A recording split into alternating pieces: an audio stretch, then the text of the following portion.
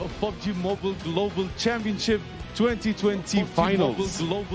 After a month of competition, 16 teams and 64 players have made it and they are ready. They share the same dream, the PMGC 2020 Finals trophy.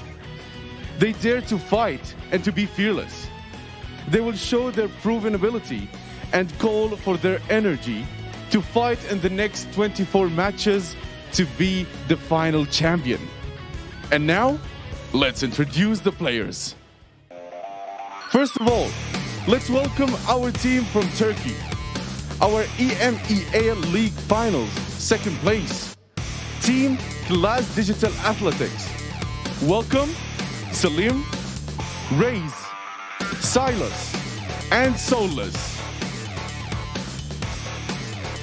Let's welcome another Turkish team. Our PMWL 2020 Southwest Champions, Team Footballist. Welcome, Solke, Lutz, Raum, and Lozen. Welcome our Malaysian team, PMPL Fall Split 2020 MYSG Champions, Team Secret. Welcome, Mad Toy, iShots, Yuhai, and Rex. Welcome the team from Thailand, our PMPL Fall Split 2020 Thailand League Champions, Team Power 888 KPS. Welcome, Korpai, Va, Guri, and Ice. Welcome the team from Kazakhstan, our PMCO Fall Split 2020 Russia and CIS Champions, Team Konina Power. Welcome, Gonzo, Exeter, Black White, and Frozen. Welcome the team from Russia, our EMEA League Champions, Team Natus Vansiri. Welcome, Old Boy, Matic, Tixie, and Mikyu. Welcome the team from Thailand, our PMPL Spring Split 2020 Thailand League Champions, RRQ Athena. Welcome, Cole, D, Earn, and Beer. Welcome the team from Bangladesh, PMBL Fall Split 2020 South Asia Finals, third place, A1 Esports. Welcome, Sinister, Dante, Rex Jax, and 6ix9ine. Welcome the team from China, PMGC Season 0 League Champions. Pacekeeper Elite League 2020 Season 3 Champions. 4 Angry Men. Welcome. Suk, 33 Zvan, Hataki, and Sinhe. Welcome the Indonesian team. PMWL 2020 Season 0 East Champion. PMPL Full Split 2020 Southeast Asia Champions. Bigatron Red Aliens. Welcome. Luxi, Zuxi, Ryzen, and Microboy. Next, welcome the team from Nepali, our PMPL Full Split 2020 South Asia Champions. Abrupt Slayers. Welcome, Leon, Chari, Joker, and Heaven. Welcome another Chinese team, our PEC 2020 champions, PEL 2020 Season 2 champions, Nova XQF. Welcome, Paraboy, Jimmy, Order, and King.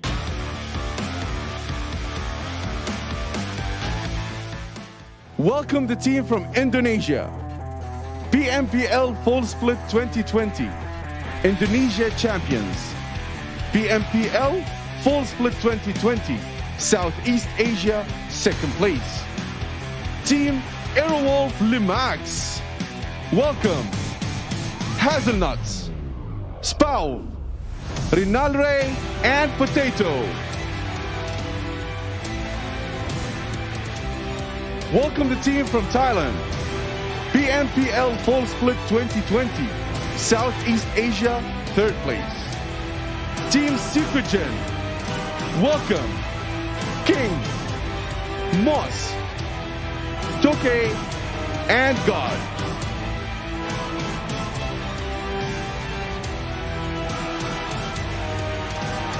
Welcome the Brazilian team, the PUBG Mobile Masters League S7 champions. PMPL Full Split 2020. America's fourth place. Alpha 7 Esports. Welcome. Low, Swagwen, Sinatexa, and Mafioso. And last but not least, let's welcome the team from Mongolia. PMCO Full Split 2020 Wild Card Champions. Zeus Esports. Welcome, Tengus, Zyol, Abeli, and Godless.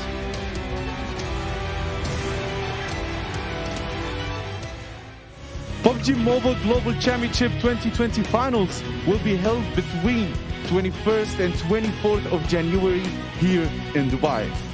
16 teams will be gathered from all over the world. 2 teams from China, 3 teams from Thailand, 2 teams from Indonesia, 1 team from Malaysia, 1 team from Nepal, 1 team from Mongolia, 1 team from Bangladesh, 1 team from Kazakhstan, 1 team from Brazil, 1 team from Russia, and 2 teams from Turkey. They will be playing in 6 rounds every day during the 4 match days. And the team with the highest number of points will be crowned the champion of 2020 PMGC Finals. Before the match, we would like to thank and appreciate our official title sponsor of PMGC, Qualcomm Technologies, who deliver the ultimate gaming advantage with Qualcomm Snapdragon Elite Gaming. A full arsenal of hardware and software features that can be fully integrated into top-tier smartphones that are powered by Qualcomm Snapdragon 5G mobile platforms. OnePlus is a leading global mobile technology company featuring an ultra-fast OnePlus 80 5G smartphones as the official device of PMGC. OnePlus 80 is powered by Snapdragon 865 5G mobile platform. Mountain Dew is the proud official beverage of PMGC, fueling the next generation of gaming talent. We're so honored to have the Dubai Tourism and Dubai Sports Council as our location sponsors. We thank them for their support in making this event in Dubai possible. Each day in the PMGC live competition, we have different goals and prizes. Today, our live streaming goal is 1 million viewers. Once the live viewing audience reaches 1 million, we will conduct a lucky draw in the live chat. Today's prize up for grabs is 3 OnePlus 80 and 3 OnePlus Buds.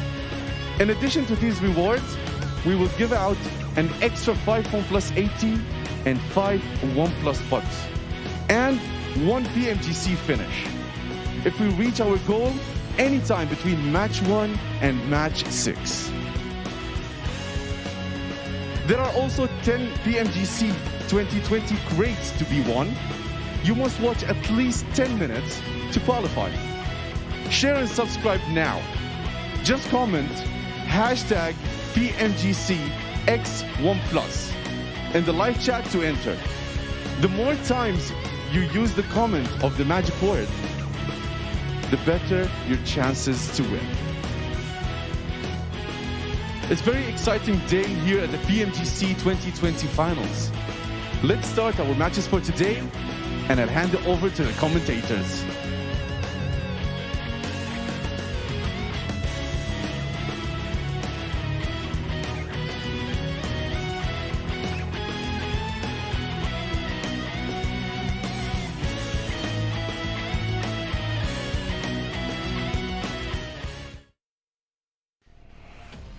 Thank you very much, Eddie. It's been a month since we got to see these teams compete over in Poland, even qualify for this event, and it's finally time to see all 16 go head-to-head here for the title of the best in the world. I'm Jason Kaplan, your host. We got Maxman, and we got the man with the cool do, 7 Worlds Gaming doing at the end. It's been a long time. Bro. It's been over a year since I've seen you. How are you doing, man? It's so good to be back. I think last time we worked together, like physically, was in Malaysia, right? The last finals. Way too long ago. I'm excited for this, though. And Max, I mean, we were just in Poland, you know, that big stint of league play. We finally get here to the finals now of all these teams going head-to-head. It's got to be exciting. I mean, we had 24 teams at the start of the league stage, right? And now we're down to the top 16 teams. Like, hundreds of thousands of teams qualified at the very start of the year. Now we're down to the top 16 best teams of the world. Like, it's going to be one hell of a tournament. You know, it's going to be an intense 4 days, and I just can't wait to jump into it. Yeah, a lot of pressure on these teams' shoulders to perform here when it counts, right? We saw 4 AM, the team coming in from China, outperform BTR. Bigatron, we expected to be the dominant team, but finally, 7, we're having a team challenge them for the top notch in PUBG Mobile. And this is something that I've been wanting to see for a long time. I've always said it. I wanted to see what the Chinese teams could do against the global teams, and so far they have proved that they can actually hold their own and win events. I'm excited to see how they're going to be able to perform in regards to 4 AM and BTR. How are they going to be able to react to not winning in the league stage? I'm intrigued to see that because, like, especially into the league stage, we did see also the Bigatron. They said their statement is like, sure, we're one of the best teams in the world. We want to prove that, you know, we can potentially take down teams from China. That was big for them, and the fact that they did not do it into the league stage, I think they're going to come back into this one questioning themselves and like, what can we do to take down these teams, and how are we going to do it in this event? Well, the best part for me, equal playing field for all the teams, the exact same ping. Obviously, a big shout out to Do, our network provider here for the event at PMGC for the finals. And all the teams competed equal ping, same plays, have a chance to really show what it's about, right? But on the other side of that, potentially for a team like Zeus coming in from Mongolia, first time playing here together as a team, that's a lot of pressure, 7. And I don't know if, like, you know, as a team coming in who's so young, who's so fresh into the scene of being into the top echelons, if they're going to crash or if they're going to soar. And that's something that we've seen before happen, right? I saw it in Berlin happen with certain players, with captains too. They just crumble against the lights. They crumbled with just pretty much the day-to-day of a big event, having to do interviews, having to do photo shoots. I do want to see how they react. And I mean, they are pretty young. They qualified through 12 plays, which anything, for me especially, anything above 10 is like, you got nothing to lose, right? If you get anything above what you placed in during league stage, it's going to be a great performance for you. So just give it your all. Well, we're talking about performances, right? We're talking about what's coming up. Let's take a look at the schedule so you guys at home get an idea of everything's going to wrap up in these next 4 days. It is 4 days of action, 6 matches a day. There's no time for slip-ups, right? Thinking back to the league stage here, Max, we had 4 weeks of play, right? You could miss a super weekend. You could miss 2 super weekends. Hell, we had quite a few teams qualify missing 2.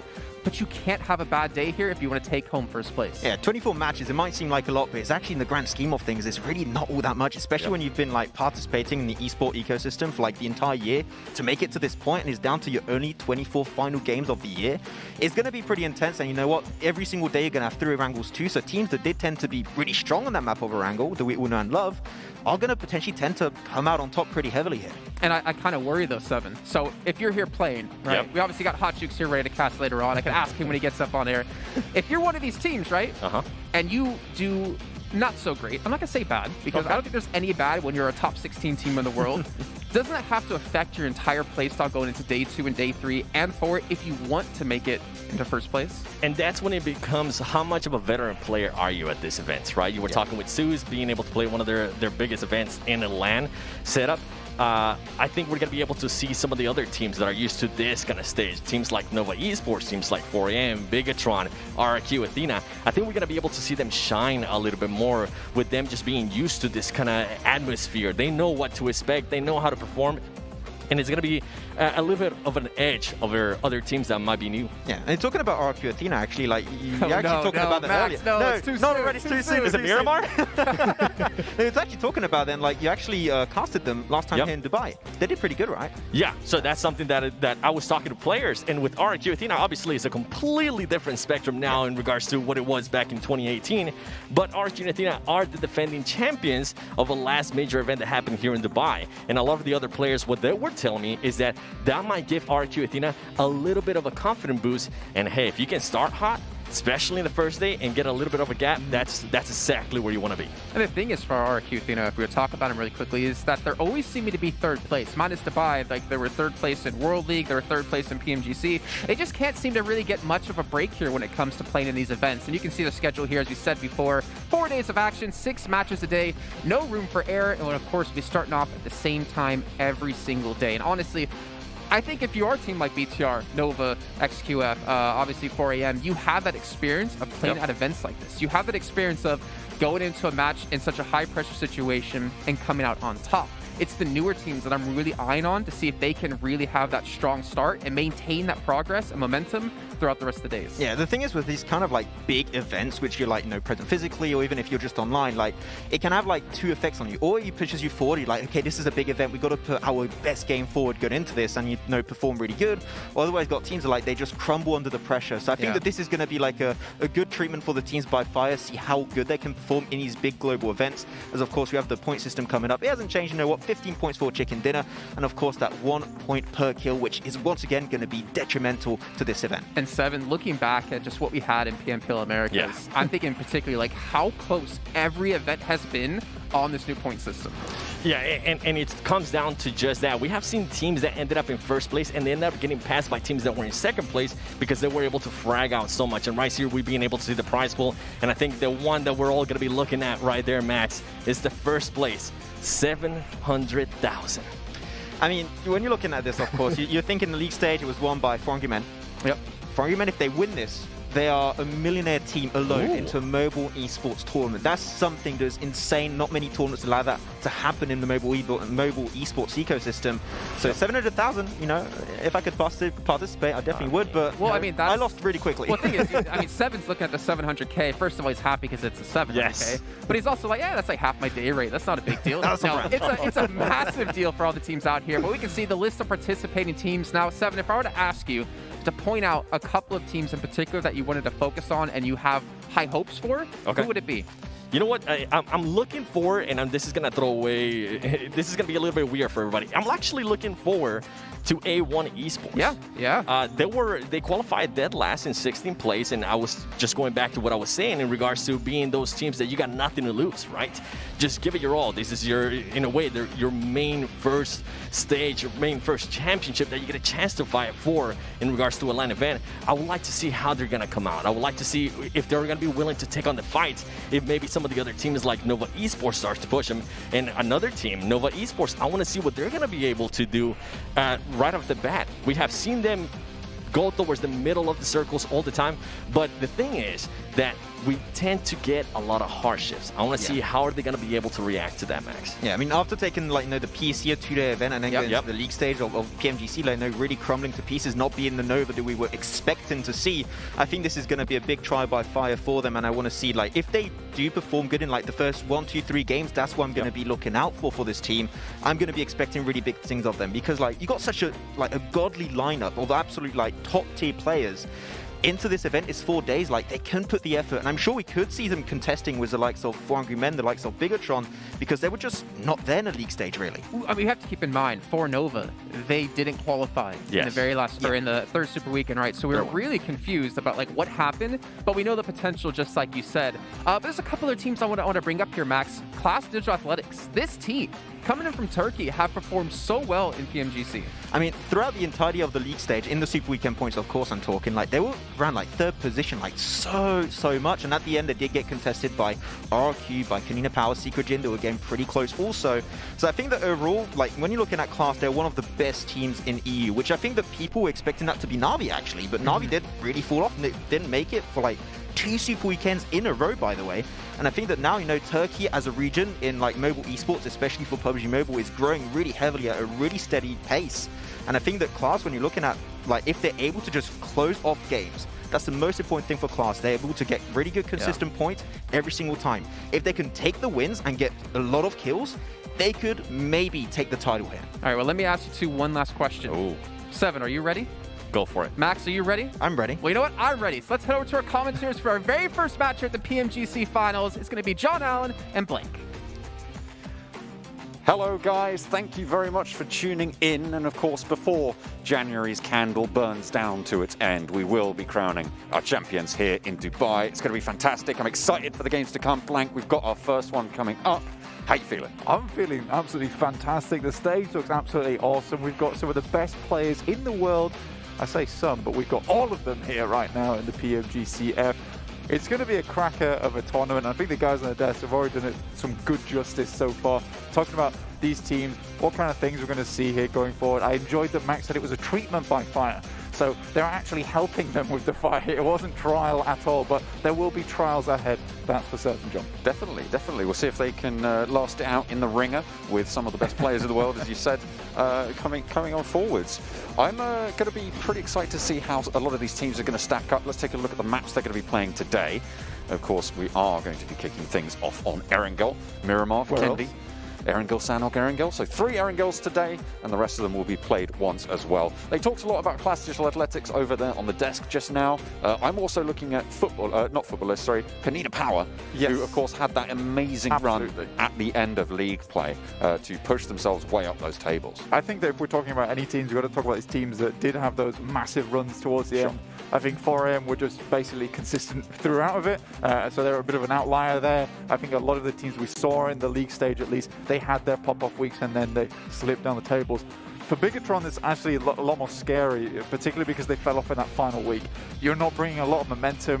The wheels aren't screeching coming into the finals here. So I'm a bit concerned on their side, but I'm sure that they'll bring out something absolutely fantastic here, John. Super hot fire. They spit that. Oh, they do. That's all they got, and that's what they're going to be bringing today. Hopefully, we'll have to wait and see. Of course, all of the points wiped clean, so everybody's starting from that level footing. It is a chance to make a new story, to forge a new future for yourselves as well. So it's not a case of we're only going to be looking at those top teams. We're probably paying quite a bit of attention, but it is the other teams who maybe didn't shine so bright during those league stages who have the opportunity to reset and come in strong. Well, John, you got to ask the question, does the Walker choose the path or does the path choose the Walker? And here we are on the path to victory at the end of the day. And I think that, like you said, these clean slates are really important for all these teams, particularly these teams that we saw massive improvement from.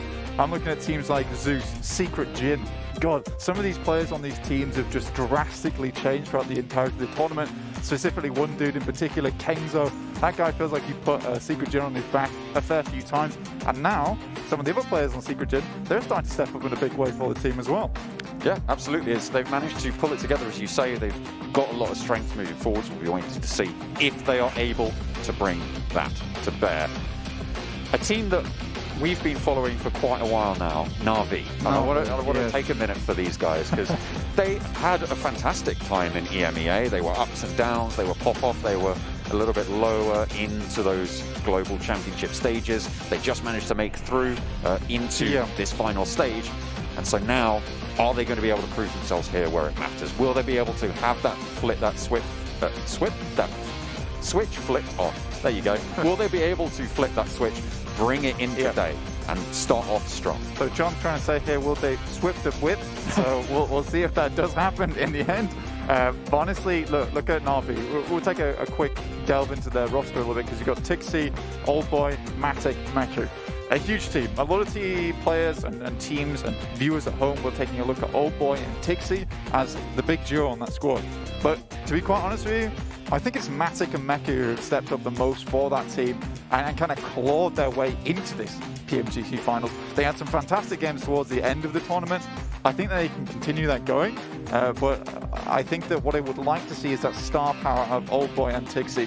There have been glimmers of it during the entirety of the league stage, but it has been Matic and Meku a lot of times towards the end of matches, just scraping by or having some absolute pop-off moments. I remember a Vikendi where we were seeing Meku just making some absolutely crazy parkour movements on the rooftop to take out the final player from Loops. Yeah, what a nutty guy. He's absolutely insane. We'll see if they're able to pull that out of the bag today. Blank, I'm going to put you on the spot. Okay, who do you think is going to win game one? Game one. Okay, you know what? I'm going to say something a little bit interesting here. We'll go for Nova XQA. Now, the reason I say that is because during the league stage, obviously, the Chinese teams, they've not scrimmed Vikendi or Sandhawk. They've mostly played Erangel. Now, I've got 3 Erangels today, and they have a little bit more experience on the 2 unfamiliar maps to them. I think Nova XQF are feeling good. They were having some good games towards the end, and it feels like they've solidified their roster now with Paraboy, Jimmy, Order, and King. We are up into the skies. Game one is underway, Blank. The plane path from Stalba down to the western edge of Sosnovka military base. And already we've got players dropping out. That's the Abrupt Slayers already out over Kamishki. So ready to drop on into this map, and God, John, you got to be excited for this one.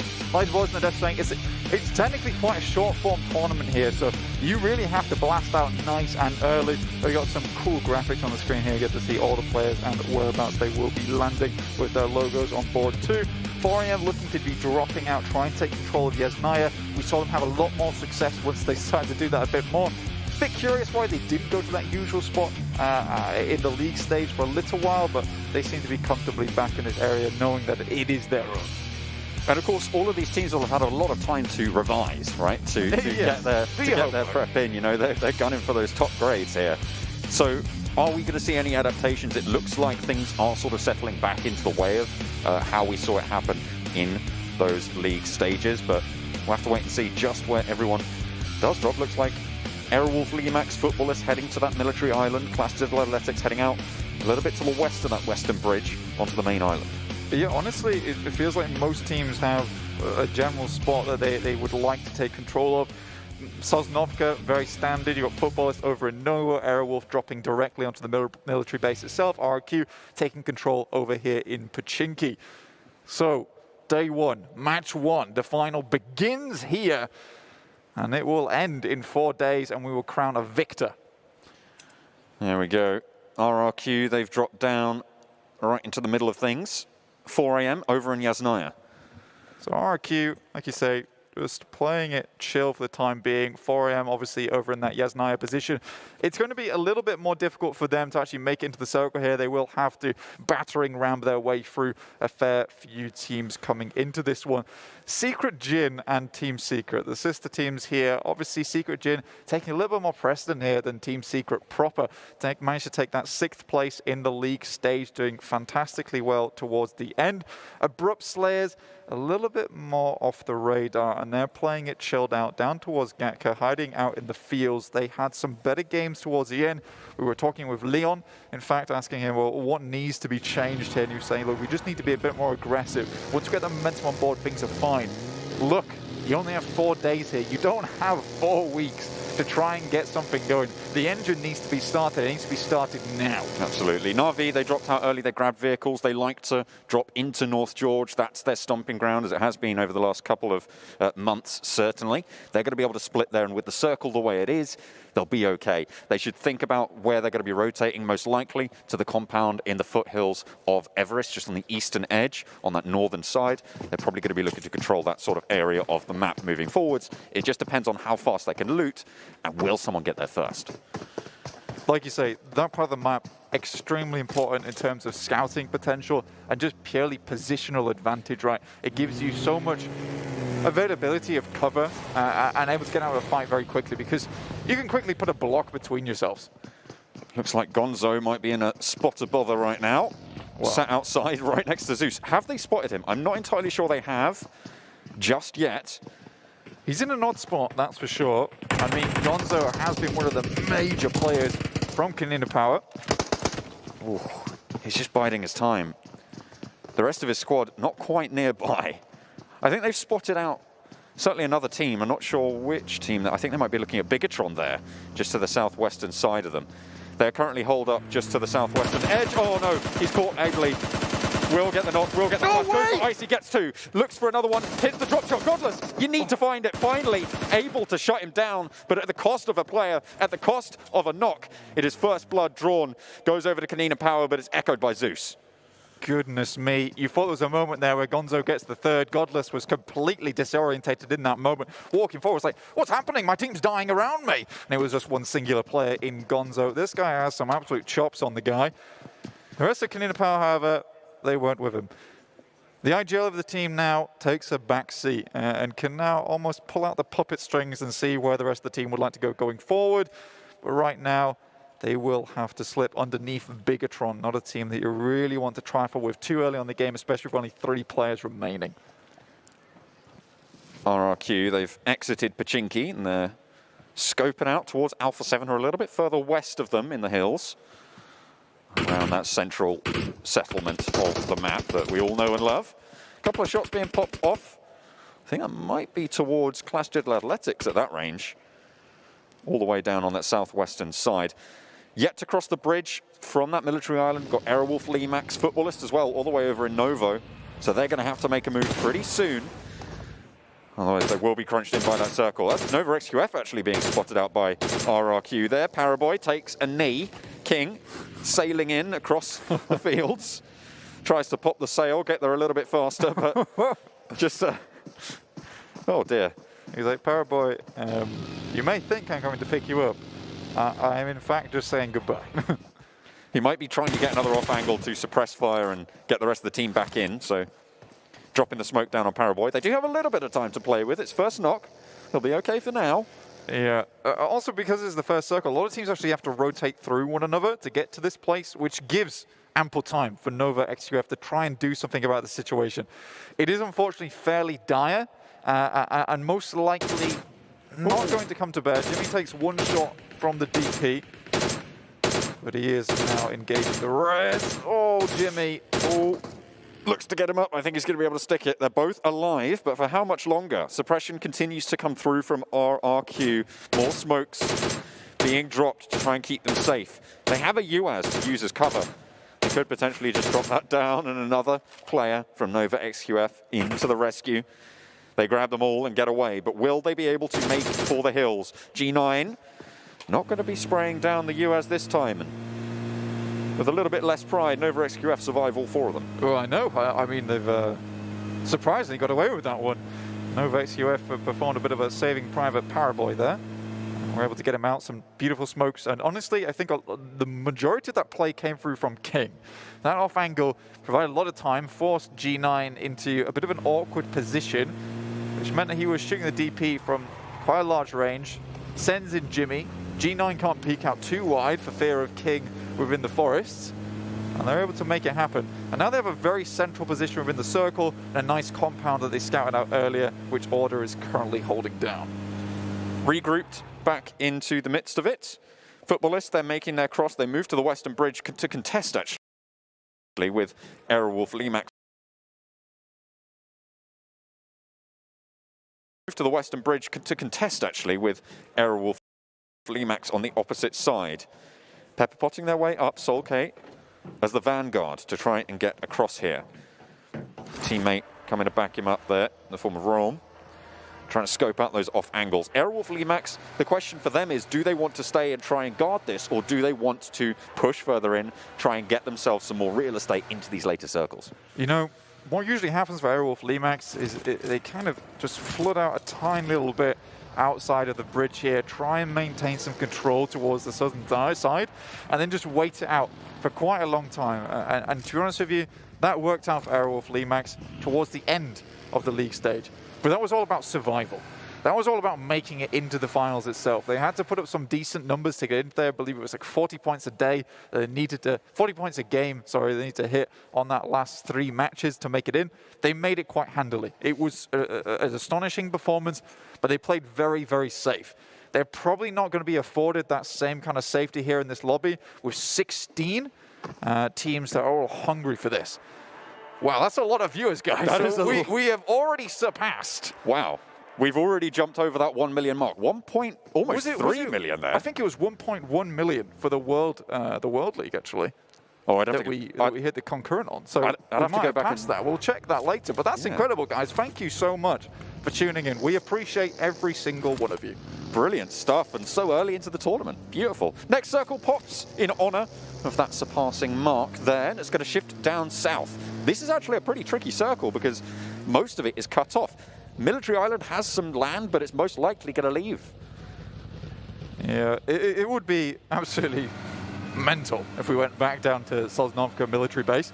So we're most likely not going to see that. So teams trying to take up position, but it does give time for footballers to just kind of hang around on this bridge. No one's going to be coming back over to Sosnovka military base.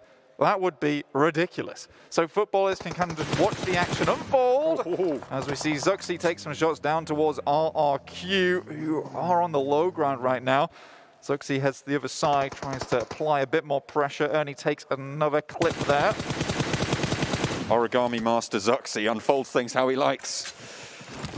What's the opposite of origami? I'm not entirely sure, but it's certainly going on right now. Nade over into the smoke. That's ruining a good swan, that is. Guard over to RRQ on the position, who moved south to try and get on the edge of that bridge. But footballists are yet to cross. Airwolf Fleamax waiting in the wings. It's a very tricky spot for these players. Yeah, but Na'Vi, I like this rotation. You can't see it on your screens right now, but they've headed down on the western side, leapfrog down over the yellows, all the way on the coast. And they're going to come in down towards Quarry, behind 4AM, behind Digital Athletics. And this is something that we saw them do a lot. We wanted them to stop taking fights so early in the game as it proved fatal for them later on. Now they have 4 players remaining, 10 minutes 48 into the match. This is good. The issue for them will be Quarry as a feature in the terrain, right? They have to either go south or north of it. It's going to be very difficult to move past it. The benefit they have, of course, though, is that the plane path started northeast, ended a little bit far away from that western edge, which means it's unlikely that there are going to be a lot of teams in this sort of area of the map. So it's a nice little spot for them. It's difficult terrain to manage, but hopefully they'll be able to get a little bit of respite for it. It is smart, like you say, especially with the plane path we saw early. They have just swung all the way over the anti-clockwise terrain here to make it down, so they can be pretty comfortable, just like footballers currently are hiding out on the bridge. But you would imagine that Airwolf, RQ would know of their presence at this point.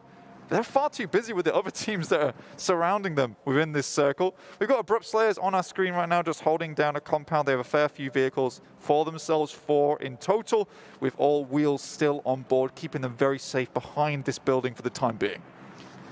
Everyone now moved central. They've made that shift. Only 2 casualties so far, almost 12 minutes into this first game blank, and that was that initial combat between Gonzo in the compound with Zeus. Yes. Able to strike out towards the gods. But with Gonzo himself. He's Gonzo, mate. He is Gonzo. He took a couple down with him, though. Fantastic stuff from him. A little bit of damage, but will they be paying the price here for it, right? Because they're on the eastern side. They might find it tricky to move on through. Zeus at the moment still being guarded out. Kanina Power. They've moved somewhere. They're up top. They've gone for a big rotation.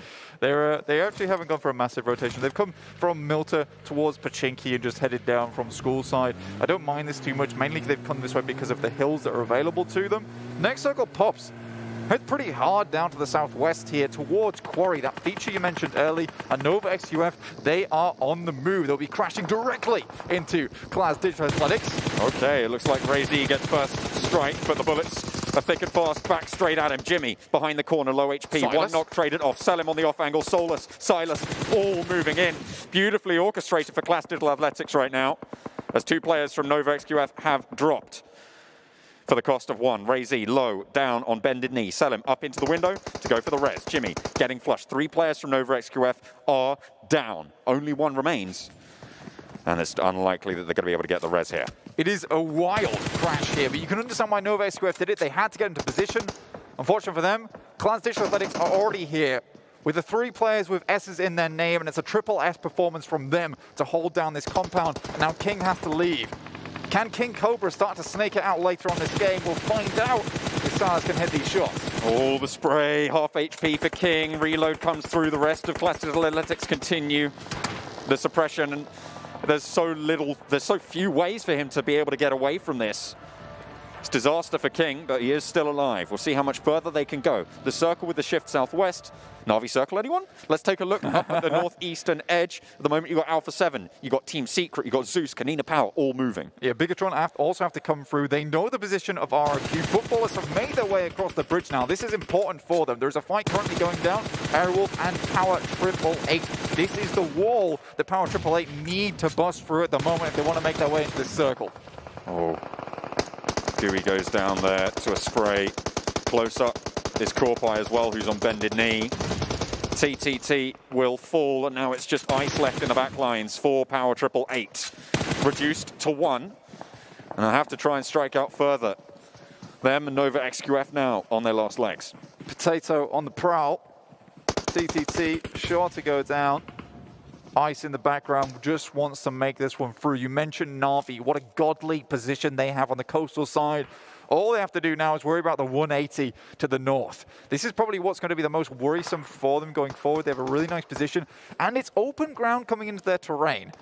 They're really, really looking towards this next circle to decide what they want to do next. Super Una, grenade in hand, A1. You want to be terrified of one like that. Oh, is it going to find any damage? Not quite. Suppressing them, actually pushing them forwards a little bit closer to Super Una's spot. And the northeastern edge, there was a big conflict between Team Secret and Alpha 7 that Alpha 7 categorically came out the victors of. 1 player now remaining for Team Secret. That's on that northeastern edge. Mad Toy survives. Circle pops, and it goes pretty central. Let's go pretty central right now. Na'Vi can be safe. They pretty much got directly a loot box on their heads. But the main point of contention is up towards the northern side. King currently in his warehouse, and about 5 other teams in this area all vying for position. But the eastern push is going to be gross watching it going forward. Kanina Power rushing their way through the roadside whilst all these teams are locked in combat currently. 4 angry men have just spread out on this western edge and just chilling right now. One of their players is knocked, but they should be able to get the res. They are completely open for business right now. Ooh, Potato takes a little bit of damage. Ooh. Some knocks coming through over to Kanina Power. Remember, they've lost a player early, so it's just AXA remaining, looking for the res onto Black-White. Frozen's low and bleeding out. Kanina Power, they're on the southern edge. They're in the circle, but with only the shack to protect them, it's not the best of spots. I believe that was a bit of martyrdom there, actually, with the nade dropped to the floor as one of the players died within the shack itself. So pretty unfortunate for Kanina Power. It's not how you want to go down. Frozen also took a beating once he hit the floor. Oh dear. Now you imagine Kanina Power going down to the one. That's Realm. Been popped out the vehicle by Ice. Last remaining member of Power 888 just trying to make his way in. Does, in fact, have a vehicle to make this happen too. Takes a player out of Footballist, removes a little bit of strength from the competition, will need to try and sneak through the gaps moving forwards. It's zone 4, which means the zone is survivable, but as a solo player on this eastern edge, is looking pretty shaky right now. You can see him skirting around the edge of this fight. Airwolf maybe looking to spot him, trying to blend in with Footballist. He took down a player of Footballist, and he's like, I'm in Footballist now? I am Footballist? I am a Footballist player. Oh dear, that's Mad Toy being eliminated, and with it, the first team of the PMGC finals goes down. Team Secret, not so lucky on the northern side. Alpha 7, nail in the coffin. Secret Gen, however, keep paying it forward over on this northwest side. Praise be Mustache Dave, because 4am are big chilling over to the west. Keeping it nice and easy. We've got Hasaki as well as Svan, some absolute massive players when it comes to long-range weapons. Up on the top of Quarry, looking down onto these players. Ice finally goes down. It was a desperate attempt to get towards the middle of the field and try and get this game a little bit further for Power Triple A, but it's not meant to be. Bigatron have spotted out Footballists atop the hill. They're stood in their way, and they don't really want to be in those sites. Solka, you can see him low down the hill. Lutz trying to look for that res. The heals need to come through as well. Na'Vi are just vibing right now. They're the same. Big chillin' on the western edge. They have that compound. It's nice and strong. It's actually not too hard to leave. The road cross should be okay for them if they need to move further north. I mean, they got next day delivery on that loot box as well, which basically drops on top of their compound. So a couple of those players have got a nasty weapon and some pretty jacked up supplies. Aero Fleamax playing it very slow at the moment. They know that A1's in their way currently.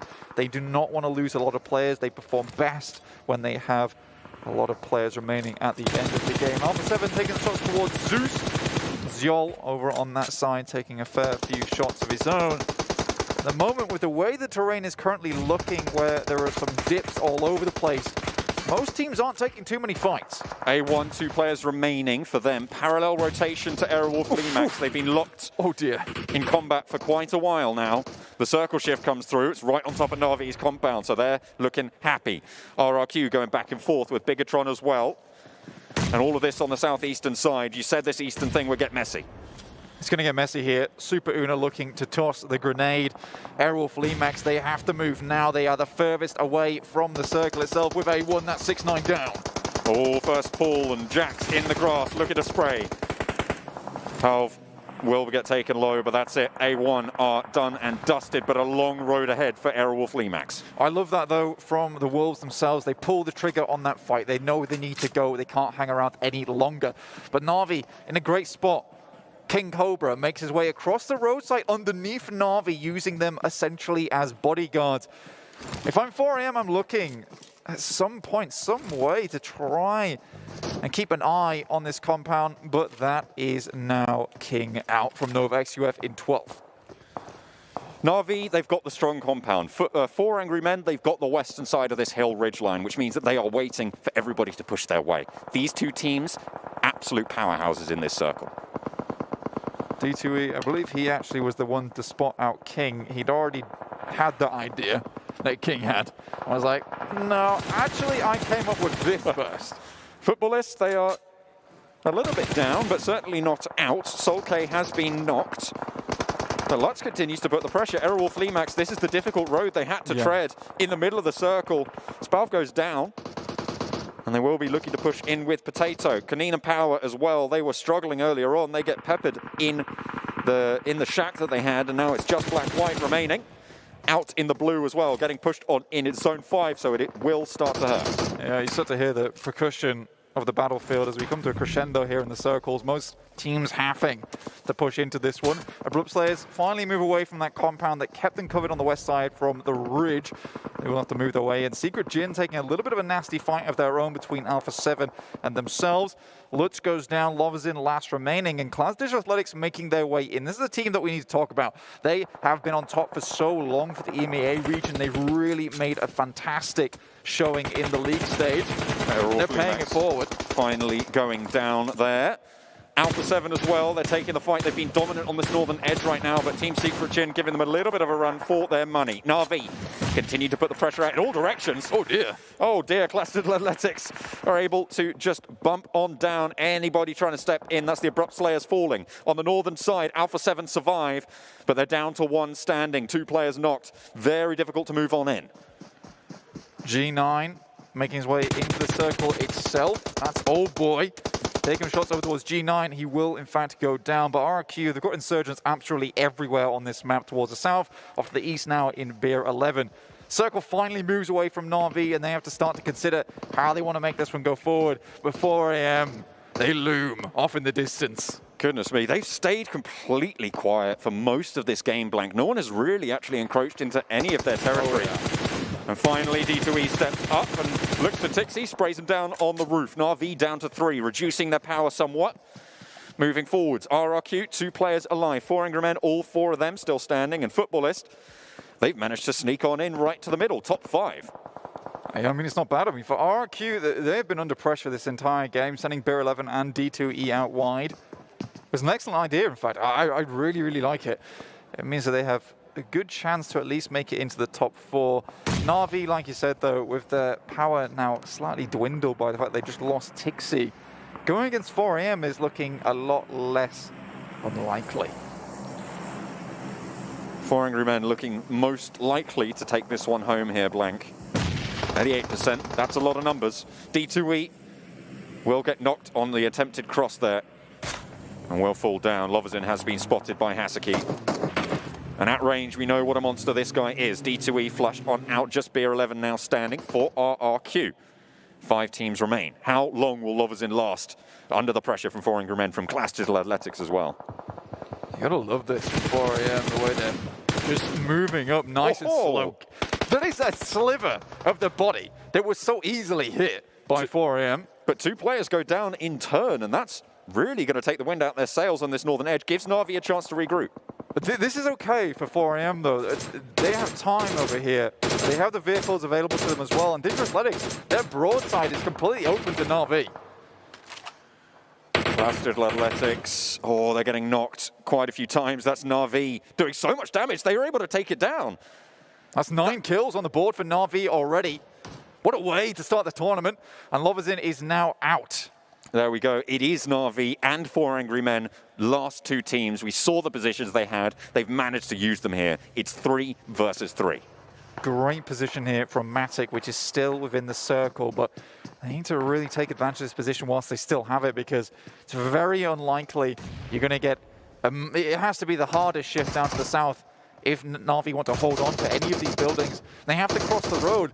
4AM with so many vehicles available to them, they've got a compound of their own over here, and look at that circle. It is right on top of 4AM. But 4AM, they didn't have the info. They were shooting in completely the wrong direction, and this could prove vital for Na'Vi's efforts. Oh boy, up close and personal. Needs to find a little bit of cover as Suk up the hill, over the top, trying to jump around the smoke, get a little bit of info. Nades, back and forth. Matic still on the overwatch, not going in with the team. A little bit of a dud bobble there on the nade as Meku shimmies out wide. They managed to get in the circle with Old Boy. Our smokes are down, and this is more for denying vision towards 4AM. Very smart stuff coming through from Na'Vi. And like you said, John, they took that opportunity and they just ran with it. Na'Vi can be an aggressive team when they absolutely want to. I mean, they tried to be the entirety of the first 3 weeks of the tournament, so this is kind of like second nature to them. Matic's making the push on foot across the road now, Blank. This is what the smokes were in aid of, drawing that attention away. And now Matic has a cheeky little off angle, no vehicle noise, and will get that loot crate as well. This is so good. These mollies are targeting exactly on the trees.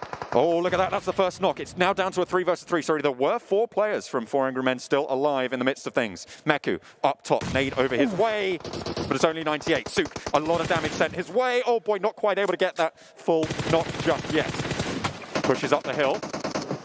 Svan down in the grass. They know where he is. They're trying to laser beam on. Suk suppress. Needs to heal a bit. Matic nade over the top to the back of Svan. Suk pressure towards the rest of the squad. Matic. He's been spotted.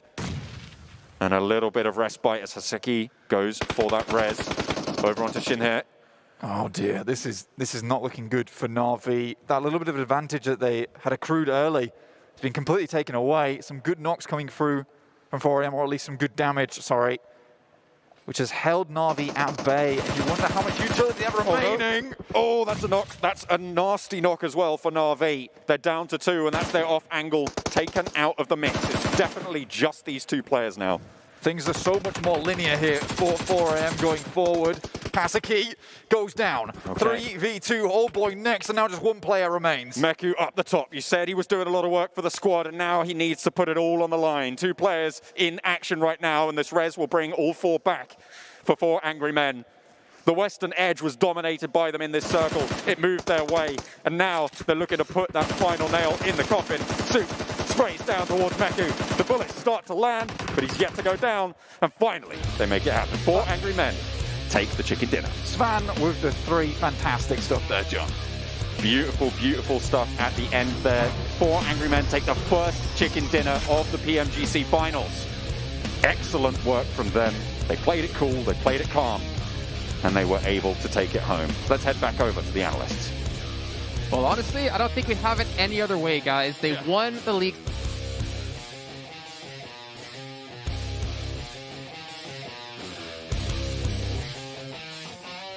Whatsoever right now because of the teams qualifying for this event, and they're like, you know what?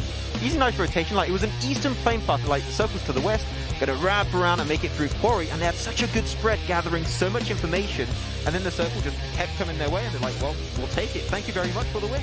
Yeah, it's something that we were talking about.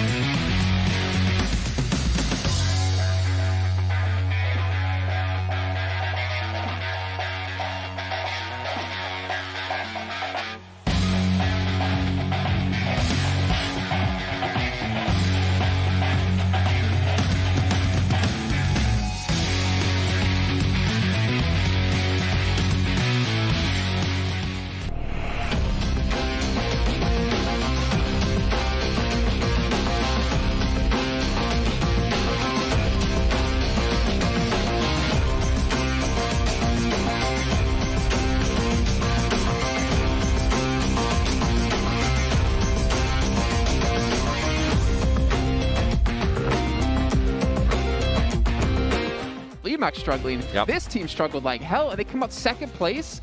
That has to be massive for the morale of the team.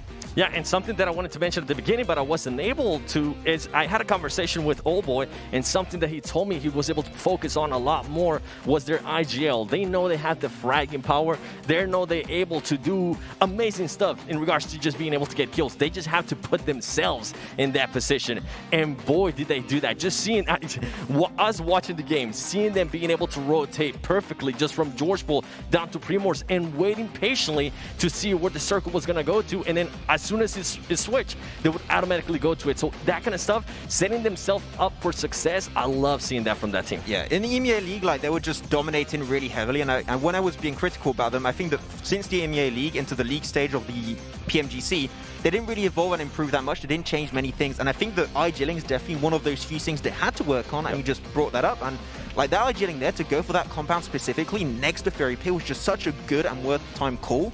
And it paid off really well. Like, second position, first game, that's huge. And I do want to say something really big for Navi here, too. I mean, Old Boy, we know this name back from Berlin, right? He was one of the top fraggers throughout the entire event.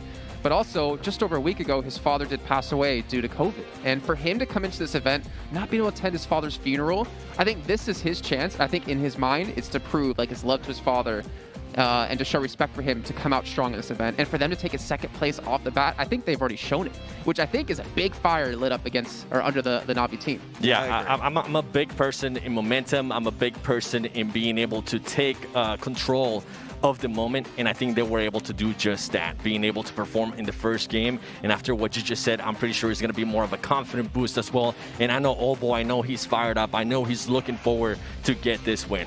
Yeah, I mean, born to win. I know that's exactly what the momentum is going to be for them. So hopefully they can get it. And then looking at another team who unfortunately didn't have as strong of a start. I think it was Blink who said, and I'm sorry, Blink, if I'm wrong, that he expects Nova to do extremely well in this game. But they ran straight into Class Digital Athletics, and this is a team we've been talking about right before we even started the game. You've got to watch out for them, and they picked up so many kills off that. I mean, also, like, they dropped, like, close to where that circle finishes initially, and they just tried to play like too much on the edge of the circle, trying to not get too involved in those fights. But the thing is, when you play a little bit too laid back and you're trying to just go for like big rotations, you're going to struggle. And they understood that. They're like, you know what, we're playing too passive, we're getting bullied on the edge of the circle, we're going to try and full send it into a compound. Unfortunately, that compound, yeah, Class Digital Athletics, and they were ready for that fight. They got 3 players, they left King remaining as a one-man team, tried to escape into a compound to remain unscathed, but unfortunately that was just the lack of information. They went in a compound not prepared whatsoever, and they just couldn't win that fight at all. And not even that. If we go back a little bit more before that, we saw RRQ G9 being able to knock down Pairboy. And then they kind of had to scramble with Nova Esports and try to figure out how are we going to get Pairboy. We cannot afford to lose a player of that caliber so early in the game. They were able to recover really well, but it goes once again back to what we were saying. This team needs to be able to adjust on the go in regards to hardships. This game tends to hardships a lot, and with them positioning themselves in the middle every single time, it might put them at a huge disadvantage, especially towards the end, when we were able to see them just go up against Class DA. Well, you guys are mentioning RRQ Athena, and we have to talk about them a little bit. You guys said at the start of the day, they won the last time here in Dubai. So ever since then, it seems like they always place third. But that's, I think, a good start for them, considering they did well, and Bigatron, unfortunately, falling out very early on. I think that's a start that you want to see if you're a fan of RRQ Athena. Yeah, I definitely like that the two-man split they had at the very finishing moment there, because they knew they were going to get gate kept by Na'Vi in that bottom compound lane. You know what? We know we can't win that fight. Just going to try and spread our wings evenly, try and potentially just grab a few positioning points, and that allowed them to actually have both Class DA and also Footballists to die, and that allowed them to secure third position. So sometimes, you know, we talked about it a lot into the league stage. Sometimes you must understand we're not going to win. We know for 100% we're not going to take this W. Let's try and get up as many kills or as many positioning points as possible. That was the mindset they went with, and now they got third position on that first game. That's a huge way to kick off your finals event. And something to mention of that too is, I know you were talking about it before too in regards to RRQ Athena being like the bridesmaid to Bigatron. Well, guess what? RRQ Athena was able to finish off Bigatron there in that last game. So that's a little bit of an extra confident boost for them as well. And going back to what you were saying with RRQ Athena, I love the split between them. How D2E was able to just try to get an off angle and see if he could at least, he knew that more than likely it was going to be a miracle if they won that game, but why not? Let's try to get those extra kills. Let's try to get those extra points in the first game of this tournament. And Seven, this is something we talked about here, about 6 matches a day, 4 days, right? You can't really afford to have too many bad games if you want to be the team taking home 700 grand, right? But I'm curious, what was your thoughts on the playstyle in general when it came into this lobby? Do you think teams were playing a really reserved, really careful and cautious? Or do you think there were some teams out there that were like, you know what, we're just going to play the way we know how to play and maybe get extra aggressive for those early points? I think teams were just trying to go for it. If they saw a chance to get a kill, if they saw a chance to get a point, they were going to go for it. And we saw that specifically with Sooth and Kunina Power. We saw them being able to engage. We also saw with RRQ Athena being able to maintain control, move from Pachinki, and then get on a higher ground. And every single time that they were able to see anybody, they kind of shot at them. They wanted to get into the action. So I think a lot of these teams are, especially in Erangel, since we're going to be playing through Erangels, they're trying to establish, hey, this is my position. If you come near me, you are going to get knocked. Yeah, just to remind you guys at home, yes, the teams are playing for $700,000, but you at home still have a chance to win prizes as well. Every match of the day, you have to predict who will win that match in that game. And if you're correct, you have a chance to win a portion of 10 million AG and 1 million UC. Not to mention, if you're right, the entire event, $150,000 on the line, and it will be split against all the winners. So we could technically have one person winning $150,000. Were you right on your first prediction? I mean, I'm not going to even try and participate now because I'm going to just jinx every single team. See, he can't play in it, so I like how you went the other round of it, saying, oh, you know, I don't want to take the money away from people. You're not supposed to say that. Let's take a look at overall settings, though, from that last match to get an idea of where all the teams do currently stand. You can see 4 Angry Men in first place. They get the chicken dinner, and they get themselves 9 kills to boot. But looking down the list here, Na'Vi, for me, 9 kills. Super important for them to be able to have the fragging power, but also blend it well with their placements, because that's something, Seven, we've talked about so much. Whether event it is, you have to have that nice marriage between kills and placements. Yeah, and they were able to do that. And talking about that marriage, well, let's talk about Alpha 7. They were able to get 8 kills and only 2 placement points, and that is huge. We saw them being able to take on big fights and finishing off those big fights, and with them being the only team in a sense from Americas, they have a lot of pressure on their shoulders. And also one thing in regards to Alpha 7 is that they ended up losing one of their main IGLs in V2K. So interesting stuff that I'm glad they were able to perform like that on the first game. Yeah, really happy with them. And of course, we're looking for the MVP of this game. Hasaki from 4AM is going to be there. It was going to be a 4AM guy, of course. It was going to be the case. 3 kills, damage 549. Not as top heavy as you would expect from an MVP, typically. And also survival time of 26 minutes as they were able to secure that dub right away. Big stuff from them. We need to remind people at home, yes, there's a lot of money on the line for winning the event. There's also 15 grand for being the MVP, right? So Hasaki already off to a very strong start. We had Spawn take it from 4 Angry Men in the league stage. He got himself $10,000 extra, which hopefully he split across the team, because it's really hard. You need your team to back you up. But moving on ahead from this, obviously a strong start for Hasaki, which is, funny enough, normally not where the players for 4 Angry Men that we look at to be the big fragger, right? It's normally Sook and Spawn. But we can see a comparison here between Silas and Law. And we can see the longest distance kill, 297 meters. Not bad here from Law. I wish I could do shots like that, but unfortunately, I'm kind of I could be 2 meters away from them and I'll still miss 7. With the shotgun, just completely missed it point blank. But, coming into this, they've been also doing really good for their side. I think that DA as a whole has been able to step up as an entire squad. I think that every single one of their players have been able to just be one of those pillars of the team, able to really remain consistent throughout the entirety of the league stage. So big stuff on them, but also Law. Scouting information for Alpha 7, he is one of the main reasons why they were able to get themselves such a strong position up north and get, as you mentioned, 7, so many frags. Yeah, and also Alpha 7 had to do a little bit of a swap of roster, right? Vitsu 2K no longer playing for the team, so for Mafioso to come in, they have to adapt to that kind of style. But I wonder, 7, Carrillo on the sidelines. Yep. Maybe he's giving them some advice. He could be, and I mean, talking about Carrillo, he used to play with Loops Esports. I think this is great that he's here. He's going to be able to, and I was talking to him, he was telling me, man, I'm so happy that I'm here, even if I'm not able to play. I'm being able to collect all this experience. I know what to expect in the future. And going back to Alpha 7 and saying how they ended up losing V2K, well, guess what? Now Law is their only IGL, and Sinab was able to tell me that they're the fraggers. And then with Mafioso, they have him currently as a free man, being able to kind of fill out places, being able to be a supporter or a fragger, whatever they need to. And so far, I mean, I know they only got 2 placement points, but it worked pretty well for them. I honestly, for the first game, I did not expect them to perform that well, so congratulations on that, Alpha 7. Yeah, they were the standout Brazilian team when it came to PMGC in the league stage, over Loops for the majority of the event, and Loops obviously to pass them in the end. But we can see here are kills and damage across the board for all these teams, and 4 Angry Men clean up a couple of kills from other teams, but you see Navi, 2K damage, the most out of the entire lobby, and the 9 kills. Yeah, it seemed like they definitely put themselves back in question coming into this event, so really good stuff from Navi. 4AM, you got Navi, you got DA, and then rock bottom, you got Footballist, 127 damage, 1 frag. They were just snaking into the grass, hoping to get positioning points, and you know what? Maybe snaking is not the most well-recognized and sought-after kind of playstyle, but here, taking a 4th position and 1 frag off of that, I'll snake like that every day. At the end of the day, points are points. It doesn't matter how you get them, as long as you end up getting them, right? And now, one of the other teams I do want to talk about, it's going to be Team Secret. They ended up in 16th place there. I believe they ended up with just 1 kill. I want to see, this is one team I actually wanted to touch a little bit more at the beginning of the show, is I want to see more out of them. We know they're such a top team from Malaysia, but every single time I talk about Team Secret, I don't really, they're not, in a way, they're not living up to the hype for me when it comes to the global stage. I want to see more out of them. So Team Secret, if you're listening to me, please, I'm calling you out. I want to see a lot more, especially in this day 1. Well, we can see here our summary from the match, some highlights from it. We have our highest kills coming in for Law. We can see the longest distance kill as well for Law. Really stepping up, though his hair color has changed, as you can see on our FXGG card. It's dyed it. It took a note from 7.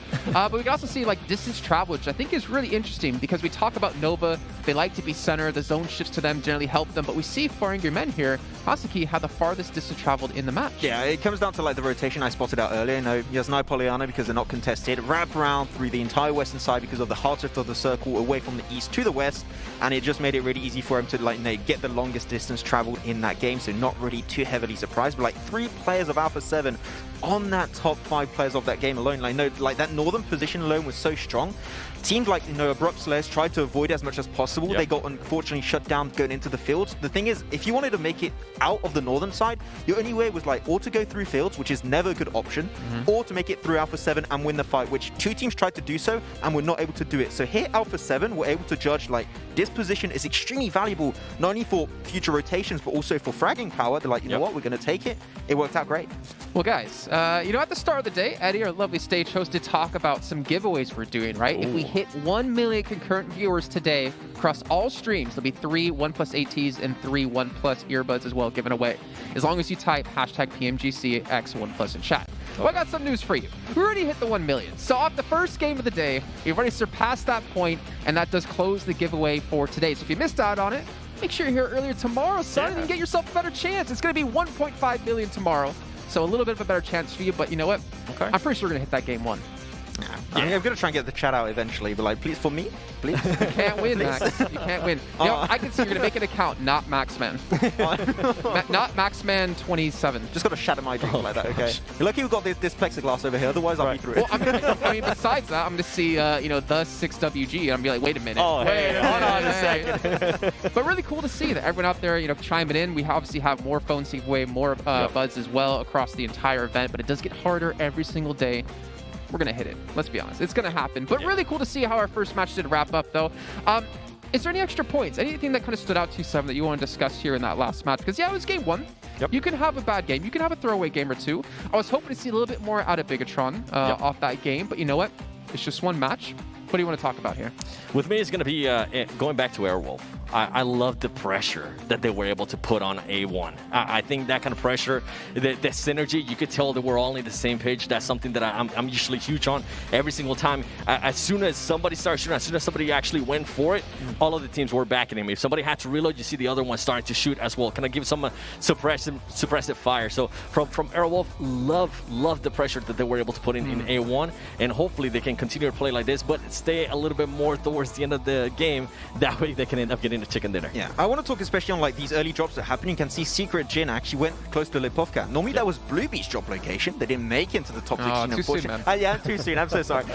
But like they went to that drop location, so you can see that a lot of these teams have put the time and research before coming into this event to like make sure that we don't get contested in the early game stage. So hopefully that is going to be going all nice and fancy. Yeah, and from here you can definitely see just Navi. Look at Navi and George Pool, and then something that you might have not been able to see. They went all the way to Primors, and then kind of be a little bit there to Fairpier. I love that, man. I'm enjoying seeing that out of Navi. I'm hoping they're continuing to work on their IGL. I know after this event they might have some roster changes, but I'm enjoying that. Hey, they're saying, you know what? Let's try to get this tournament. Let's try to win it. Was that a leak? That was a leak. You never know. You never know. That was a leak right there. It's out there. How could he? It's out there. Probably find out over on your YouTube channel, right? Yeah, 7 Worlds game. But we did have, like, Max, at one point, I think it was between, like, Zone 3 and 4, everyone just booked it straight to the zone. No one wanted to play on the outsides. No one really wanted to play in the blue zone. Obviously, as we got later on, we did see a couple of teams do from that. But it's really cool to see that everyone in the lobby just immediately when it shifted, like, let's just go. Let's just make the play happen right now. The thing is, like, in this location, you don't have too many compounds. And you, like, have that plateau. You got the fields also. So you know that you want to be one of the first few teams to be in that location to hold a good spot and try and fight from there out, which is exactly what Alpha 7 did in the northern side. They got a lot of good stuff happening. And then they took that fight, moving away from that northern compound with Secret Jin. They just squad wiped the entire team. That was really well executed for them. Unfortunately, they did have to cross over the road. It was going to be a big underlying issue for them. And then the circle did shift again, pretty central, on top of Lovazin, like, just kept on snaking his way through. And once again, that's points. I'm not going to complain. Hey, man, that's why I was smiling over here. I was just seeing Lois, and he was just snaking. He was saying, no, stop. Don't even stare at me. Don't look at me. And something that I actually want to mention here, as we're seeing one of the fights, is Esvan from for Agreement.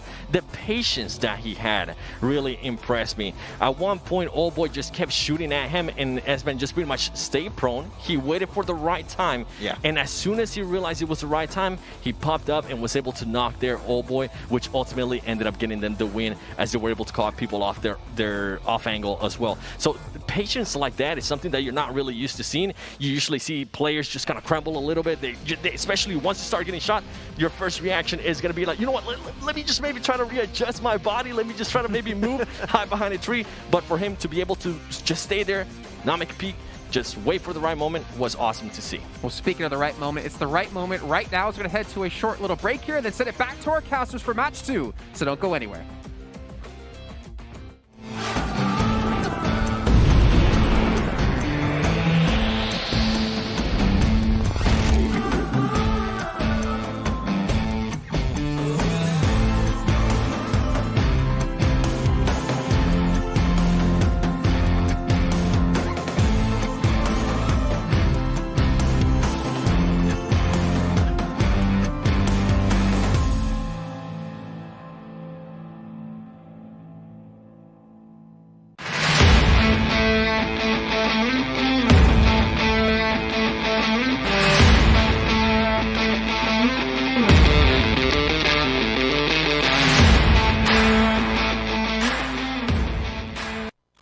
OnePlus 8T. This has the 120 hertz, so it is wicked smooth. 15 minutes will get you charged up for a whole day. And this has a quad camera too. Got a 48, a 16, a 5, and a 2 megapixel.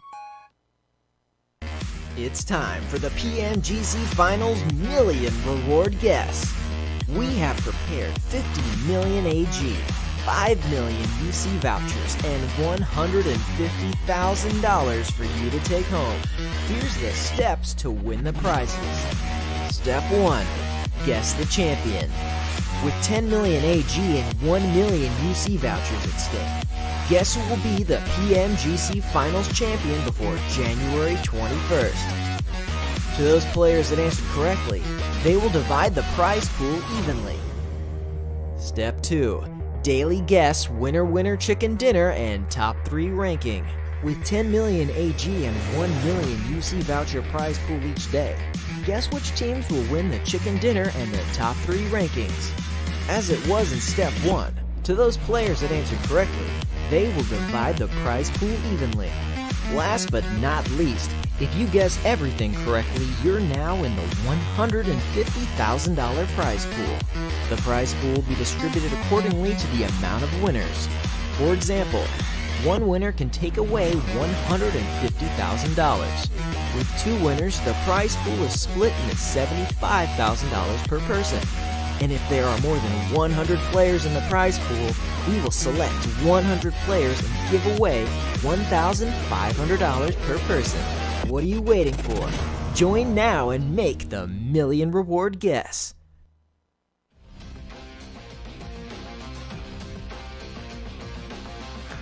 Welcome back, and we're getting ready for game number 2. We've already kicked off things in spectacular style. I mean, 4 Angry Men, they're going to continue their reign at the top of the tables, but plenty of other stuff going on as well. Some milestones being passed, which we're pretty excited about. You're right. Go on, sit up. He just looked at me, he was like, plenty of other stuff going on? I was like, absolutely, there is. You have completed the milestone for today, as Jason was saying.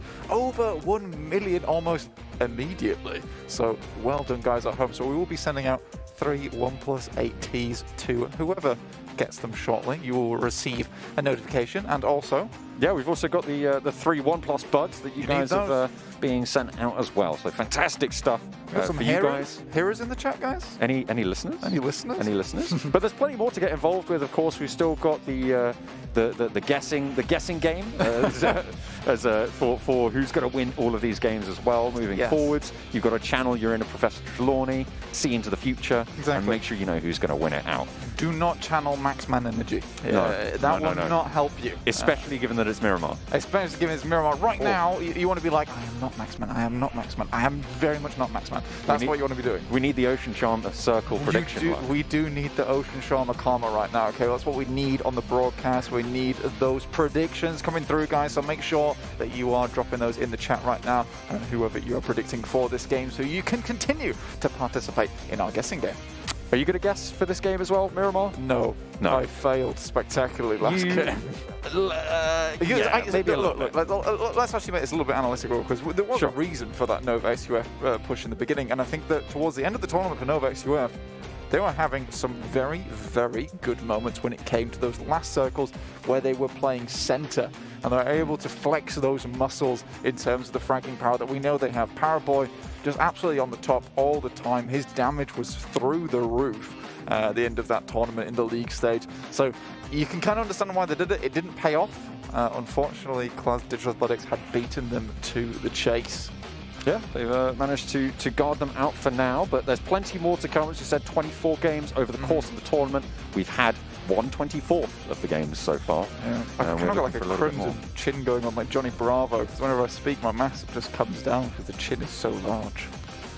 It's a problem. I wish I was muscular as both those characters. Unfortunately, I don't have that going for me, just the chin. Yes, that is true. That is true. I'm sure you'll be able to figure it out. And just like my chin, there's a lot of surface area, just like in Miramar. It's much larger than Erangel, so there's much more places that you can, in fact, rotate on this map. It's going to get bumpy. It's going to be getting a bit of a hectic ride for some of these teams. Make sure you've got those vehicles on board early on.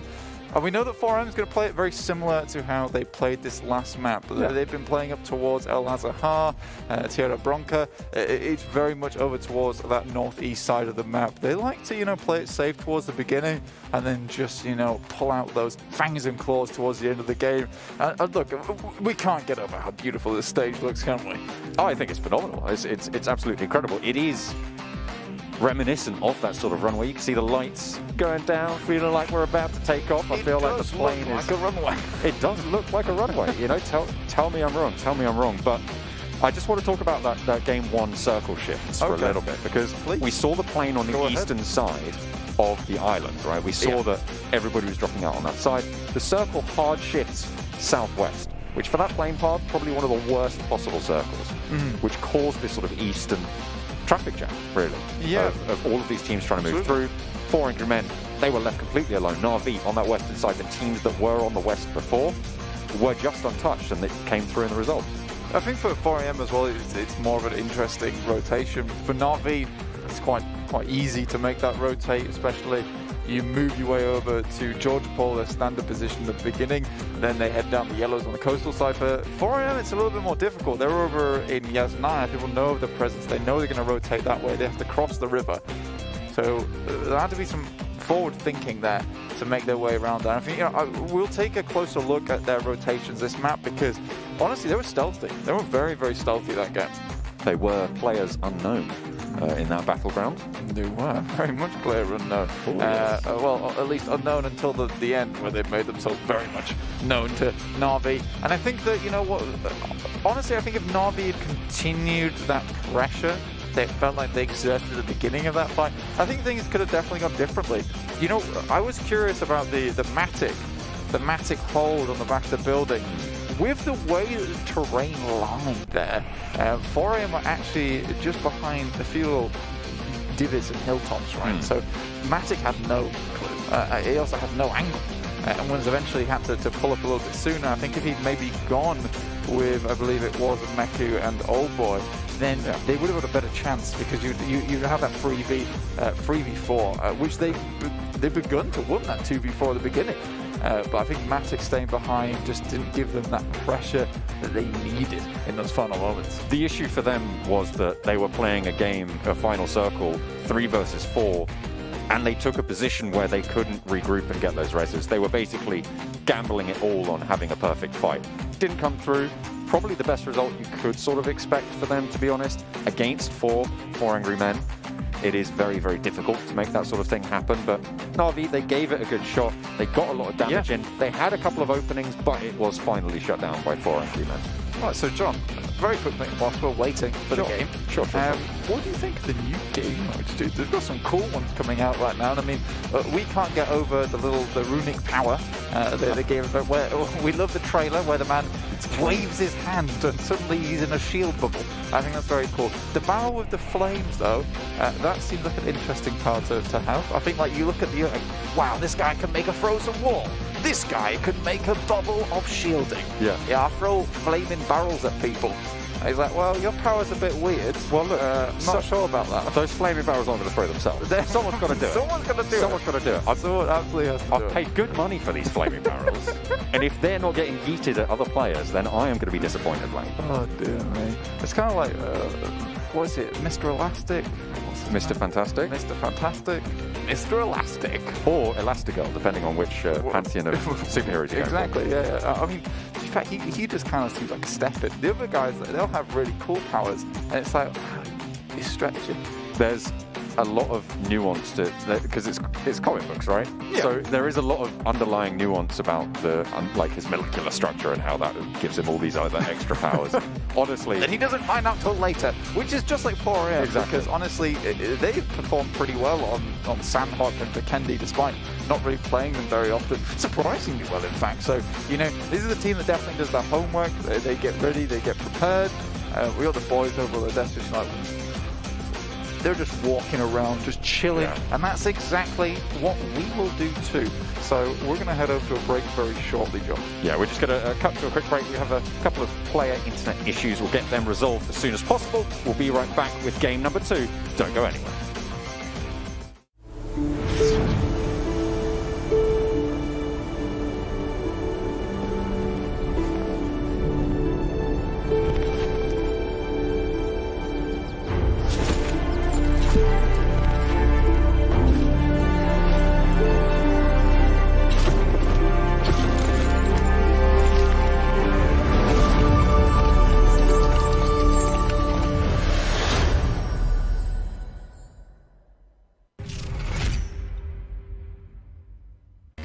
It's time for the PMGC Finals Million Reward Guess. We have prepared 50 million AG, 5 million UC vouchers, and $150,000 for you to take home. Here's the steps to win the prizes. Step 1. Guess the champion. With 10 million AG and 1 million UC vouchers at stake, guess who will be the PMGC Finals champion before January 21st? To those players that answered correctly, they will divide the prize pool evenly. Step 2. Daily guess winner chicken dinner and top 3 ranking. With 10 million AG and 1 million UC voucher prize pool each day, guess which teams will win the chicken dinner and the top 3 rankings. As it was in Step 1, to those players that answered correctly, they will divide the prize pool evenly. Last but not least, if you guess everything correctly, you're now in the $150,000 prize pool. The prize pool will be distributed accordingly to the amount of winners. For example, one winner can take away $150,000. With 2 winners, the prize pool is split into $75,000 per person. And if there are more than 100 players in the prize pool, we will select 100 players and give away $1,500 per person. What are you waiting for? Join now and make the million reward guess.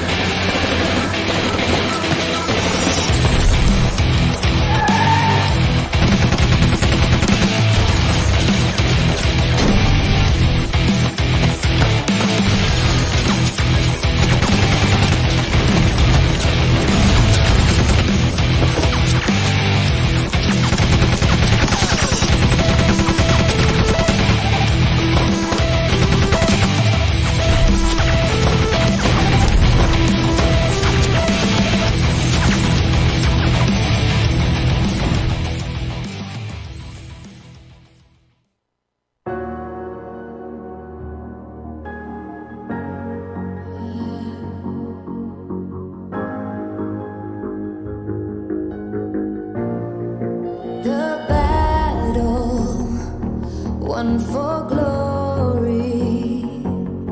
All our brothers in arms feel the fire. We're conquerors, never back down.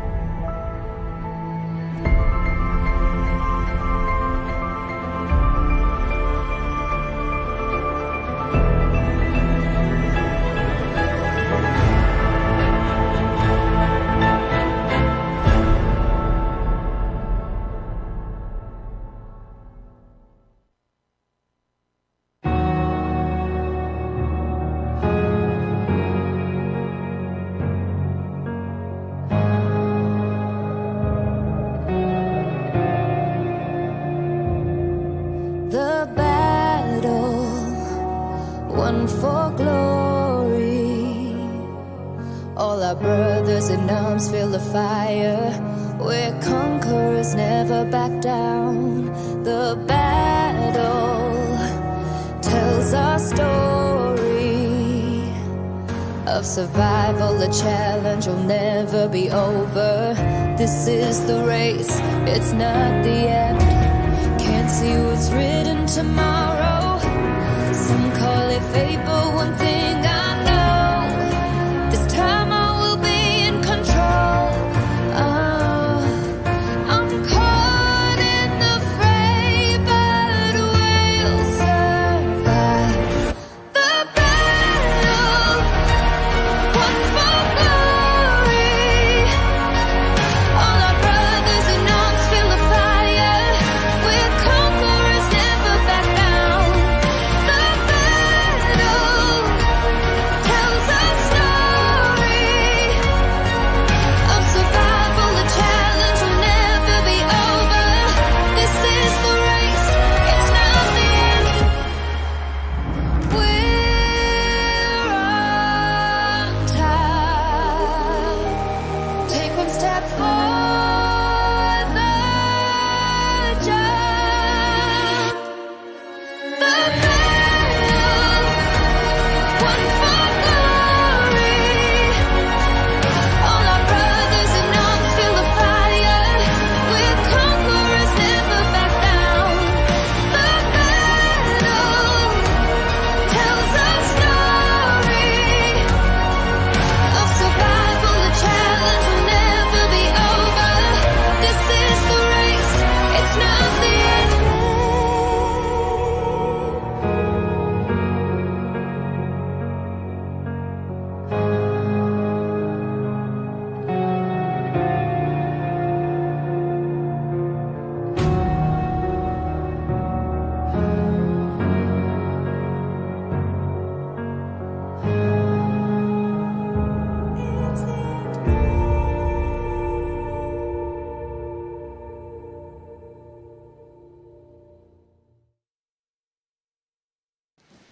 Welcome back, everyone, to the PUBG Mobile Global Championship here as we had our first match conclude and finish.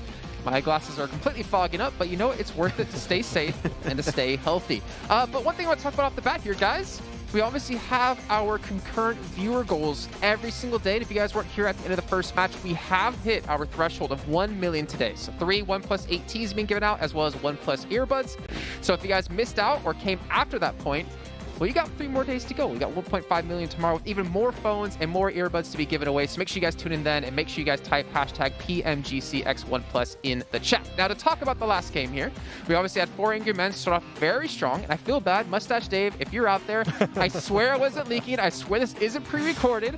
But 4 angry men have really come into this first match and like threw the gauntlet down, saying we're here to win the $700,000. We're here to win 1 million over the course. Well, 1 million and $25,000 over the course of PMGC Max. And if they get also the MVP position, like no, a little extra on top potentially, that's going to be potentially coming their way. So I think that everyone knows for men, you send it like they're just putting down the gauntlet and saying like, you know, we didn't win the league stage just because, you know, it was like a one-off event. This is because that is our normal level of play. You know, coming in from China, they were just locked away in their own region, you know, doing their own thing versus all these other Chinese teams in the PL. There was a pretty long-term event too. They also did really good in second position behind Nova.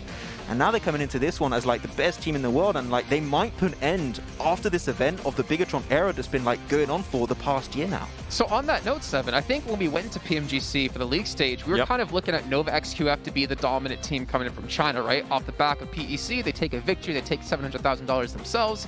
But Foreign Gear Men have really proven to be the #1 Chinese team. Obviously, they did extremely well, like you said, in PEL. But I think that puts a lot of pressure on Nova XQF now to like get that former glory they had during PEC. It does, especially after the performance that we saw out of that first game. They ended up with 0 kills. They ended up rushing into a compound and just getting absolutely destroyed. Only King was able to survive that, and he was able to kind of edge out a little bit longer. Not enough to get extra points in a way, but something I do want to see with Nova, and something I actually wanted to mention at the beginning of the show, is that whenever during week 3 of league play, I think they didn't end up qualifying, and it was due to just distractions. I know Paraboy actually ended up going to an award ceremony in China, and he was awarded some stuff. Model of the year. Model of the year. Yeah. So I think that it might have been just a little bit of distractions. It's a hard life being Paraboy, you know, being handsome. He's a gamer. Dudes, goes to the best restaurants, wears the flyest clothes. Sounds just like you, Jason. I wish. I wish I was a quarter of. Just trying to win brownie points now. But we can see our overall standings from the end of the first match, just to kind of give you guys an idea of how this will work In the parentheses will be the scores of the last match. Outside the parentheses will be the overall score. So you can see, like we said, 400 men, big chicken dinner. I think we touched on Class a little bit. And the thing for me, Max, is like looking at Class, they're always in the shadow of football. It's just like every team in Indonesia and Malaysia is like on the shadow of Bigatron, right? So I feel like they've actually been able to prove that I think they're the best team in Turkey, to be honest. Looking at PMGC, football has had a couple of high notes. Remember the castle finish on Vikendi that we did have. But footballs have not risen to that team that we've seen, that consistency that we always talk about this team. I wonder who brought up the term consistency first in the league. I wonder. I'm sure It it's a really definitely cool wasn't guy. Max. But like, I definitely agree coming into this one. Like footballists, they were a team that would do really good into the open like qualifying start of the week every single time for the 2 days, and then in the super weekends they would struggle because those were the games that actually mattered. And coming into this tournament now, like you had 4 days, 6 games every single time.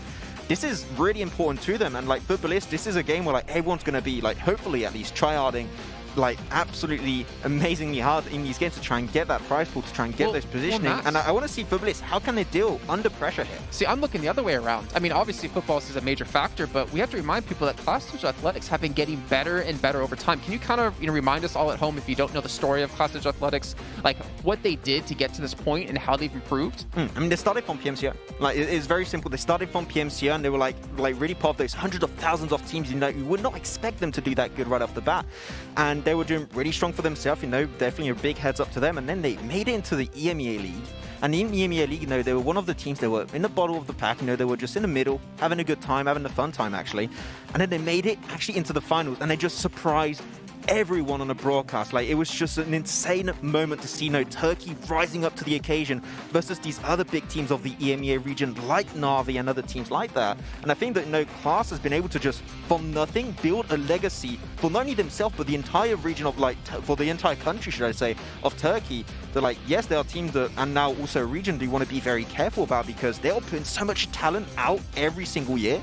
They're like, I wouldn't be surprised if after DA, other big teams from Turkey come into this one and topple down those top leaderboards. Yeah, and then also 7, you look at Japan.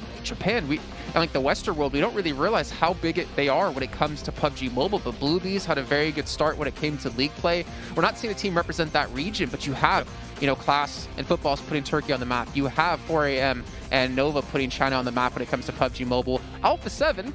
The only Brazilian team here, actually, since Loops didn't make it, unfortunately. And they've been able to show that they're definitely a team that you can't take for granted when it comes to PUBG Mobile. Yeah, and with Alpha 7, just going back to the question marks that I had from them was how were they going to be able to adjust after losing B2K? I feel like in a month span, after losing a main player like that, an IGL, you usually don't expect teams to be able to perform. And we might have seen that a little bit in regards to the placement points, but I love how they were able to even readjust and start winning those fights. They were able to still frag out a little bit considering the position that they ended up being.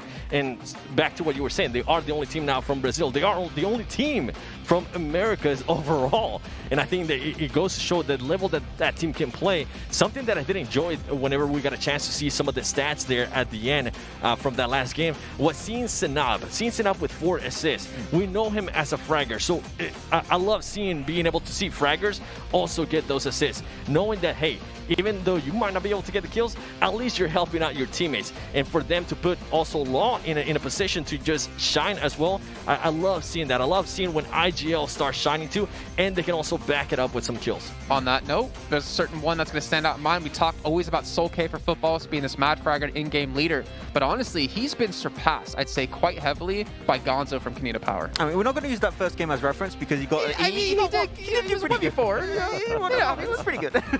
But Gonzo really has stepped up, and I remember meeting him actually in Berlin for the prelims. Subtle flex there. Subtle flex. Yeah. I met Gonzo. I call him Gon. Please call him Gon. He's my homie. He's a boy.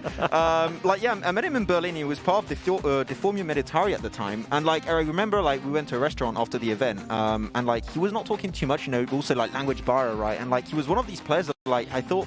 He's a really good player on his own, and was Deforming Meditari at the time, but I never thought of him as having it to become such a strong IGL, and also fragger, because he had one of the top snipers coming into the league stage of the PMGC, and now he just became his own top player. He's just become such a demon when it comes down to the European region, I think, as a whole. And I think that Gonzo is just, with Soul-K is just up there. But the thing is, Kanina Power almost didn't even make it into PMGC. Thinking back to the EMEA League, it was Na'Vi trying to camp them out, and Na'Vi did successfully get them, but because there was a 4th slot allotted to EMEA, they got in. So for them to be able to have that chance and to show what they've got, I think for me is super important, because Alpha 7 did the same. If we keep in mind, Execute were ahead of them. Execute did make it into PMGC, but didn't perform, and there was 4 slots coming in for PMPL America. So it's great to see teams that were given that opportunity to come in just at the cusp be able to shine here, 7. Yeah, and I think they know they don't want to be getting in that position of, say, especially with Alpha 7. I remember it was heartbreaking for them being, oh no, now you're not going to be able to play. I don't think they want to be ever in that position again from any team. You know how much work you put into this. You know how much work you put into get just to this stage.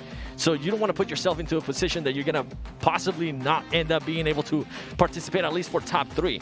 And something that I want to keep an eye on here going into the next match is I want to see some of the teams that maybe ended up towards the bottom of the list, especially with Team Secret. I want to see them perform a lot better. This is one team that I mentioned out of the PMGC League. They kind of barely qualified, let's just say, here into the finals. I want to see them hopefully get a win here within day 1. Are you saying that because they followed you back on Twitter and gave you the eyes emoji? I think they follow me because they thought I was maybe trash talking them. I'm not. I'm just, hey man, if I see an opportunity to give you guys some feedback, it doesn't matter who it is. I usually tell these players I'm definitely going to be giving you feedback. I want everybody to do amazing after all. Yeah, just to let you guys know what's going on, by the way, we are having some technical issues for the players, so we are waiting for that to get resolved, and we'll bring you the second match as soon as possible. But I do want to just throw it straight to the casters now, because you know what? As soon as I bring it up, the game is ready. Let's head over to John Allen and Blank once again. Goodness, look at that. Jason's a magic man. As soon as he brings it up, it's fixed. It's solved. I don't know why he didn't do that before. Obviously, that's pretty selfish of you, Jason. Analysts, stop, talk, fix game. And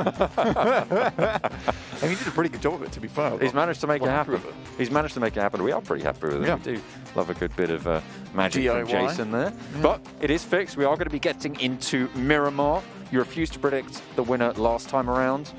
Well, no, sorry, not in the last game. We're going to win this one, actually. Do you think? Yes. Okay.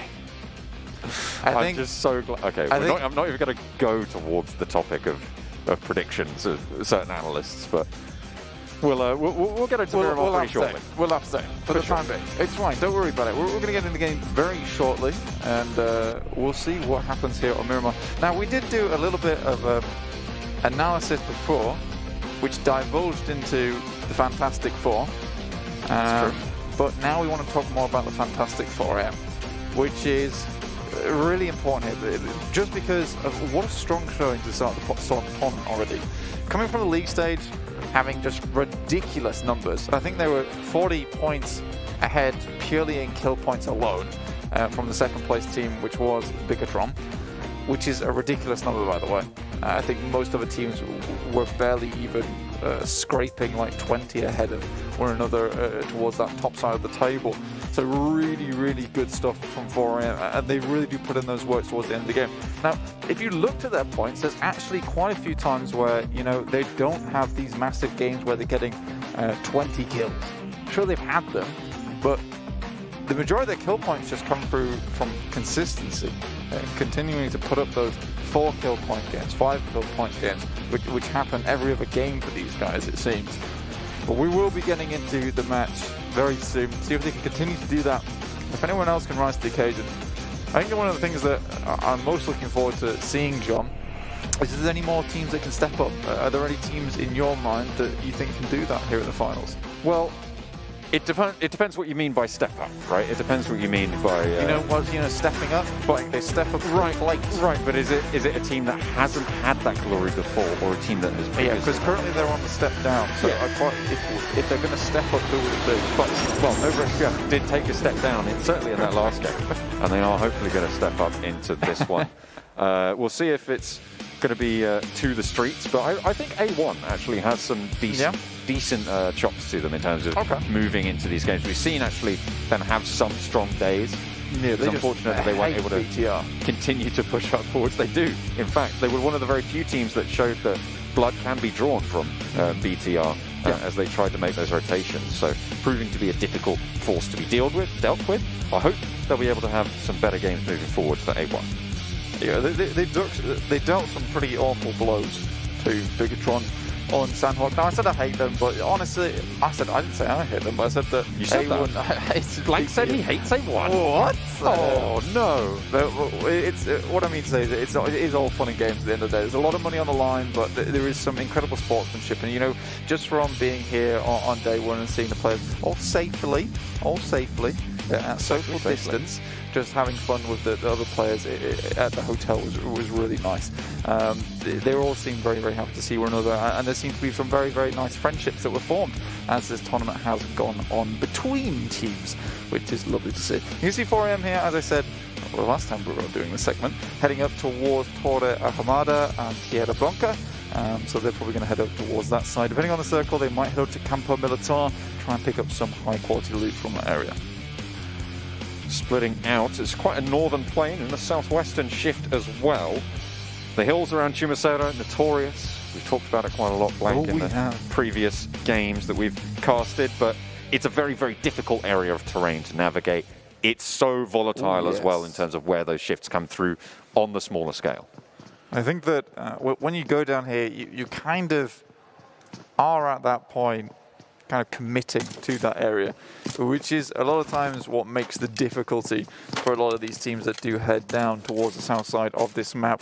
You're kind of there for the long haul, if you know what I'm saying. I mean, Secret Gin though, over to the east side, holding it down. They're going to try and see if they can catch out any teams that want to rotate on the eastern road, which seems to be very, very much hotly contested for a lot of these matches we do have on Miramar. But here we are into match number 2 already, John.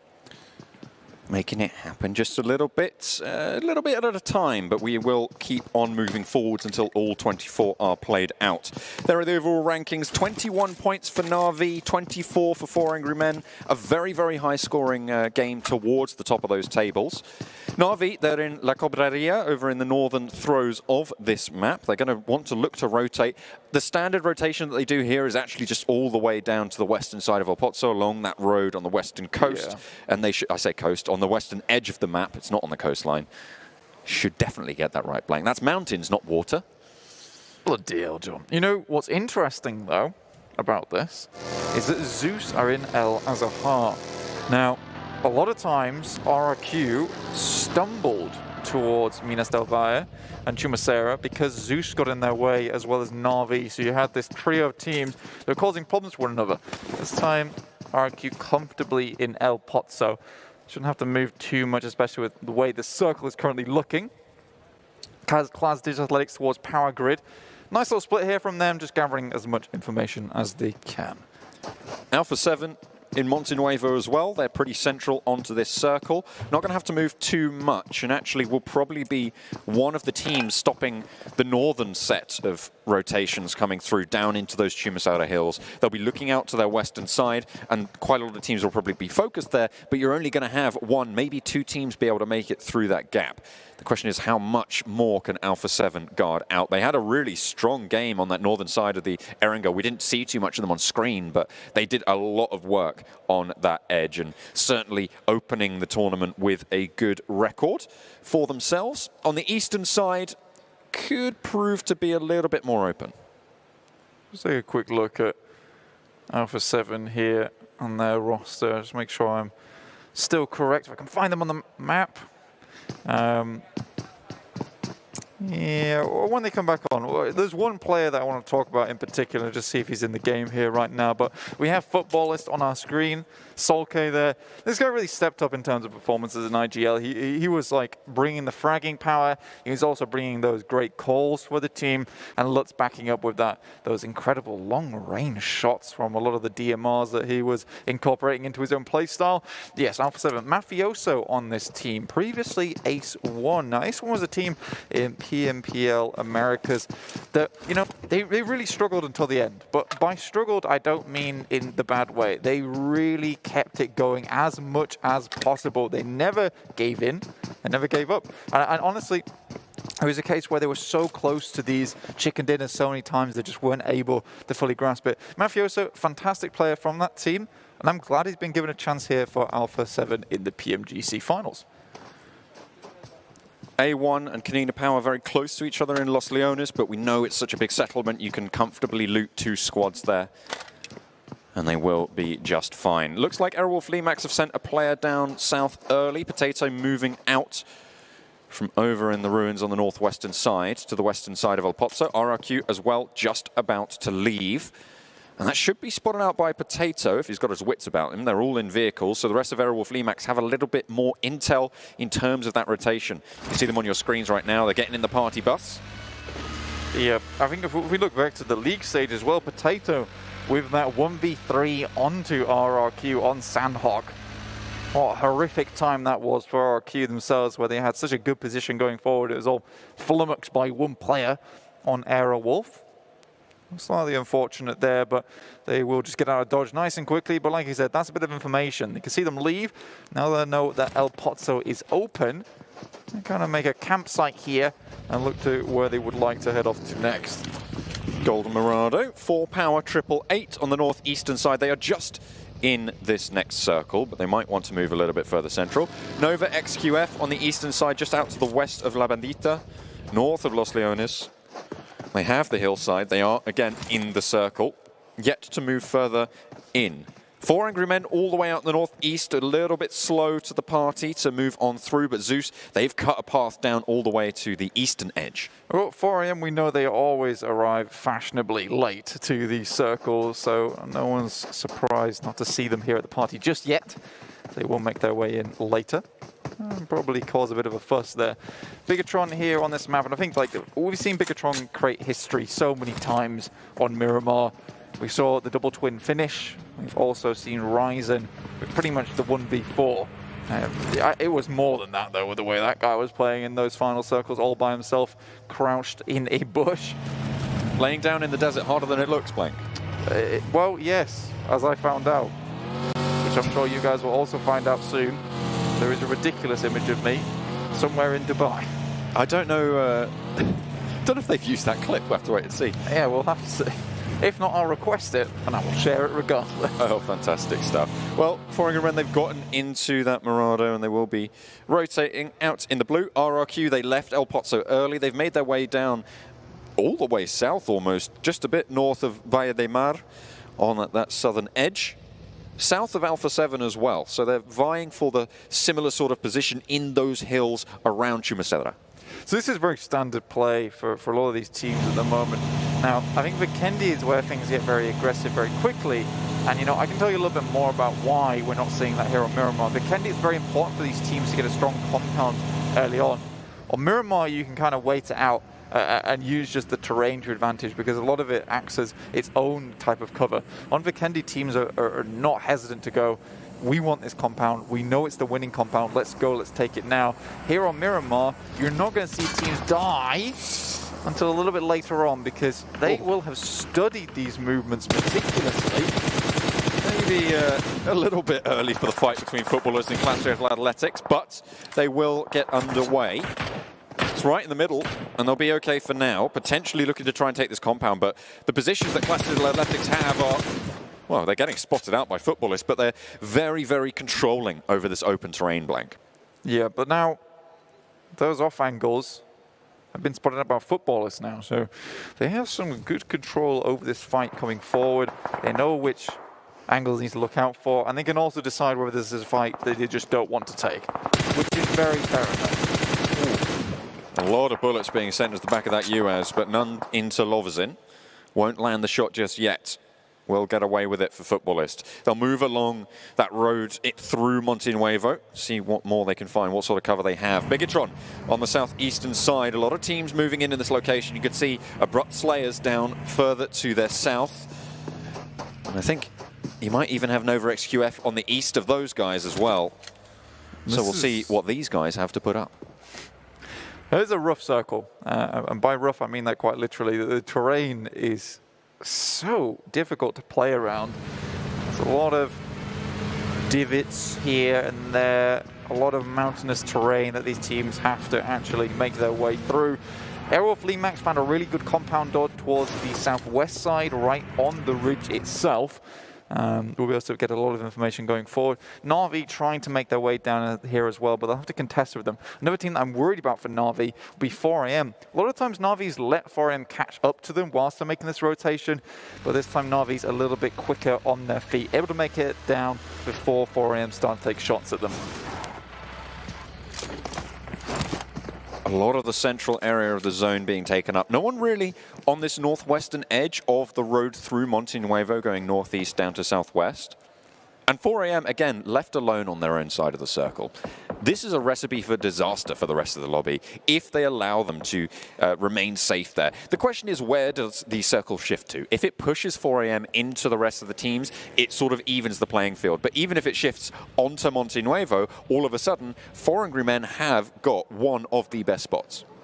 Yeah, and I mean, just from that position alone that you're talking about, there is so much availability to them to just peek over the top of these little hilltops and just look down towards these teams, gather information, and it's going to be so hard to actually crash towards them. Because imagine trying to drive a party bus over that terrain. It's not happening, or at least at not speed. Paraboy landing shots over towards Dante, A1. Proving elusive for now on the knock, but a lot of damage done.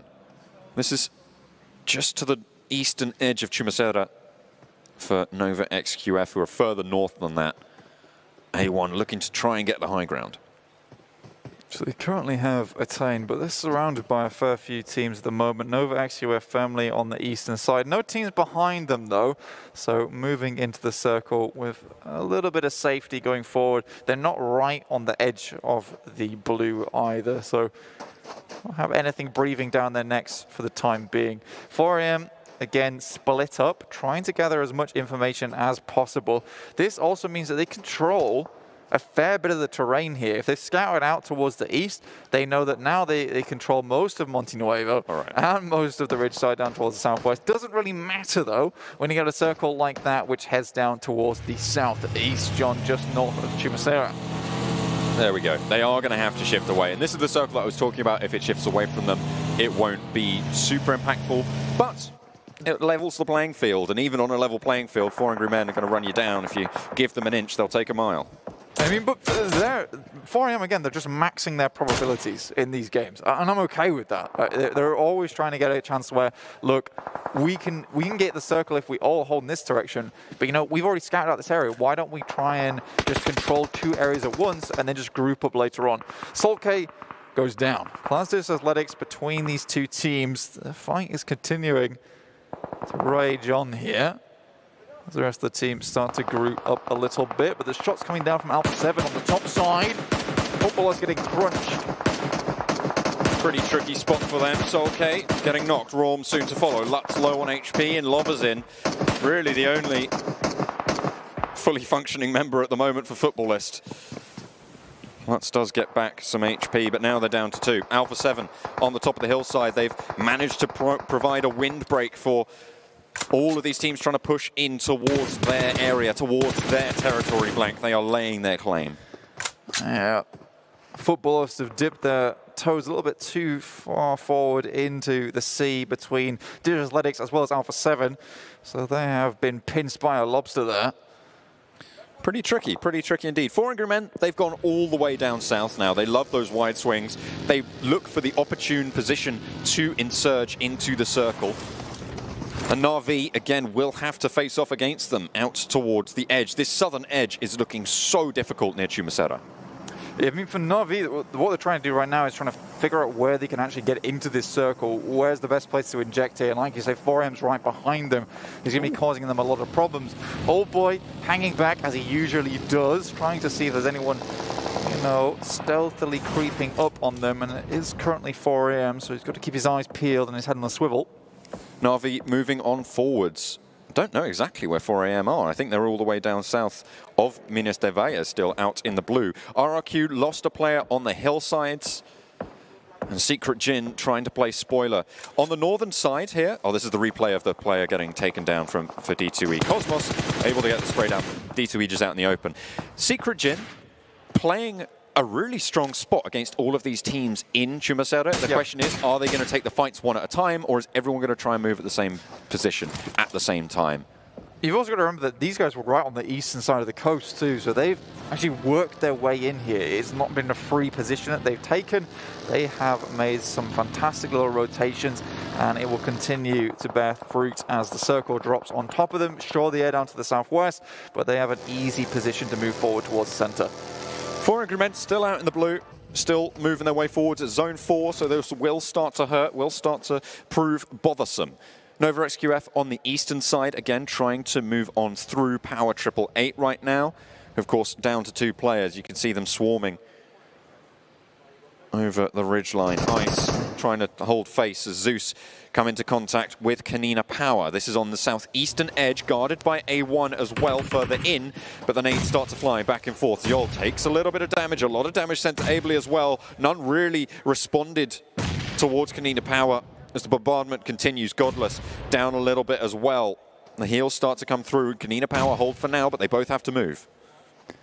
We will be wondering where Rubdini is. Unfortunately, he was not able to attend the event. So Frozen here instead for Kanina Power. Still an incredible team with Axa, Gonzo, and Black White still here holding it down. Zeus looking like they want to make a way. Axa has position on the top side. Abley here with a nade in hand.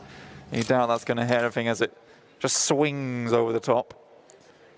Ooh, not going to get any damage, as you say, Blank. 3 players left for Zeus, and they really don't want to take this fight. They don't want to reduce their strength any further. Let Kanina Power clash with A1 just over that ridgeline, and just let that fight happen. That reduces their strength. You can try and pick up something off the back of that. Na'Vi, they found themselves Aerowolf Limax right now. All 4 players alive for both of these teams. 60 moving forward. Look at how aggressive this guy likes to be. If he can pop the first kill though, get a knock, then it means the rest of Na'Vi can swarm over the tops on that one. But good of him to actually move back, and it feels like we are starting to see a little bit of this from Tixie more often, where it's more reserved, a little bit more passive, and he moves back, gives space to his team, and they can kind of figure out what they want to do next with this circle that is on board. So that's dropping down the smoke, provides him a little bit more cover, and he can start to move forward using that. Remember, of course, football is down to 2 players from their engagements earlier. Both teams are going to have to move into the circle, and it looks like Clash Digital Athletics have the better spot of this, the better end of the stick. Alpha 7 move ahead, though, and will try to guard it. Lutz being burnt on out from his cover, will get sprayed down. Beautifully done there from Silas, dropping the molly and crushing Lutz in the corner there. Lover's in, last player standing for Footballist, again down to 1. We'll see how much further they can get. That's 4 AM taking a lot of shots. I mean, I said fashionably late, but this is looking a lot more rugged than they'd like it to be. Hazuki also down, facing off between them and Secret Jin. RRQ also in this position. 4 AM just took too long to get here. It was such a difficult rotation for them, and they were really struggling to find an opening. However, they are still 2 players alive. They are in the circle, Blank, so they'll be okay for now. Secret Jin have taken a knock, and you've got RRQ to worry about as well. Svan isolated from his teammate. He has moved a little bit further down on the south. That's Sook not going to be able to get this res. A nice nade found. Now RRQ can start to move forwards, but they still have to deal with Secret Jin, who are playing spoiler on the northern side of Jumasera. Next circle, about to come through. No one wants to head towards the middle, but Abrupt Slayers, they were only ones to brave this one forward with 2 loot crates right on top of them. They get a cheeky little circle here for themselves, and now all teams have to start to squeeze in towards the middle. 4 AM is now pretty much flushed out. Just the remaining player in Sook for them, the lone soldier. Power 888 Footballers both in similar positions with only 1 player remaining. Nades roll downhill, gather speed from Alpha 7. Towards Clash Digital Athletics as well. They know the spots, they know the positions. That one landed, okay. Fair enough. Into the smokes they go. Silas trying to lead the charge with those smokes. RRQ allow Godless and Zeol to slip on by and into the circle as well. They're in an open spot and they don't want to draw attention from A1. The nade goes over the top. Ooh. A lovely nade there from RRQ. Looking to follow it up with a second, but the smoke blooms. Godless low, has been spotted. Boom goes the buggy. And with it, Zeol's hopes starting to go up in flames. Teammate down, half HP, looking to try and heal. But in comes Sukin, one hell of a tumble on the buggy, trying to survive as well. But RRQ have him in his sights, and that's Sook falling. I mean, that was one hell of a roll, and I mean, he rolled right into RRQ, and they were happy to receive. Beer 11 from the backside of the shack. Kanina Power frozen out in the open. See how much more he can do with this one, but he's about to be put on ice. RRQ are not afraid to split up, and that's exactly what they've done here, Blank. They're down to 3. They've left G9 in the back. They've got some beautiful pincers here, and they're controlling this open ground from what is minimal cover right now. Secret Jin clashing with Na'Vi on the exit as well. Looks like Na'Vi going very low, but Secret Jin gets... Secret Jin going down there, eliminating a team on Na'Vi. Kanina Power now join the fray against RRQ. Zeus as well, still trying to hold on. Yeah, so much happening in this circle. It's taken so long for all these teams to make a move. No one wants to head out into this open ground, find themselves a position, maybe watch another team try and carelessly walk forward. So a lot happening here, but most of it's down on the south side. Bigatron and Nova XQF quite comfortable, in fact, over towards the northeast. These guys are 100% waiting, biding their time. I don't think these South teams expected this kind of shit.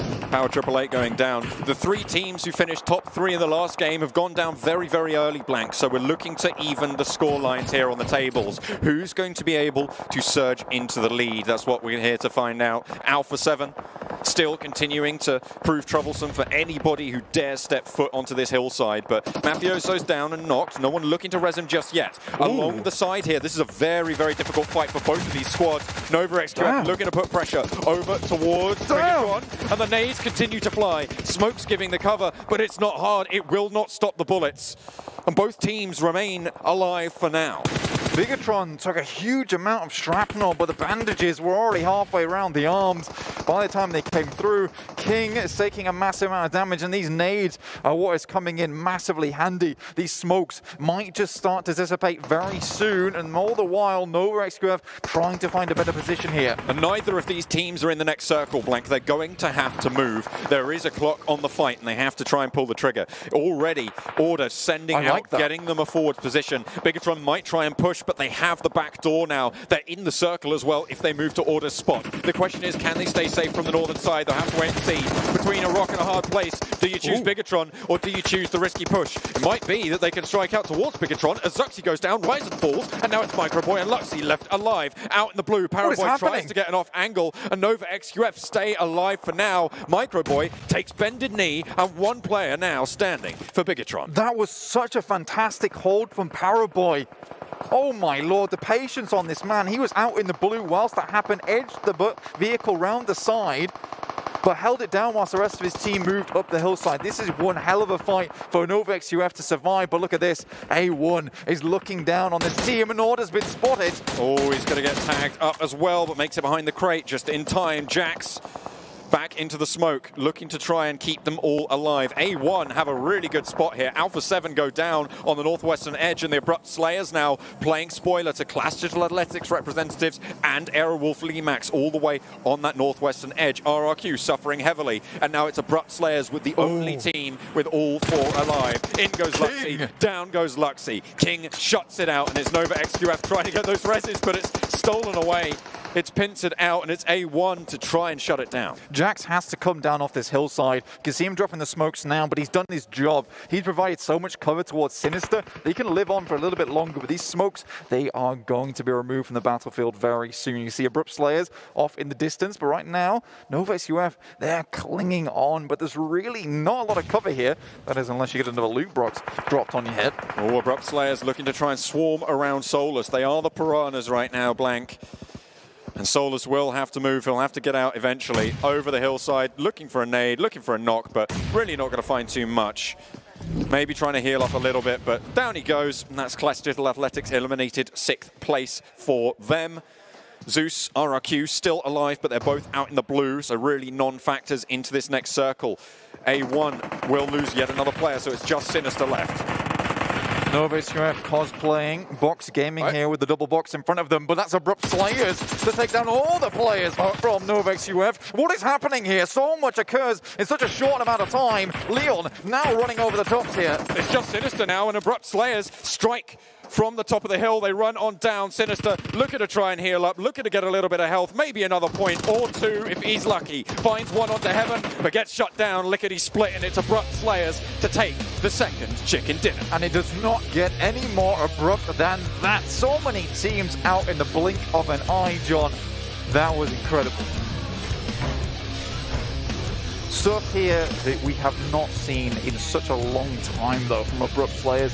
And this is the momentum that we needed to see. And it's what the analyst guys are surely going to talk about over on the desk, which we're going to send over to right now.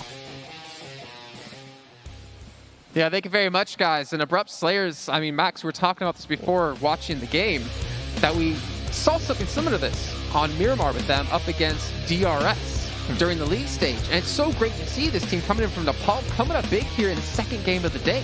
The thing is, like, they took such a strong compound really early on, you know, like phase 1, phase 2 was pretty central, not too much of an issue, and the circle kept going their way. And you keep on saying, like, okay, maybe the circle came their way, it was given to them.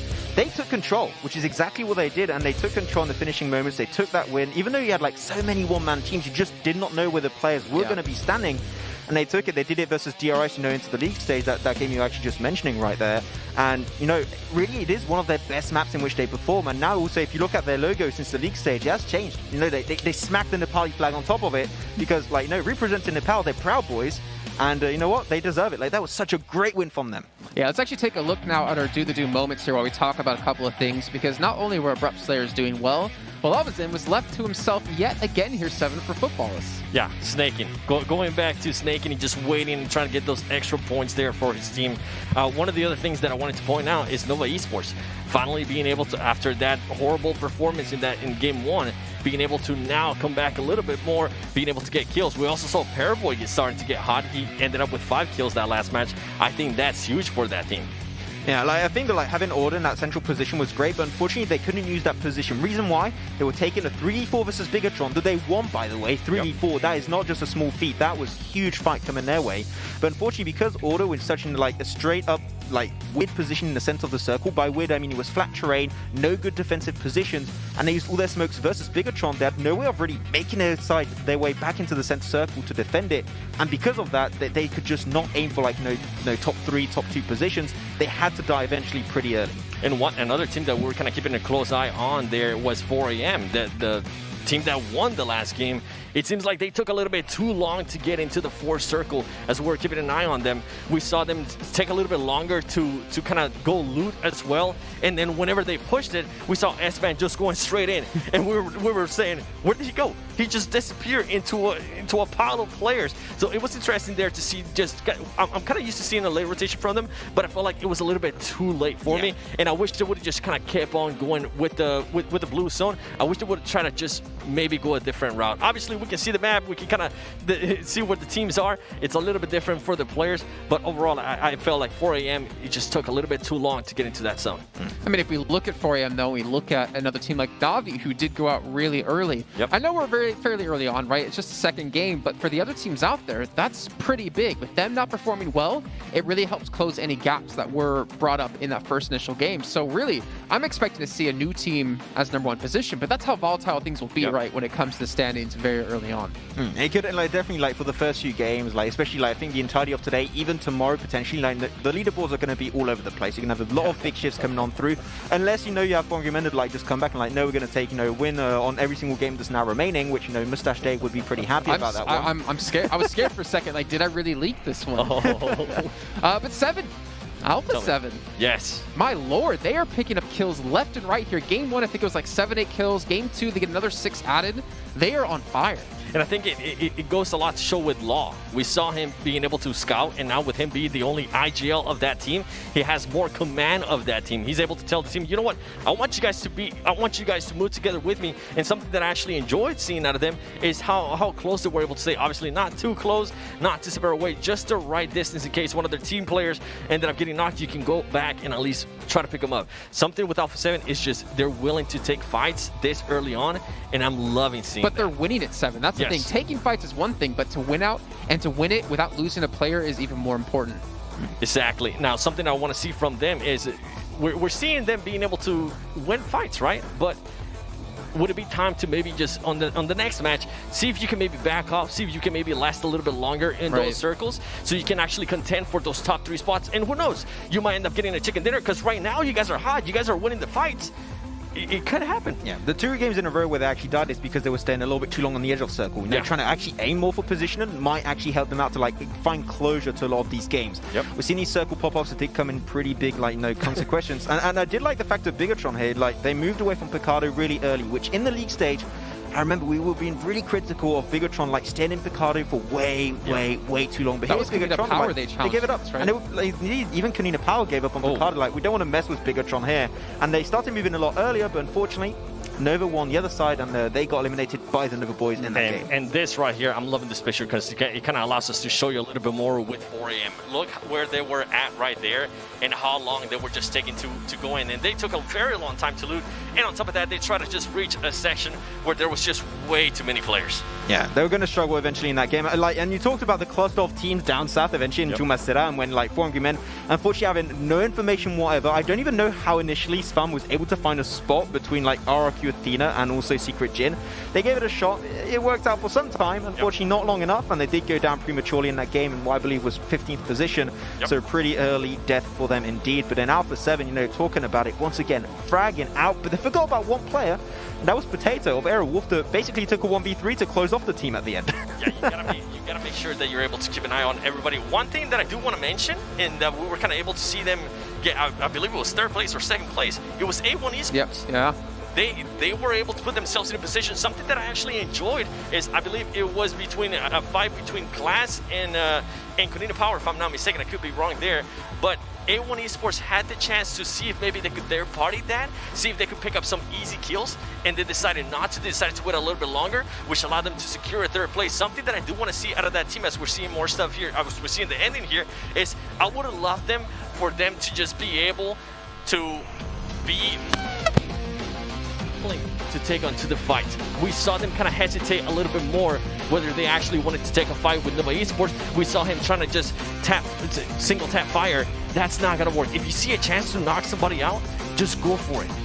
If you take a split second, anything can happen in that split second. You gotta be confident in your skills, and you gotta be willing to take on those fights. I mean, what's so important in that last match is showing that the small team, not the small teams, like the underdogs, like Abrupt Slayers, can show up, right? For A1 coming in from Bangladesh, like to represent that country is so important for them to have so many good games. I know Imperium, a big fan of this team. Abrupt Slayers, like coming in from Nepal, massive performance. But I think for them and for other teams, like maybe Zeus here, or coming in as seen as underdogs, it shows that anyone can win these matches. You just got to play well. You shouldn't underestimate yourself when it comes to playing against the likes of 4 AM.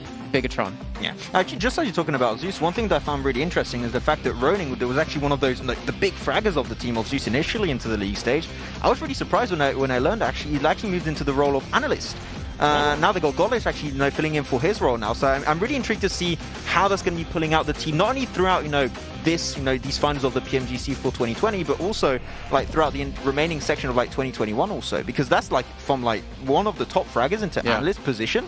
Like, that means you're really also known how aggressive Ronin is. I think that overall it might be trying to push the team in a more aggressive manner that I think is maybe what Zeus were lacking a little bit in the past. So, I don't know about you, Seven, but I am extremely surprised that we've been talking now for how long, and you haven't mentioned RRQ getting 3rd place. I'm just savoring it. Okay, I'm just leaving it. But I'm just like. We talk about, if you guys enjoy us during league phase, Max would always talk about how RRQ Athena was so good when it came to Miramar, and the second he said that, they started to lose every single time on it. So nice to see that they did do well, but you didn't mention it. But now that we have Max, you cursed him tomorrow. No, I mean, you mentioned this. That means you cursed him. Yeah, don't even say their name and Miramar together, Max. Don't even say anything.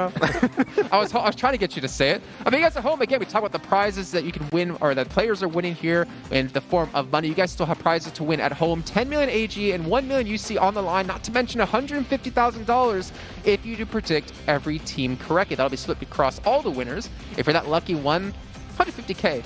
For watching some PUBG Mobile is not a bad way to get repaid back, but obviously you got to get your predictions in. You got to be correct for each match for that, but be correct for other matches when it comes to winning the AG or the UC. So make sure you guys get your votes in, and make sure you guys continue to do that throughout the entire event for even more chances. But guys, going ahead into the rest of the teams we've had, Alpha 7, I'm curious to see if they're potentially going to be towards first place because of the results in that last match. And we can see here they did get themselves 6 kill points, which puts them to 14, which is actually the highest ranking team we have so far. But unfortunately, the placements we've been talking about, right? That marriage between placements and kills, only 3 points is not enough for them to even be in top 5. And we always keep going back to that, Jason. You have to be able, yes, you're going to be able to be the top ranking team, but guess what? If you're only going to have 3 placement points, it's not going to be good enough, especially when you have teams like RIQ, 16 placement points and then 10 kills. That is huge for them. And then teams that I am going to be seeing too, something that I love to see there from that last match is we saw teams bounce back. One team that I do want to see bounce back again is Team Secret. They ended up leaving the match early, super early. I want to see something a little bit different. They are going to have a chance here going up again to Erangel. I want to see something different out of them. And also with Bigatron in 15th place. They do not. Oh, no. I'm pretty sure they're only scratching their heads. They're saying, what's going on? It is the first day, but... But 7, so on that note, I completely agree. It's the first day, right? Yep. But Max, during league stage, during the final week, this is the same Bigatron we saw in the final Super Weekend. Not performing. This is where 4AM were able to claw back a 60-point gap deficit and then take themselves over 60 points in the lead. Bigatron need to show up. The thing is, this was actually one of the first times in the league stage, just a month ago, they realized our playstyle is now dated in a way. We need to adapt. We need to adapt to the meta. They still play, the edge of circle position, which has been working out for them for almost the entirety of 2020, right? And I was like, you know what? That's great. Keep it going. But it has not been working. They've been getting gatekept time and time again. It happened that game. They got gatekept by Nova. It happened also in the last game where they were getting gatekept in Ferry Pier on their angle, and they tried to make it through, and there was so many teams on the plateau, they could just not make it through. So Bigatron, edge of circle, sure, it can work, but trying to commit to that playstyle every single game when sometimes you should just full send it center circle, is just not going to work out. So I think that here Bigatron, after these 2 games, I'm going to say it, they need to change their playstyle. If they don't, I am not going to see them contesting nowhere near top 3 right now. Yep. It would be a massive shame, honestly, if that does happen. But another team I want to mention here that we did see a lot of momentum come out in the final days of the league play, Kanina Power. They've been a little bit quiet. The horses haven't woken up so far yet today. Yeah, a little bit of a slow start for them at the end of the day. Which, Kanina Power, their team that usually they start a little slow, taking a chill, and then they just slowly build up that... More of a trot. Yeah, exactly. Just a little trot, and then they just gallop at the end into the finishing line. And I think that what they've been doing so far, they've been also gathering information, especially by Gonzo dying out to Zeus early on. I think that, on their Wrangle game, I think they were just trying to scout and get information, which, as long as the information rewards you as, just good drop spots, good rotations in the next few days, then that's perfect, as long as you can make the most out of that information. But, Kanina Power, just a little bit of a slow start. I'm not too scared for them just yet. I mean, the little caveat I will give here while we do head into our MVP is the fact that these are the 16 best teams in the world. Yep. Someone has to be at the bottom, right? It's just a fact. So while playing against these best teams, just because you're maybe in 16th, 15th, 14th place, whatever it might be, doesn't mean you're a bad team.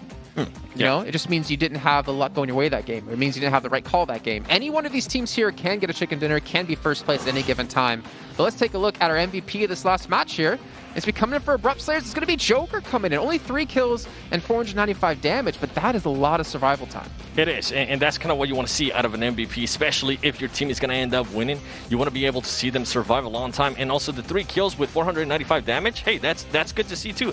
It goes to show that you were actually willing, you were helping out your team, you were causing some more damage, and you ended up getting kills, and you love seeing that out of the MVP there in Joker. Now, something that I actually wanted to go back a little bit more was Class DA. I love the patience that Silas was able to show when they were going up against footballers, and in just waiting in the right moment and waiting for his teammate to kind of back him up. They knew that a player was inside a closet. They threw a Molotov and they kind of forced them out of that. And I love seeing plays like that. Anything tactical like that, I love seeing, especially the teamwork, right? He waited for his teammate to be there to back him up just in case something went wrong. Yeah, I mean, just a few months ago, it was grenades that got nerfed really, really hard, and the other utility flashbangs, Molotovs, that slowly made their way back into the meta, and using it like that to force players away from their position is really good. But I was seeing his Joker there with his haircut. I'm realizing a lot of the players in this tournament got white hair. It's a weird trend. Well, I have white hair.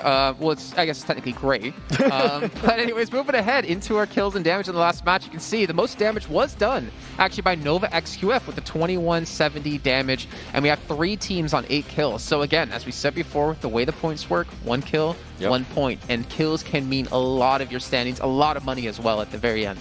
And something that I'm enjoying from Nova that we even saw in the last match was they were taking a fight with Bigatron, and then they decided to back off as soon as they noticed that, hey, we're just shooting, we're not getting any knocks. You know what? Let's just back off and let's go ahead and readjust, which ended up working out perfectly for them because they were able to position themselves in a better location, and they ended up getting, I believe it was King from Nova, ended up getting in a 1v1 situation with Luxy from Bigatron, and they ended up killing him. So love seeing those plays, love seeing, you know what, we really don't have to be aggressive here. There's someone's coming our way, let's reposition.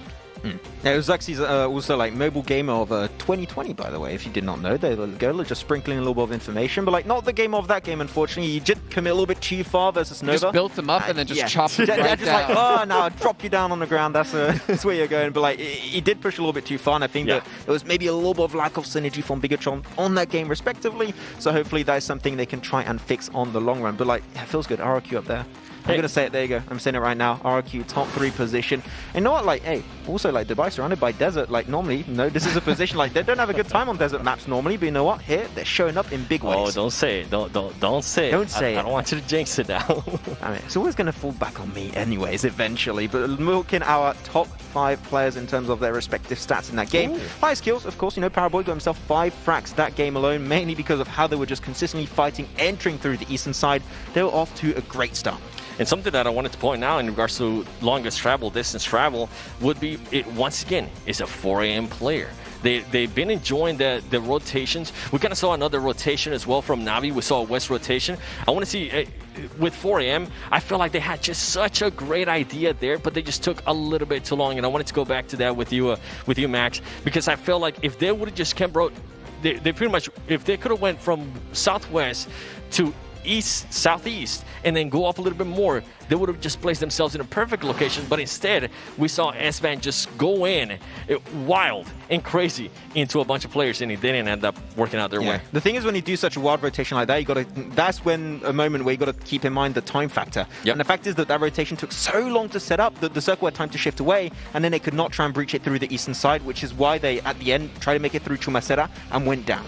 And going based on time there, we saw another team in Navi do the exact same rotation, and something that we're talking about was that Navi take it on, they waited too long to actually get into position. They waited too long to actually get into the circle. They were far ahead in regards to where 4 a.m. was, and 4 a.m. was able to almost catch up to them. So hopefully we can see a little bit more of more pressure out of Navi in the future, especially if they're going to continue doing those west rotations. Yeah, just being a little bit more snappy at the end there. Yeah, crazy to see here as well. 260 throwables used on that last match. Wow. 57 kills as well. I mean, obviously, you expect a really high number of kills, right? But we can also importantly see that, like, 15 revives. Now, obviously, we don't really see this number too often as like an overall statistic for a match, but in your guys' opinion, is that a lot or is that a little when it comes to these matches? That's very little. I feel like that's very, very little. That means like kills have been confirmed heavily, which I think is a good thing, especially in Miramar, because normally like as a big map, you're gonna have teams very far away from each other. That means that fights would get initiated and would find closure really quickly. Which, when you think about it, the main reason why that was the case is because that terrain had so little compounds that you would always have an angle where even if you just got knocked, another team would just steal that frag away. That circle there was not the best in terms of like being able to find those revives because there was no good hiding spots. Yeah, and I mean, we saw that from the Nova player trying to hide behind the airdrop. Just trying to find anything to hide behind. It's not going to end up working out. Luckily for them, A1 Esports, once again, I want to go back to that. They decided to just back off. They only shot him one time, kind of like a warning shot, back off. I wish he would have just kind of hold on to that fire button and kept on shooting. He would have definitely been able to knock them down, and I think it would have maybe gone a little bit different there for A1, even though, hey, their place is really good for them. Yeah, and you know what? Things are heating up here in Dubai, but we're going to be heading to a short break while we get things ready for our next match here of the day. It's going to be off of Kendi, so things will be cooling down. It's going to be back with your commentators of John Allen and Blake.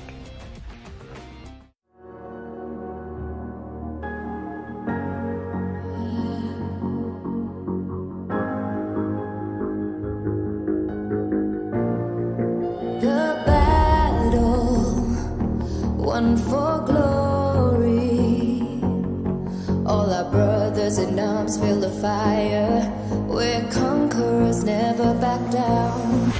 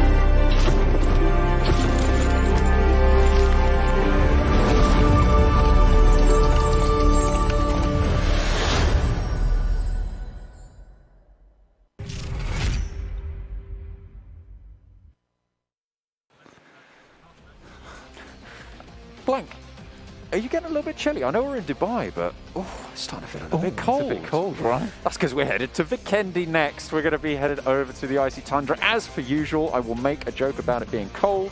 And what better way to kick it? Well, it's cold. Very funny. But I mean, yes, we are heading over to Vikendi now. And I mean, I'm excited for it. This is probably one of my favorite maps during the PMGC.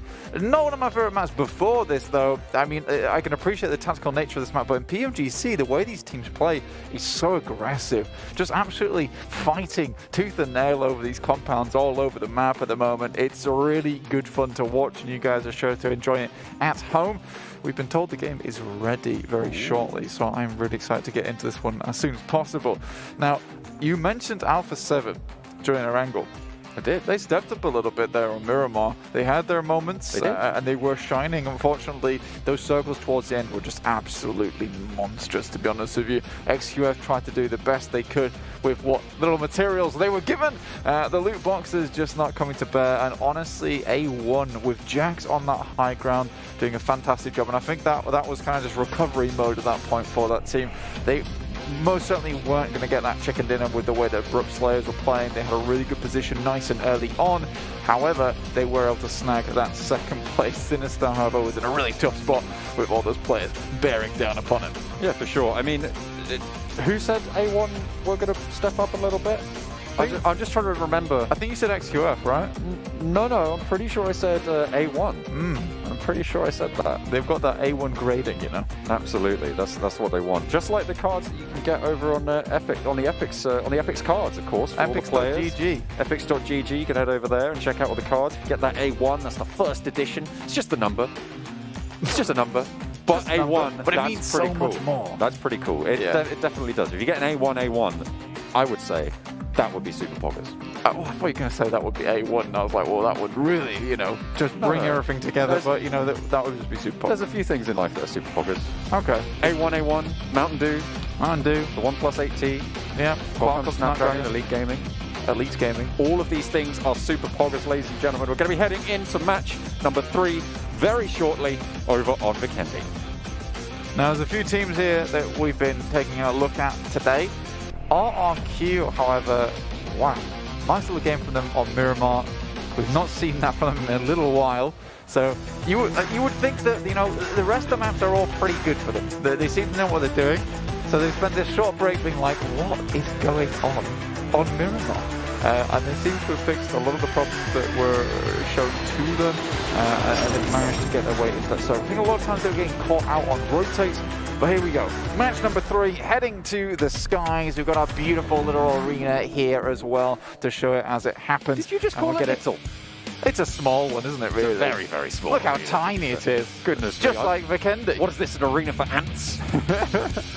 There are at least a dozen of us in here. I'll say that now. Yeah, exactly. Fantastic stuff. Plane path cuts straight down the middle. Bottom left, top right. Very, very simple for everybody trying to get anywhere. Dobro Mesto, very accessible. Early drop, you can drive out there. That's going to be fine. It's places like Port that might be a little bit inaccessible, but even so, you can get there, you can loot up. Very, very favourable for pretty much everyone. Yeah. We've got a beautiful little graphic on the screen here as well for you guys at home, so you can keep up to date with everything that is going on during the tournament. Nova XQF Paraboy over there with 5 kills in 3rd place for the top 5 fraggers of the tournament. Now, that does not surprise me. Regardless of what's happened in PMGC, this guy has always stepped up as a huge fragging member for this team. He really is that glue that pulls the rest of the players together. But look at that over on the overall rankings. RRQ in 2nd place and Abrupt Slayers with 1st on 26 points. Bloody hell, John. Abrupt Slayers are really stepping it up. That's momentum that they wanted. Absolutely. RRQ tied, of course, in that spot with 26 points. It's very, very tight, and that's what I was talking about early on in that last game, remember, Blank, where I said the top 3 teams from that first game had dropped down early. Exactly. Right. And I mean, just looking at that as well, John, to be honest with you, when you take a look there, Abrupt Slayers are in number 1 place because obviously they've had a chicken dinner, which is the tiebreaker there for these teams. And to be quite honest with you, those chicken dinners are going to come in mighty handy because you don't have that many games here this tournament. Only 24, so you want to try and get as many as possible on board. Just in case you do get the tiebreaker at the top, it is a huge discrepancy between the 1st place and the 2nd place prize. Certainly is. It's nothing to turn your nose up at. 700k, that'd be pretty great to be able to get that. And I think if you add up what 4AM were able to get from the qualifying stages, from the league stages, that would total to $1 million. If 4AM win here, they would get $1 million total out. I know, it would be absolutely mad. And the MVP prize as well, so that would be another 10,000 on top of it, 1,010,000. If they get another MVP, that would be like 1,020,000, 1,027,000 or whatever it is. I have to double check on the exact number, but that's a lot of money. That's a lot of money indeed. And I mean, look, you guys at home, you've given another $1 million today in terms of viewership. We broke that so easily. Again, a massive thank you to all you guys at home who are staying safe and watching some beautiful PUBG Mobile esports. We've got Hasaki up on the screen there. 167-meter, longest distance kill, 3 kills total.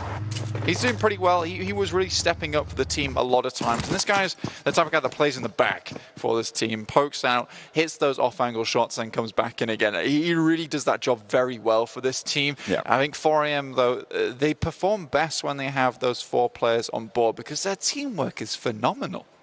Absolutely. I think it's, you know, one of the best, certainly in the lobby. Sinister, a little bit forwards, and against Alpha 7, we've seen how strong they are on the frag. But will he be able to shut down a little bit? Goes for the spray on the Darcia, but they get the better of him. Really? Sinister falls down early. A beautiful crash from Alpha 7, and there's a reason that these guys have got so many kills, Frank. There's a reason that they have the top fragger in the tournament so far over the last 2 games, and it's first blood for Mafioso. You know, I had a little chat with Law, actually, before this tournament started. He's such a sweet guy as well.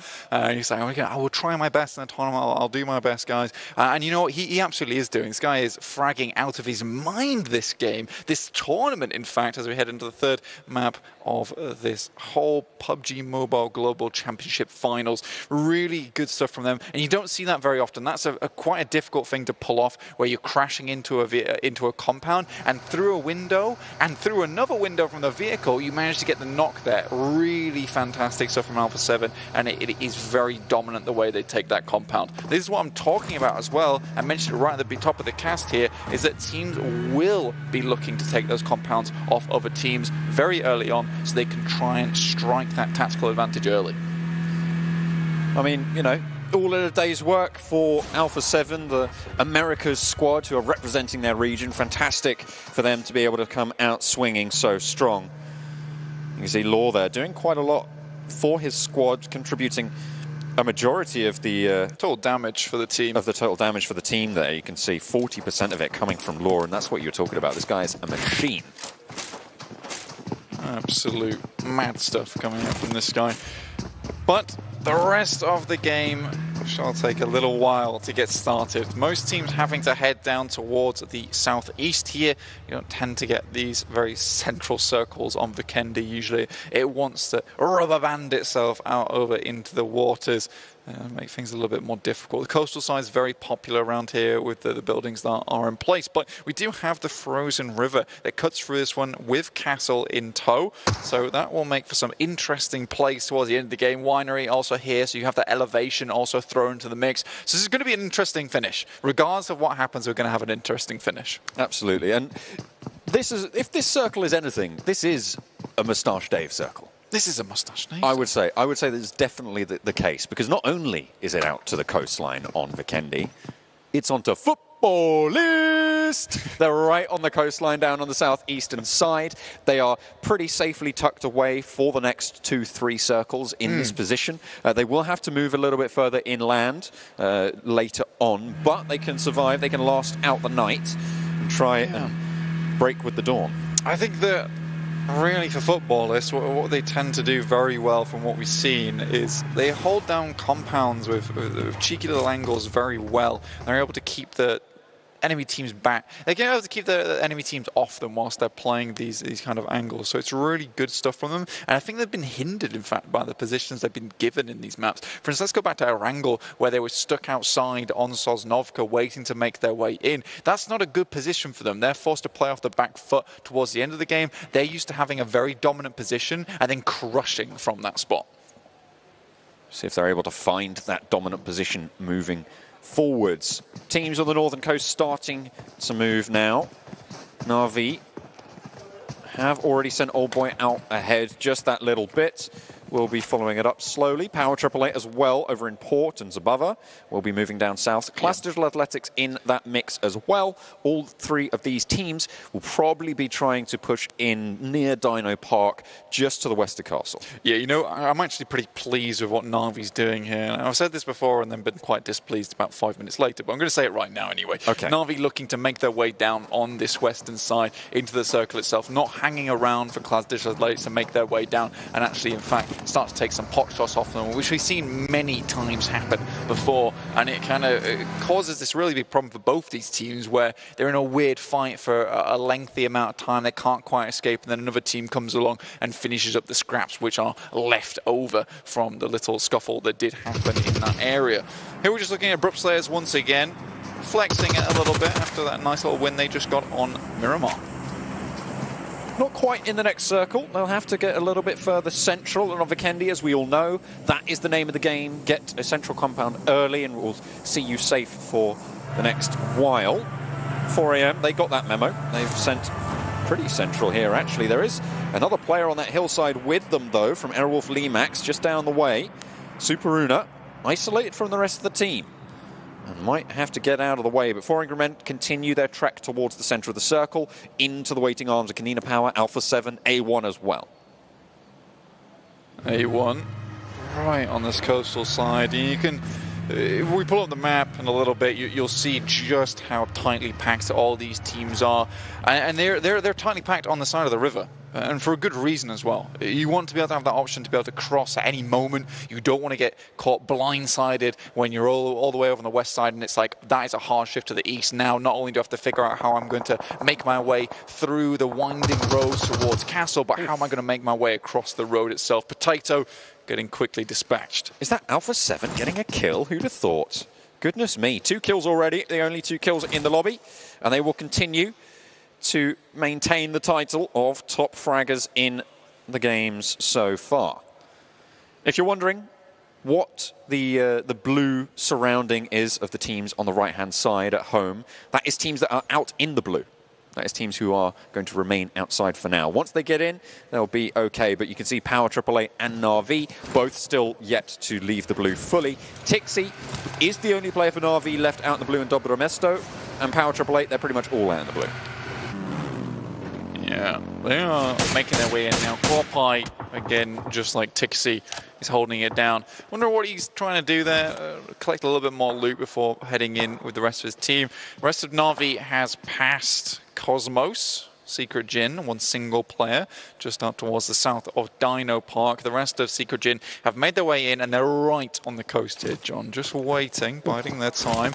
Abrupt Slayers, though, taking more shots over towards Airwolf Limax, who have tried to play out on the edge side. Doesn't work as well for them here on Vikendi, where so many teams will spot you coming from a mile off if you haven't found that compound yet.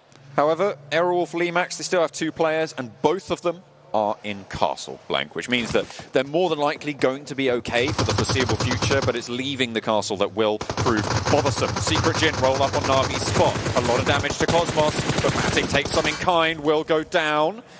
GZ trying to look for the push, but Old Boy at his back. Out wide he goes behind the rock, looking to try and suppress towards the off angle from Meku, but the Micro Uzi just too thunderous there for Old Boy. Rampages forwards and 2 players from Secret Jin down on knee.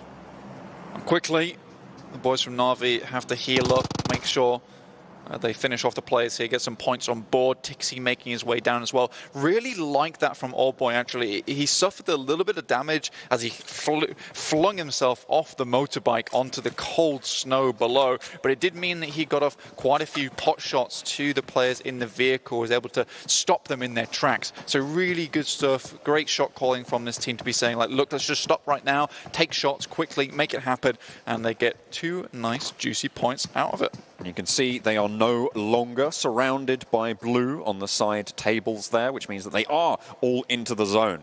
They will push forwards and try and get their foot in the door on the south side here. Next circle going to be popping relatively soon, but it's quite central blank, and they won't be pushed too hard just yet. Footballist yet to leave their spot, their drop. Secret Jin might try and contest them for it, though. It's a decent spot, controls the western side of this bridge, which is such an important crossing. 4M on a screen, Suvan. Dude, that guy is absolutely nutty for that team. I think he'd put up, I think it was 70 kills. Actually, I'm not even completely sure of the number at the end, but it was around about a third of the total kills for the team at the end of the PMGC League stages. It was absolutely ridiculous, to be honest with you. So once this guy's alive, if he's staying alive, then you know some good stuff are going to happen for 4AM indeed. And I think they're just getting warmed up. And after that win, they got our angle early on. They're already in a nice spot going forward. Footballists are just sort of vibing right now. Yeah. They have got everything that they want right now. You can see they've stacked up those vehicles in nice, safe, secure locations. Really not too many ways that those are going to go down or lose a tyre. When they have to, they can move. Potentially over towards Volnova, but there's quite a lot of teams there already. Abrupt Slayers, they're out in the sticks on the northern side, next to the castle, where Aerowolf Limax have their 2 remaining outposts. I mean, this is completely fine for most teams. Red dot K9.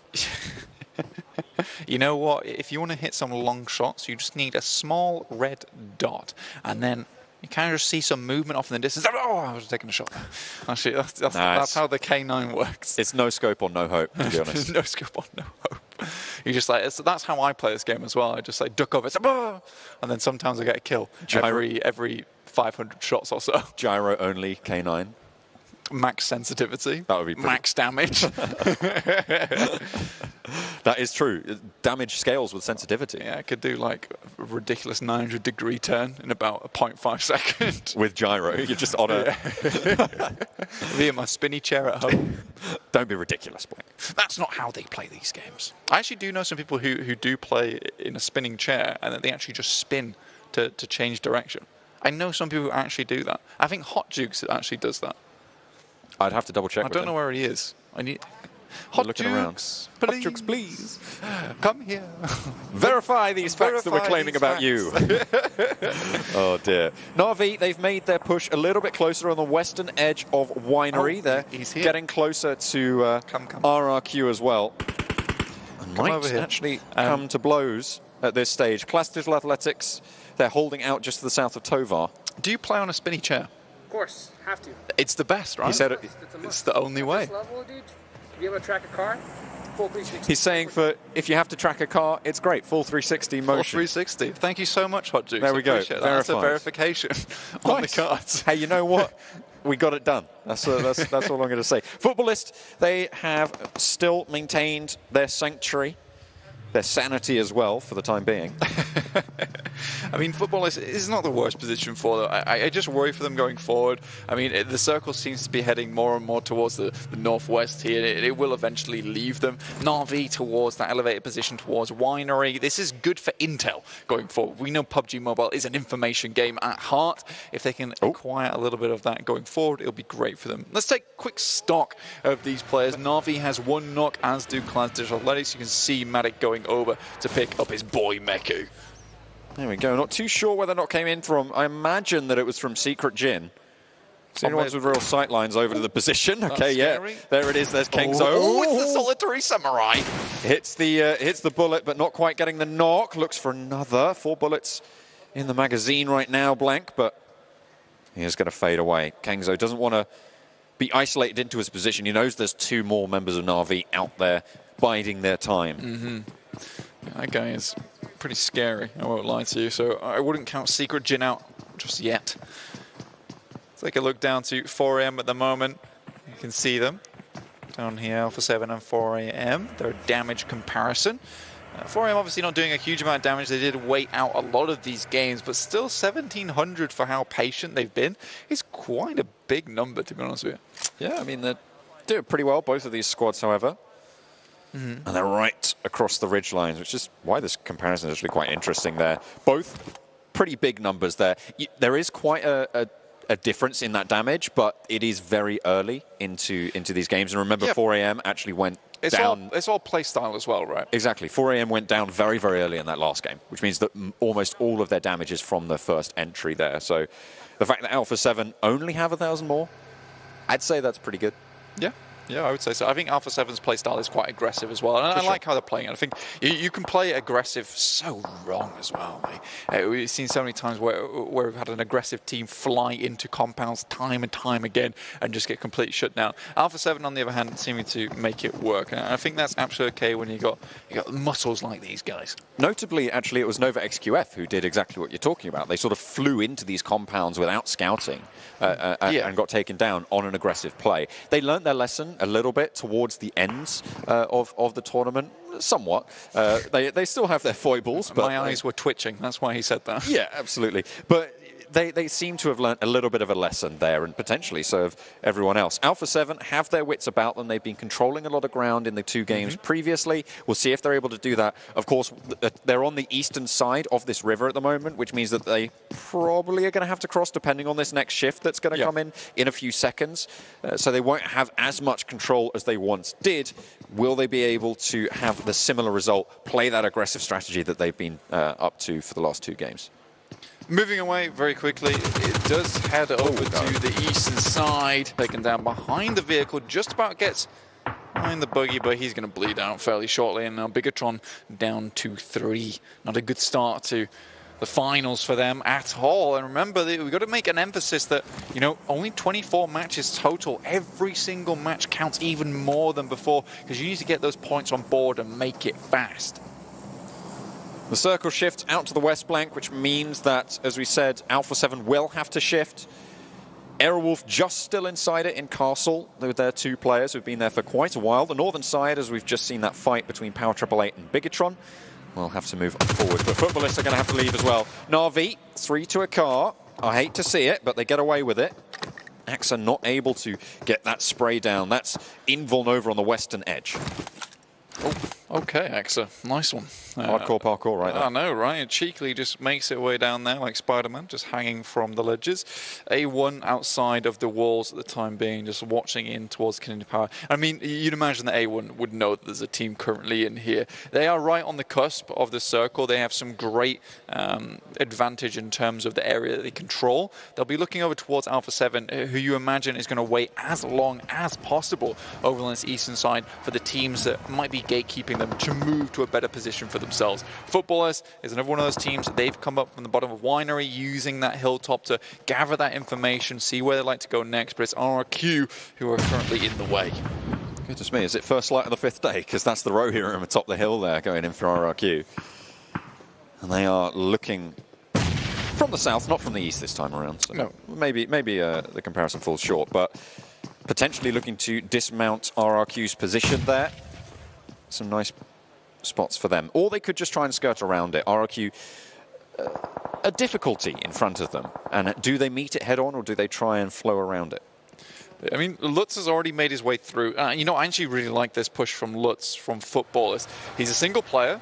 He can make his way through on his own, fairly undetected, and try and provide a route for the rest of this team to actually bomb towards, which is absolutely fine. I mean, Footballers definitely need to do something with the next circle. About to pop very shortly.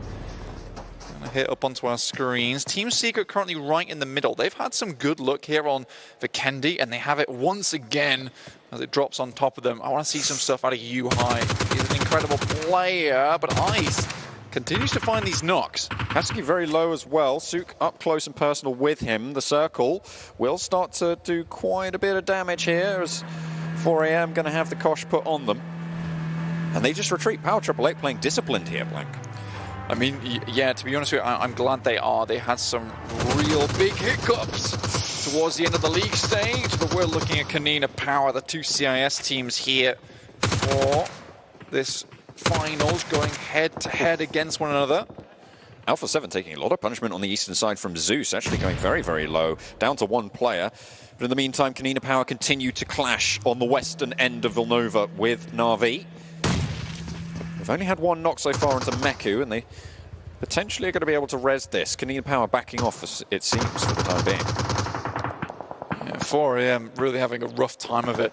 I think they spent way too much time trying to get those 10,000 steps in a day at this point. I think they just need to get into the circle and find a position. We've seen so many times on Vikendi where they have just shot towards a position in the circle itself, find a nice compound, but here I think they're just playing a little bit too hesitant. It is fine because they still got some points on board from the beginning of the day, but that lead that they'd begun so early is starting to get away from them.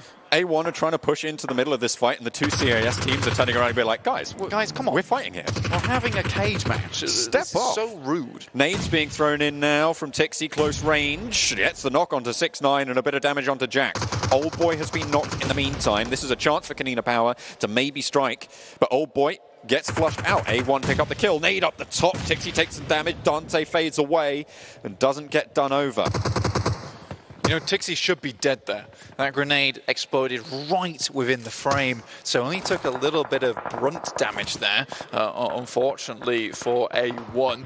So Tixi counting his lucky stars at the moment. Na'Vi now down to just 3. That Secret Jin also going out towards the south side. Nova XUF just holding it down over the side of the road. Lucky once, not so lucky again. Tixi gets knocked. The nade finds its mark this time around.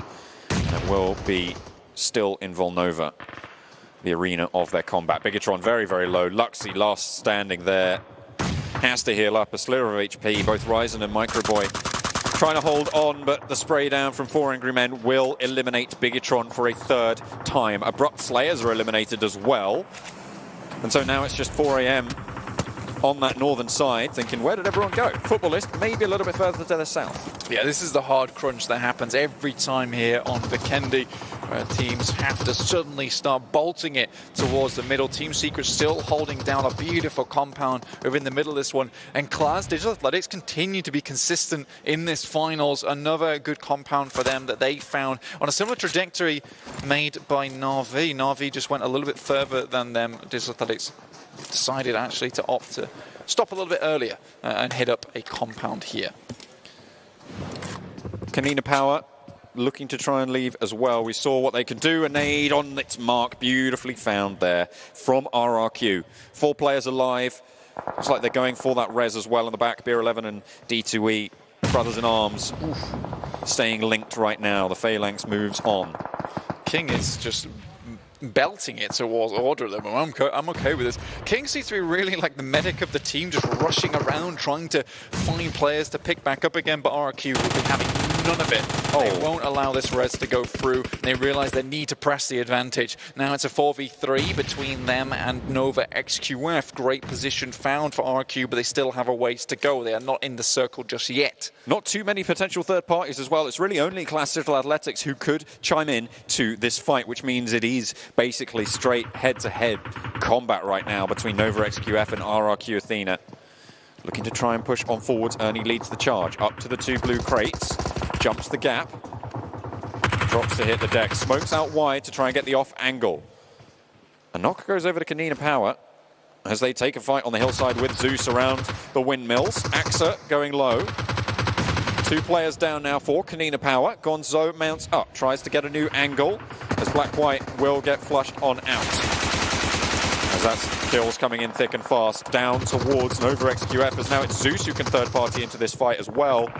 And everything's starting to pop off. Nova XQF, I believe that's them going very, very low. RRQ, all 4 players standing, and Kanina Power all but done as Frozen's out in the blue. Quickly check in with Footballist after that nice little push from Lutz. They found a position over towards this northwest side where not a lot of teams are currently congregating. So they're in a really good spot. Zeus continued to take that fight between them and Kanina Power. Gonzo trying his best to crawl into the circle whilst he is down. Na'Vi now out.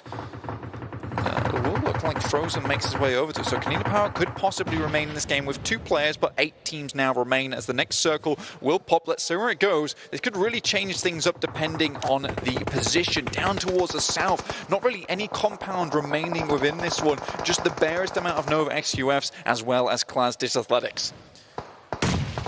RRQ, remember they were tied for first place on 26 points now, so they can streak out ahead of the Abrupt Slayers who went down a lot earlier. And it's consistency that's seeing everyone safe here, although RRQ, they take a knock. Class Digital Athletics, they are echoing back and forth, 1 for 1, blow for blow, blank. They trade it off. RRQ take one knock. Nova XQF, that's Powerboy down now for the team. Knock sent over towards Rex for Team Secret against the Footballist onslaught right now. They will have to move down south pretty sharpish, as Footballist looking to try and swarm around. They are on the back foot, but Secret potentially caught up in this compound. Might find it difficult to leave, but Yuhai Boy out the back trying to give them an escape route. I think that right now Team Secret need to get rid of Footballist. This is probably high priority for them. Power Triple 8 with one knock on hand gives a little bit of breathing room to them. That's Powerboy taking down D2E. So Nova XQF continuing their reign towards this south side. Nova XQF, RRQ and Class Digital Athletics right now waiting for someone to make that first move. Sprays coming in from Power Triple 8, who again have to make that push. Such a tricky spot, and they all mount up. 4 to a vehicle for Power Triple 8 this late in the circle. If you get done, you're going to go down right into the middle. Such a risky play, but they managed to get into the zone, and that might just give them the advantage they need against Footballist, against Team Secret. Team Secret just are not having a good time right now. Great nades coming through. Footballist, they want to claim zone here. Move to the front. Lovers in jumps around the side. That's one kill already found. Oh, no. Great jump shot from Matoy. Beautiful stuff, and will survive. Eye shot still up here. Matoy has to try and get out of there as soon as possible, but the blue is ticking. 2 players alive. Matoy gets knocked across the way. Eye Shots tries to stand tall, but Power Triple 8 are ready and waiting with open arms. However, Jimmy lands the shots from the sidelines. That is all the teams on the north now eliminated. Power Triple 8 behind their rock, looking to hold strong right now. The circle will shift. It will favour one of these 4 teams. All 4 points of the compass occupied right now, and Power Triple 8 are blessing their lucky stars as it shifts out northwest. This is beautiful for them. They have a lot of hard cover that they're currently holding down. Francis Lennox will have to leave their compound too. RRQ trying to find a pick onto Nova XQF. There's the first one. King goes down. This is a really important game for RRQ. They have not held the trophy of a championship as of yet, but they've always been chasing it. And if they get some more points on here, it will be looking good for them at the start of this finals. Power Triple 8 trying to zone them away, looking for that res. A single nade would prove really quite bothersome for them. RRQ, they're down to 1. Yeah. G9 hiding out in the warehouse. Nade over the top. That's a Molotov, sorry, to stop Paraboy on the close peaks, but really, what is there left in the tank? Looking for the angle there, can't quite find it on the Molotov. Now G9 wants to get these reses. Paraboy reads it, moves on over the wall. Class Digital Athletics, they need to try and take some real estate in the meantime. And that's a Molotov. Did that just finish off both of them for Paraboy? Goodness me. Like you said, that was open like a book for Paraboy. He was just straight through those chapters. Great read from him. Now moves forward with the smokes unleashed by Jimmy. Now they can get further into this circle. Power Triple 8 are down on their knees. They have really taken a lot of hits. Jimmy survives, brushes that one off like it's nothing. It's not even a problem. Class Digital Athletics clashing now with Power Triple 8 around the side of the rock. Nova XQF will have to try and snake their way through, and Power Triple 8 should be worried. It's a 3 versus 2 if they take the fight that way. But they just don't have the info at this moment. Ice looking to try and play backstop. Paraboy spotted out. Functioning perfectly. 1 player now standing for Nova XQF. It's Jimmy. Class Digital Athletics pop the nades over the top, looking to try and push them off the rocks, try and force them into an unfavorable fight. 4 versus 3. Nades sent back, however, and might just find what they're looking for. Triple T's going to hit the deck. Jimmy, last player standing, snaking in for Nova XQF. Looking to mount up and spray on in. Gets a lot of damage done, but Silas stands tall. Gooey around the rock, not quite able to finish that off. Solus goes low. Silas, he might not have any HP, but it's not even going to matter. Class Digital Athletics rampage across the tundra. Absolute fantastic game of Class Digital Athletics. I felt like they were in control the entirety of that time. Wonderful stuff from them. Power Triple 8 though, Ice with 7 kills on 4. What a performance from this guy. We kept coming back onto his camera so many times. He dealt with 4 AM. But RRQ, this is actually quite a good game for them, and I like their rotations. It seems smart, and they were ready to press advantages when they had them, push forward towards Nova XQF. Unfortunately, in the end, Paraboy did some Paraboy things, and it just did not go well for them. fantastic stuff. And Team Secret as well, having a good game after what has been a slow start. So hopefully that's a little bit of a kick up the backside for them to get things started. Well, we'll have to wait and see what they have in store for us for the rest of today. Let's head back over to the analyst desk. Yeah, honestly, really great to see Power AAA. I mean, obviously we'll talk about class in a second, but for Power AAA KPS, they were in, I think, 15th place. And they were able to show up in this game. And that's the Power AAA KPS that we've known. This is the team that we saw in like 2 weeks of League Play, Max, who on the last day qualified for the Super Weekend out of nowhere. Yeah, I mean, I also gave them the title in the league stage of like, the God Slayers. Like, they would take down like teams that like renowned in the scene and in that tournament specifically. And I think that overall they have been able to prove once again that they are still on top of their game. They're still fragging it out in big ways. There was still like a super ballsy move at one point, like 4-man car rotation in a fuming car. I was like, oh. If they make it to the rock, like that's going to be one of the strongest positions, but it was a high risk, high reward kind of play. And it did indeed like reward them with like so many frags. Not chicken dinner, but still just the kills alone is still worthwhile. And the good thing about that play is that it showed their awareness. They were so aware of all the other fights going on that they waited just for the right time to actually make that push, which I love to see them in. As you said, that was pretty much, I think if they wouldn't have done that, they wouldn't have ended up where they ended up at the end of the game. Love seeing that once. So one of the other things that I wanted to talk about that John was able to talk about there as well is Team Secret. Being able to kind of just scratch off that top teens placing that they were having in the previous matches, whether it was 16th place, 15th place, now being able to get 5th place with 5 kills, that's good. And then we have 4AM. I believe they ended up in 12th place with not that many kills either. So a lot of chances for other teams to be able to step up, and this is good to see. When I was looking at Team Secret in that compound at one point versus the side of the footballers, like they stayed there for so long, I thought I was watching Attack on Titan. I was like literally like they put like wall Maria around them, and they're just like, we're staying here, we're not moving whatsoever. And then they got breached by the Titans. There was footballers, but like, you know what, we're gonna fight back. We're gonna crack into the back of your neck, and we're gonna take you down. Is that the football movie? Sorry, is that the football movie? I thought it was called Remember the Titans. Football. Yes, I know what you're talking about. I feel offended right now. I'm sorry, I have to make fun of them there. Obviously, I do get the reference. I watch anime myself. I've seen it. You guys at home, though, we still, again, have so many things to give away for you guys. We're obviously going to break down the rest of the match a little bit later, but we want to talk about what you can win at home. We have so many rewards. You got 10 million AG, 1 million UC, and $150,000 on the line if you can guess the correct winners of every match for the $150,000. And then, obviously, the AG and the UC comes through if you guess the correct winning team of that match, even if you miss some later on throughout the time. But we're trying to like calculate out like what is the percent chance of you or the probability of you getting every team right. It's like 1/16 to the 24th power. Really hard, but hey, $250,000. Let us know in the comments. I mean, I've already lost. I think at 4AM winning every single game today, so unfortunately I can't win the money. Max, I think there's definitely no way. Like the odds of you being able to win that is like equivalent to my average score I would get in math class. It's basically non-existent. You did get a -2 out of 20. That is true. True story. I don't know how you fill your name out incorrectly, but let's take a look at our overall standings now after we've had 3 matches played. In Class Digital Athletics, we talk about how consistent they are. They're now in first place. There you go. Like, Class, the thing is, like, during the entirety of the league stage, we mentioned this team is able to remain so consistent, remain on top 3 position for so damn long. And if they were able to find closure on the few of those games, they could have potentially got in 2nd position at some point and overtaken Bigatron. But these are the type of games that I love to see. They're like, okay, we know exactly where the final few teams are. We're going to try and go for the push, take control in those finishing moments to take the win. And they did it. Like, this is the D8. I think this is exactly what they had to improve on. And this is the D8. If they keep on playing at this level, I think we might just see them, like, you know, top 3 position, even maybe being on top of the entire event and taking number 1.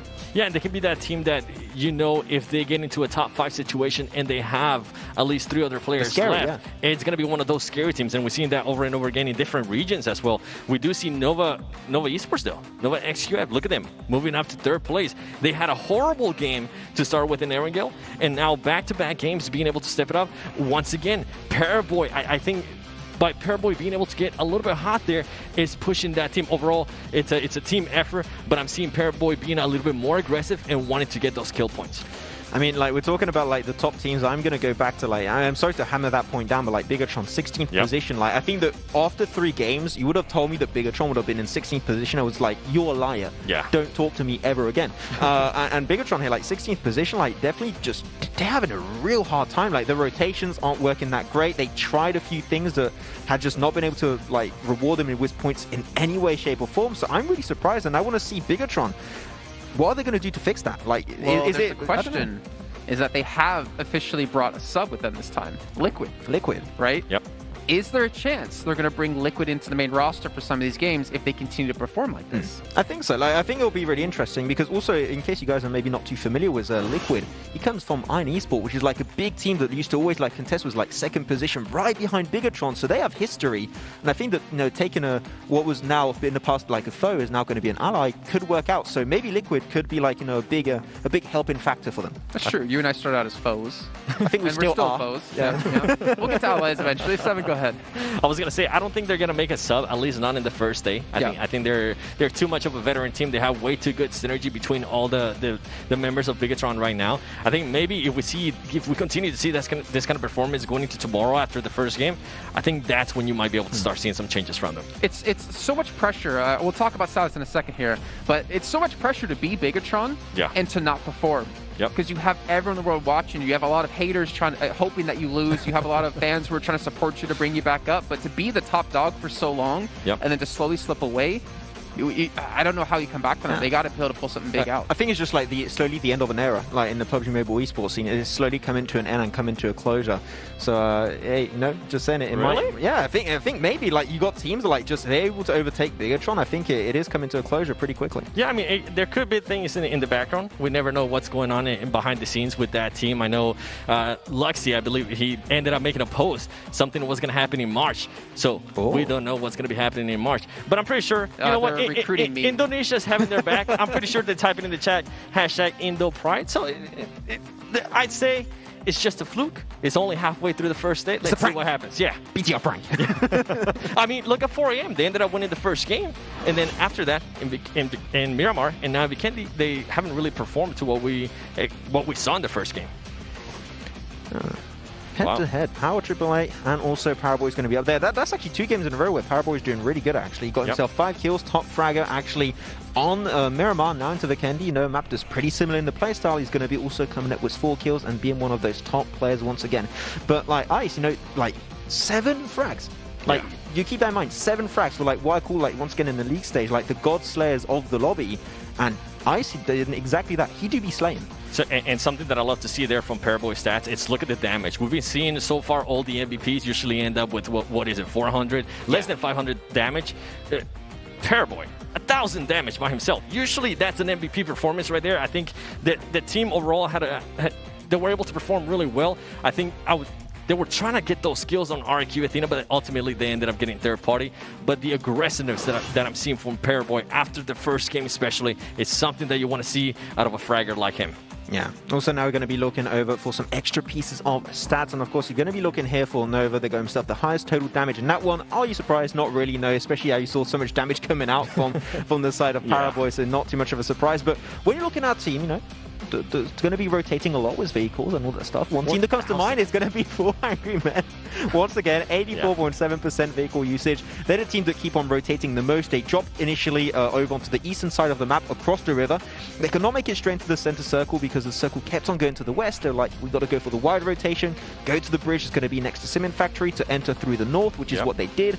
But unfortunately, there was a little bit too much point of contestment in the northern side, which did render that pretty useless at the end. Yeah, and they were able to pick up some kills there going up against Bigatron, so that kind of worked out for them. But I want to see if they're going to readjust their gameplay. Now that's back-to-back games that it hasn't really worked out for them. Yeah, we'll see. One thing that we do enjoy is that they are able to adjust, kind of like we saw that in the previous game. They really didn't play that outer circle because of the river was going to split in that one of those circles. So it's interesting to see. I think the next one, if I'm not wrong, is going to be Erangel. So I'm looking forward to see. Maybe they're going to just go back-to-back wins on Erangel. I'm going to confirm it is Erangel. Yeah, there you go. 100% it is Erangel coming into this one. A lot of M762s coming into this one. You know what? Not too surprised. It is a big top-tier weapon when it comes to competitive plays. You know what? They're going to be using that one quite a fair, decent bit here. And the damage is going to be pretty high. But once again, we'll have some white hair. I'm actually kind of surprised here. Not for the fact that we know, like, Law, I'm not saying that he can't frag. Yeah. Silas, okay, that's expected. Paraboy's expected, but I'm surprised not to see anyone from 4 Angry Men in here.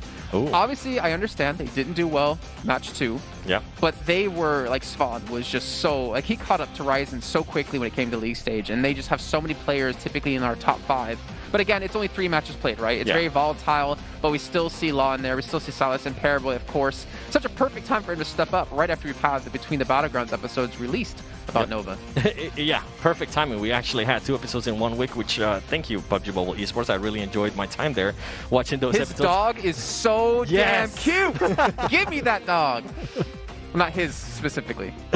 One that looks like it. I was going to say something, though, in regards to Alpha 7 and Law. Seeing Law there, for me, it's actually a little bit surprising considering he is the IGL of that team. Something I also wanted to point out when we were looking at the leaderboards is that Alpha 7 is relying a little bit too much on kills. In that previous match, they only ended up getting 2 kills, and in their placement points, then they only ended up getting with 1. So I feel like they have the fragging power, they can get those kills, they can win those engagements, but they need to work on just being able to stay alive a little bit longer. Obviously, that everybody wants to stay alive longer. Maybe work on your rotations, maybe try not to be as aggressive. We'll see what happens with Alpha 7. Well, you know what we have been talking about, or we haven't maybe mentioned too much on air just yet. These special cards we got going on for sale for Epics.gg. There's a limited number of these first edition PMGC Pro cards available for pre-order, and it's only here during the finals. And I can tell you right now, I know Imperium and Max have both already pre-ordered quite a bit. So you guys need to make sure to support your teams and order yours because they do get a portion of the sales as well. So you not only support them in fandom, you support them with money as well. You obviously showcase your collection online. You can even sell them in the marketplace and show that you're the #1 fan of the team. And especially considering there's even going to be some signed cards snuck in there in the pre-orders. So make sure you guys do that now. I'm glad you mentioned that because from this graphic right here, we can see a signed car from Paraboy. And let me just tell you, I want that car. I definitely want that car. But like Ace, like grade 7 of it. Obviously. Yes. Yeah, only grade 7. Only, all my cards are going to be grade 7. If you ever get a grade 7 and you're looking for someone to buy it, you know the man right here, the 7WG over on Instagram. We can see now, obviously, how the zones did shift throughout our last match here on Vikendi, and obviously the playing path, not too bad. I'm a little bit sad to not see, Dino Park finishes, but, I thought for some time, I thought we were going to have a castle finish. I mean, Airwolf on it. You did get excited. I love my castle finishes, okay? Those are rare when they happen. I'm truly happy when that is indeed the case. But no, this is a circle that, especially in the PMGC League stage, we remember, like, this circle has been happening time and time again. So these teams, these players are really familiar when it comes down to this. And, like, especially the reason why you had teams not playing too much on the outskirts was mainly because of that river. If you were on one side committing fully and the river shifted on the other side, you were going to get instantly denied so quickly, and you would struggle to find a decent position, or at least a way to make your way already inside the circle itself, which is why teams struggled. But like some rotations that were really clean, you can see Abrupt Slayers and Frangumen on the east both went over to the bridge that was just up top of Castle up north and made their way back in. But unfortunately, you had teams like Power 888, Bigatron that were contesting that a little bit and making it harder for those rotations to actually pay off. And one of the things you can also see from right there on your bottom left of the screen, you see RQ Athena just being able to get into some fights there. And the way that Nova Esports was able to position themselves to take on that fight later on against RQ Athena played out really well for me. Now looking at Kanina Power in this one, like they dropped Volnova, right? And this is round where the circle was finishing. Volnova, they're very familiar, and unfortunately there were just so many teams that were on the outskirts of Volnova, gatekeeping, teams moving away from that compound, that unfortunately Kanina Power, that was too much for them to bear with, and they did tend to rotate a little bit too late away from Volnova, which at the end did cause their demise. Yeah, and with Team Secret, as we're seeing right there, one of the fights between Team Secret and Footballers, we saw Matawai actually being able to clutch Jump shot in the blue, like what? Yeah, I don't think anybody from the Footballers players, they were expecting that. I think they were just expecting maybe to just take an easy fight and finish off somebody else. But Matawai being able to kind of take on that fight, jump up, jump shot, kill the player from Footballers, move on, and sadly for him, he wasn't able to make it to the zone. He ended up getting knocked down by the zone. But overall, plays like that is plays that can not only give you a confident boost for yourself, but also for your team. I actually really want to see some action shots in Epics.gg cards as well. I want to see like Matawai jumping. I want to see some like, for instance, Alpha 7, like they have the greatest poses when it comes to their pictures. Yes. But you know what? We're going to head to a break now while we get things ready for our 4th match of the day. We do have 2 new casters join us here on the desk. It's going to be Imperium and Hot Jukes, so don't go anywhere. This game ends with from the top side. There. It's just Kafle by itself.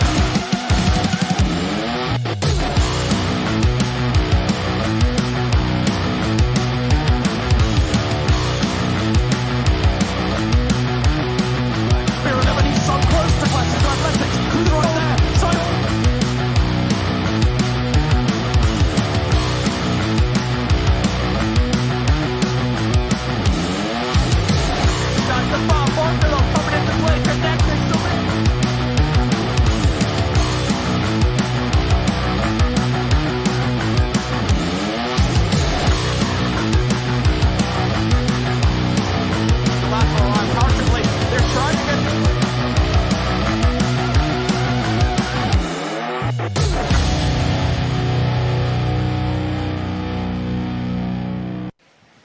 Sorry, ladies and gentlemen, I forgot Max has a contractually obligated amount of time to be on camera before we can go to the next match. So we're back here on the analysis desk here. Max, thanks for holding up. Analysts, just start game, please. We are obviously having a couple of issues, so we're just going to sort those out really quickly. But guys, I mean, obviously we have so many things that we can talk about, and I'm usually the one to drive the conversation. But you know what, Max? I'm going to give you the opportunity. What would you like to talk about right now? I want to talk about real quick about Secret Jin, actually. Okay, Secret Jin is a team that we haven't been talking about too much because they were like really into the league stage, like more those silent killers, and they did get close, like top 5 position on those top side of the scoreboards. And I was really impressed with how they were doing, especially like Cosmos and also Kengzo was doing really good for his team. But I've got to say that I've been seeing that they've been doing a lot of research coming into this one. Like their drop locations and their rotation path are really clean, but they're suffering in terms of team fighting. And I think that like it's just the level of gameplay of this lobby is just so high. Like there's 16 best teams in the world, and I think that here they need to try and refocus a little bit on what they're doing, how they breach, how they go aggressive. They need to fully commit to decision making, and I think that if they do tend to do so, they will be in a good spot, because currently you can see on the leaderboards 15th position. Like that is just not looking great whatsoever. So the thing about that is, I love how you brought up Secret Jin, because we've saw so many different teams in the league stage have those pop-up games. They had a 20-kill game on Erangel. They actually had 2 chicken dinners in that day on the Super Weekend. Like, they can't pull off some big numbers, but the fact is, anyone can do that. But Seven, I'm kind of surprised so far today. I mean, yeah, just 3 matches. Jason, calm down. We haven't had any of those huge games yet. Yeah, from anyone. And that's the one that I'm kind of expecting for next. And especially in Erangel, I wouldn't be surprised if we see 4 a.m. after, and I kind of want to stick with 4 a.m. here, since they ended up winning the first Erangel. I want to see if maybe they can do a great showing. We saw them during the PMGC League. They were able to get chicken dinners. They were able to get chicken dinners with 18 kills, which I think if they start doing that here, it would be amazing, especially after the performances there on Miramar and Vikendi. So this next match for me, I want to see 4 a.m. snap out of it, not end up being in those teams, not end up being in 12th place, 14th place. And I want to see another team that I want to see more consistency out of, especially after having such a great performance in the previous match, is going to be Team Secret. I want to see them being able to kind of put up a performance, because on that last match, as you can see right there on the leaderboard, they ended up getting all their placement points, and on top of that, they pretty much double their kill points. I mean, they had like a good position in the circle, like from the get-go, and they used it really well, and they were able also to defend that breach from Footballist. So it really goes to show that Team Secret, sure, their meme game on social media is really good, but their game also is actually pretty decent itself. So you know what, Team Secret, just a little bit further, and I'm sure they'll try and make it back in towards like that top 8 position in the leaderboards, because you've got to keep in mind also, we're talking about the top position, $700,000 for number 1, then 200,000, then 100,000, but still, like, if you're remaining in those top 8 positions, like, you still have some pretty big discrepancies, like, of cash price from position to position. So just a few kills might be the difference between you making like 50 grand and like, 100 grand. Well, you have to remember that Team Secret, they qualified 15th. Now, they had 205 points at the end of the league phase, but the thing was, they didn't qualify for the final Super Weekend. They had to sit there and just hope that no one was going to pass them in points, right? That's probably one of like the roughest positions to be in. So if you look at like how they've progressed throughout the league phase and now into the finals, they have dwindled down, just like BTR has. We've been talking about them before. They're currently in last place. There's a couple of teams like that, but the great thing about that is some other teams that I maybe never expected, like Abrupt Slayers, to step up like they've been able to, have kind of filled that gap, right? Where other teams are falling, other teams are rising to the occasion. I mean, this is the opportunity for a lot of these teams that initially was not known for like an international stage to like make a name for themselves and to create a new legacy, which I think is great. And you're just having like the esports scene of PUBG Mobile is growing in such a way, and it's going to grow even more in like 2021 with like $40 million in prize pool, which is absolutely insane, by the way. And the fact that like when you have the ecosystem of esports just growing so big so quickly, you got like such a big influx of new talent every single time, creating so many new teams, which will be happening in Japan, by the way, with their new entire run of like esport events over there. So I think that over time we're going to see like big teams for the next like 3-4 years that are going to be happening every single time, purely because the game is growing at such a rate that like you're always going to have new players at the top of the board. Yeah, and something that actually I'm kind of happy you mentioned Japan there. Something that we're now starting to see is players from different regions starting to actually switch regions. We're seeing that with Cloud9 Uneven. Yeah. He's actually going to Japan, which opens up the door. I don't think this is something that a lot of people expected, so I want to see what's going to happen after this tournament, because I'm pretty sure a lot of teams are waiting for this tournament to finish, for the finals to finish, and then start making changes between teams. That's something that's going to be exciting, and that's something I would highly suggest for everybody to just, if there's a player that you enjoy follow their social media, follow PUBG Mobile Esports on their social media, because the changes that are going to be coming to the scene are going to be pretty incredible. Feels like football almost. For real. Yeah, or if you're from the U.S. soccer. Just going to say that. Get out. Hey, I was confused for a second there. I was like, American football or like soccer football? That's true. Now I realize you guys are two American people. You are an American sandwich right now. Oh, hey. I don't know how to meet you are, but it is a good point though. Is that the more of these international tournaments with the growing scenes we have, like if you're Abrupt Slayers from Nepal, right? Yep. If you're Zeus from Mongolia, you're bringing so much new learned techniques and like ways to play back to your region to help the whole region as a whole continue to improve and get better and better as time goes on. That's why I'm so excited to see what happens here in 2021, but I'm also excited to see what's going to happen in our next match, as we're going to throw it back over to Imperium and Hot Jukes to kick it off. What is going on, everybody? Welcome to match number 4, about to get started. Of course, like Big Papa Jason just mentioned, I'm Hot Jukes here with my man Imperium, baby. We're in Dubai. Woo! Let's get it.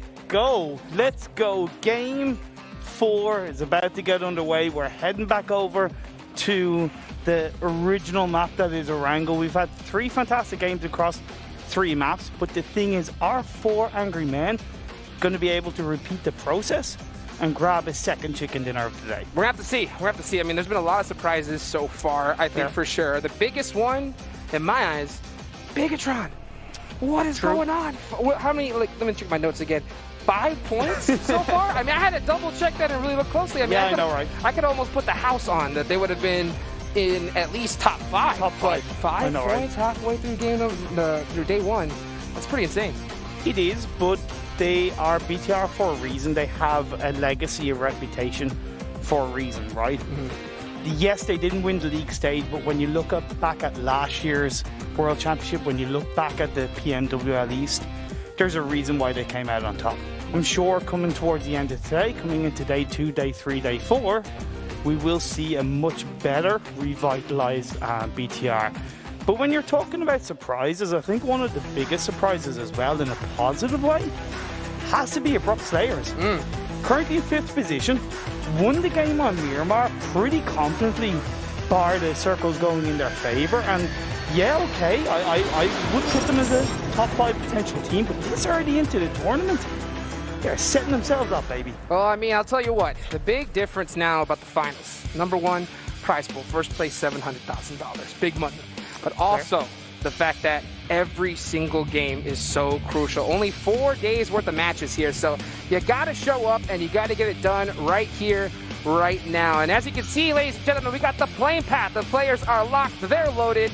And as you can see, a nice little, north to south plane path here on the west side. Yeah, but it's on the west side, so for any team looking to drop and move on over to the eastern side, like Kanina Tower, like BTR, it's going to be a lot more difficult. So knowing where those spawn points for the vehicles are going to be ever so important. Maybe if you do have a second drop spot, like in the Primorsk area or on the western coastal line, it might be better to opt towards that area. Other than that, it's just a matter of just teams settling down, finding their drop spot, and getting that loot built up. Yeah, that's what it's all about, baby. And you can see right now, A1 heading off first off the plane over to Severny. They're going to be getting some nice clean loot up there on the north side.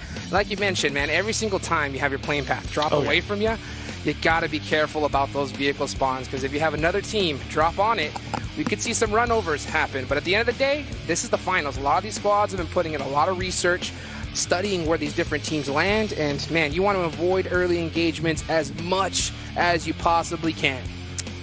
And even when you take into baby, I love the fact that I get cut off by a disgusting circle on phase 1.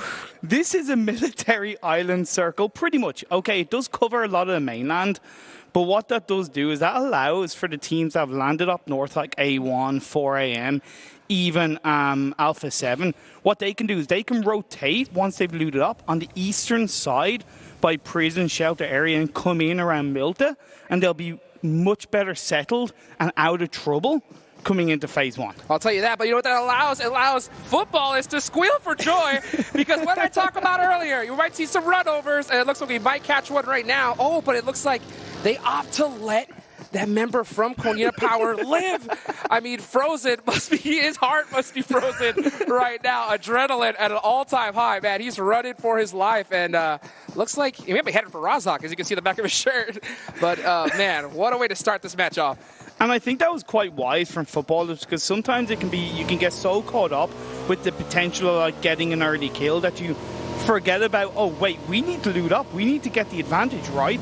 And footballers, what they could do is they could actually rotate and shift all the way over to Novo, which was one of their previous drop spots. So they would be very confident looting up in that area. Well, we'll see right now if it doesn't, you know, backfire on them a little bit, because we do see a couple of members from Konina Power roll up, and it's just Lavazin. Now, he does have the Scorpion and Shotgun. I don't think Black White has anything on him right now. So these guys are just getting started looting. Oh, with the shotty baby to start things off, straight to the face. Hello. This, I'm in the building. I'm in the building right now, and it looks like Axer, he's caught off guard as well. Left Freedom Rain with a shotgun blast, and then it's another shotgun play, and Solke picks things up, and first couple of kills for footballers to start this game, and not to be sniffed at. I mean, they got to be pumped up. I mean, they did end up, you know, leaving one of the players from Konina Power alive. And that was their warning, I think. And Konina Power didn't listen. Still headed deep into Military Island. Footballers said, hey, this is our house, baby. And they showed them how to get it done here at the start. We're starting to see some teams try to figure out these rotations. A lot of early shots here. I mean, man, military circles. Always a lot of action, baby. Always. It is also just hampered by such a harsh playing path where we're seeing teams kind of cluster together initially. Zeus, Power Triple 8, and Navi all around the North George area. And then you have DA, you know, Abrupt Slayers, and even Nova around down on the western side of this phase 1. And you have A1, 4AM, and Alpha around on the north. So, you know, cluster teams for now. But as we look to see them hopefully settle down in these drop spots, like I said, they will grab their composure.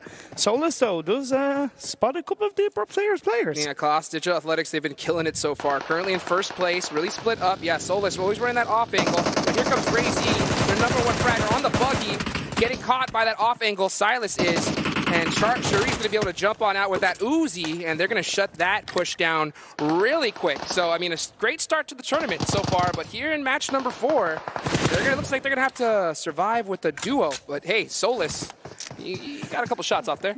That was a massive mistake in my eyes for Silas and Ray Z, because Solus got information on that rotation by Abrupt Slayers into Ferry Pier area. There was no need for Class 2 send to their players in so heavy without communicating what I presume was a lack of communication with Solus. They could have actually gotten that pincer movement by using Solus to gather more information and go for a much more calculated engagement. I mean, they could be feeling themselves. I mean, they've been crushing it so far, so maybe they're like, hey, you know what, let's just push it on over. But at the same time, you gotta respect these teams. I mean, we got the best on the planet playing here. I mean, if you just get a little lazy on just one player, we've seen some 1v4s happen in the past, so we'll definitely see how these teams opt to make these adjustments going on. Nova heading on over to Military Circle, able to get through that bridge relatively safe, but oh, Order catching Kegzo, trying to do a pit maneuver. Oh, switches seats with the Thompson, puts a couple shots onto him. Looks like they're gonna let him take off on his merry way, though. That was a close one. If that was any other vehicle, I reckon he still would have died, because as much as another vehicle would have given him more protection, that bike is super fast on acceleration, 100%. right? So he was able to just get out of the line of sight of those shots. But BTR Zuxi is going to come in, gets one knock, gets a second knock, and that's 2 kills for BTR. That's huge. They needed this. I mean, they definitely need to get some early kills to kind of get that momentum going, to get a little bit more confidence, because, I mean, the way they started off this tournament is pretty relatively shocking, at least in my eyes. But match number 4, this is a really good turning point to kind of show up, and we'll see if they're going to be able to do that. And as we look on over, we're seeing these teams still getting looted up. One thing, I know you guys can't tell right now, but on the map, 4 a.m. coming all the way from the north side. Never mind, yeah, 4 a.m. getting caught by A1 Esports. Wrong building, sir. Wrong building. And that was purely down to a slow rotation from 4 a.m. outside of Yasnaya, because you got to think, A1, they dropped in Severny. In theory, they should have been behind 4 Angry Men, but because they rotated earlier, they were able to catch him. Not before Suk does get a cheap kill for his troubles. Suk, I mean, with that DP, these guys are so good using that weapon from long range. Just absolute laser beams. And I think that at the same time, I mean, A1 is still pretty north of the circle. I just think That's fair. I think 4 AM just like, hey, there's no way there's going to be a squad here in these buildings. But hey, you gotta scout. The unexpected. Yeah, constantly. I mean, especially with this much money on the line, only a few matches to play. Can't make any mistakes. But it looks like we got a nice bow tape, baby, from Power Triple H. Shout out to my man Mustache Dave. You know that we love them bow tapes. But dude, this is what I'm talking about. I always remember the first thing that really surprised me in a positive way when it came to boat rotations were Team Queso. Oh, yeah. Back in 2019, the prelims in Berlin. And ever since then, I've kind of always looked out for a team that's not afraid to pull out a nice, clean, classy botation. And especially with the military island phase 1, there's a much higher chance that the southern part of the island, untouched, unscouted, unlooted, unbooted, and Power AAA taking advantage of that. Got to be real careful, though. I mean, that boat, it's like 9 bullets, and that thing is exploded. So you'll see, like, if a player even hears a shot comes at that boat, everybody jumps out. But it looks so far, I know you guys can't see it right now watching, but it looks like they're going to be able to make a decent rotation. But it's, hey, we got a second boat tape. It looks like coming from Navi. And at the end of the day, I can't really blame them. I mean, especially considering you got to know that those bridges are completely locked up. I think that might be too late, though. That's true. They are already behind right now. Like, it comes to a point, that threshold of a boat rotation where it kind of goes from good to bad is very fine. We'll have to see how it works out. Phase 2 pops up. It centers up quite nicely, but what is actually quite good for the teams is that it still stays down south with like 90% of the circle on the military island. Yeah, I love to see this cam right now as we're watching a race with the boats, baby. A boat racing simulator right here, right now live. And full squads. I mean, just rocking this strategy. Suk got a little boat on his lonesome over here, just trying to play it safe. I mean, we're seeing all the strats being pulled out here at the PMGC. Looking at where teams are currently positioned, Alpha 7, who has been noted on the analyst desk, have kind of opted to go for the edges circle positions and maybe relying too heavily on kills, are still actually in the blue. They're nowhere near the northern edge of this circle. I fear that's going to once again hurt them at the end result of this game. Yeah, you're going to have to be able to pull off some massive kills, but you got to get those results, those final placements as well. But then again, I mean, this tournament, 24 matches total, so you know, if you're able to get a good couple chicken dinners, that's going to be brutal. But we'll see right now as Order putting down some fire onto RRQ. They don't have a boat. They wouldn't be one right now if they even had one, as you got to watch out for that DP. But they're just trying to sneak their way, swim on way into this military circle. Kunina Power down to 1 player. Gonzo's left standing. But the members of Footballists are surrounding him, swarming him like flies to light as Rom dips down with the buggy. He might not know Gonzo's there, actually. Yeah, snake in the grass, something you always have to worry about. Ram is going to be able to get this loot. They do have 3 kills to start off this match, so they're feeling off pretty well. 2 on the side of Kunina Power, as we saw at the initial drop, and it is just gone. Oh, what? Loots! I know. With the vehicle! Oh, if he would have killed them with that vehicle, that would have been insane. But Gonzo, he heard that, and he is just staring in that direction. He is just holding this dip for dear life. Like, the Zen mentality required to not fire shots in this situation, even though you are the last player standing on your team, it requires more than you think, right? You know, and I think as an ex-pro player, you would understand this a bit more. It's natural for a player to want to shoot right, to want to get those shots off and get that knockdown, but when you're on your own, you have to stay composed. That trigger discipline, you gotta have it, and especially considering that, you know, he's just on his lonesome right now. Even if he gets a knock and thirst, the rest of that squad's gonna come in hot to get that finish. So opting to play it safe for now. Can't blame them. We'll see the rest of these squads try to figure out their way in. We still have a few teams have not made it yet into the military circle. Alpha 7, they're coming in really late from the north side. A1 holding that bridge on the east side right now, and it looks like that bridge is clear. But at the same time, I mean, you always got to be careful. You never want to get bridge camped. they will want to scout this a little bit, even if it's just for 30 seconds, send a player over. Possibly, even though they're down to 3 players, even just to send a player over and make sure it's all clear across the way.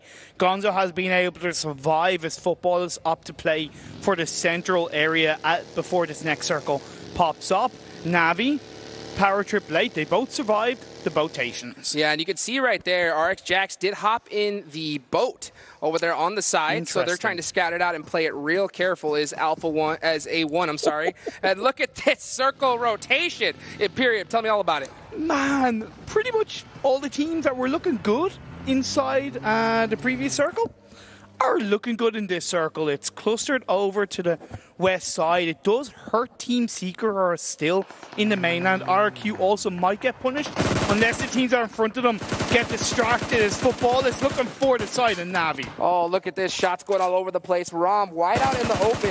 Haven't hit that lay down behind that bug. He needs to get out of here, though. Yeah, unfortunately, just stuck out of position. Is going to get pieced up by Navi and thirsted here. And that, to me, that was kind of footballers just taking a rotation that they didn't know about. Yeah, that's a really tough one, though. It looks like Solke. It isn't Sunday. He's going to have to hold it down, though, with that Uzi. 1 HP, trying to pull up some shenanigans. Oh, throws the Molotov. Gets the nice little burn there onto Zeus. But Zeus coming in hot, baby. They're going to get that finish on the football list. Burn, baby, burn. Disco Inferno. Nice play by Zeus.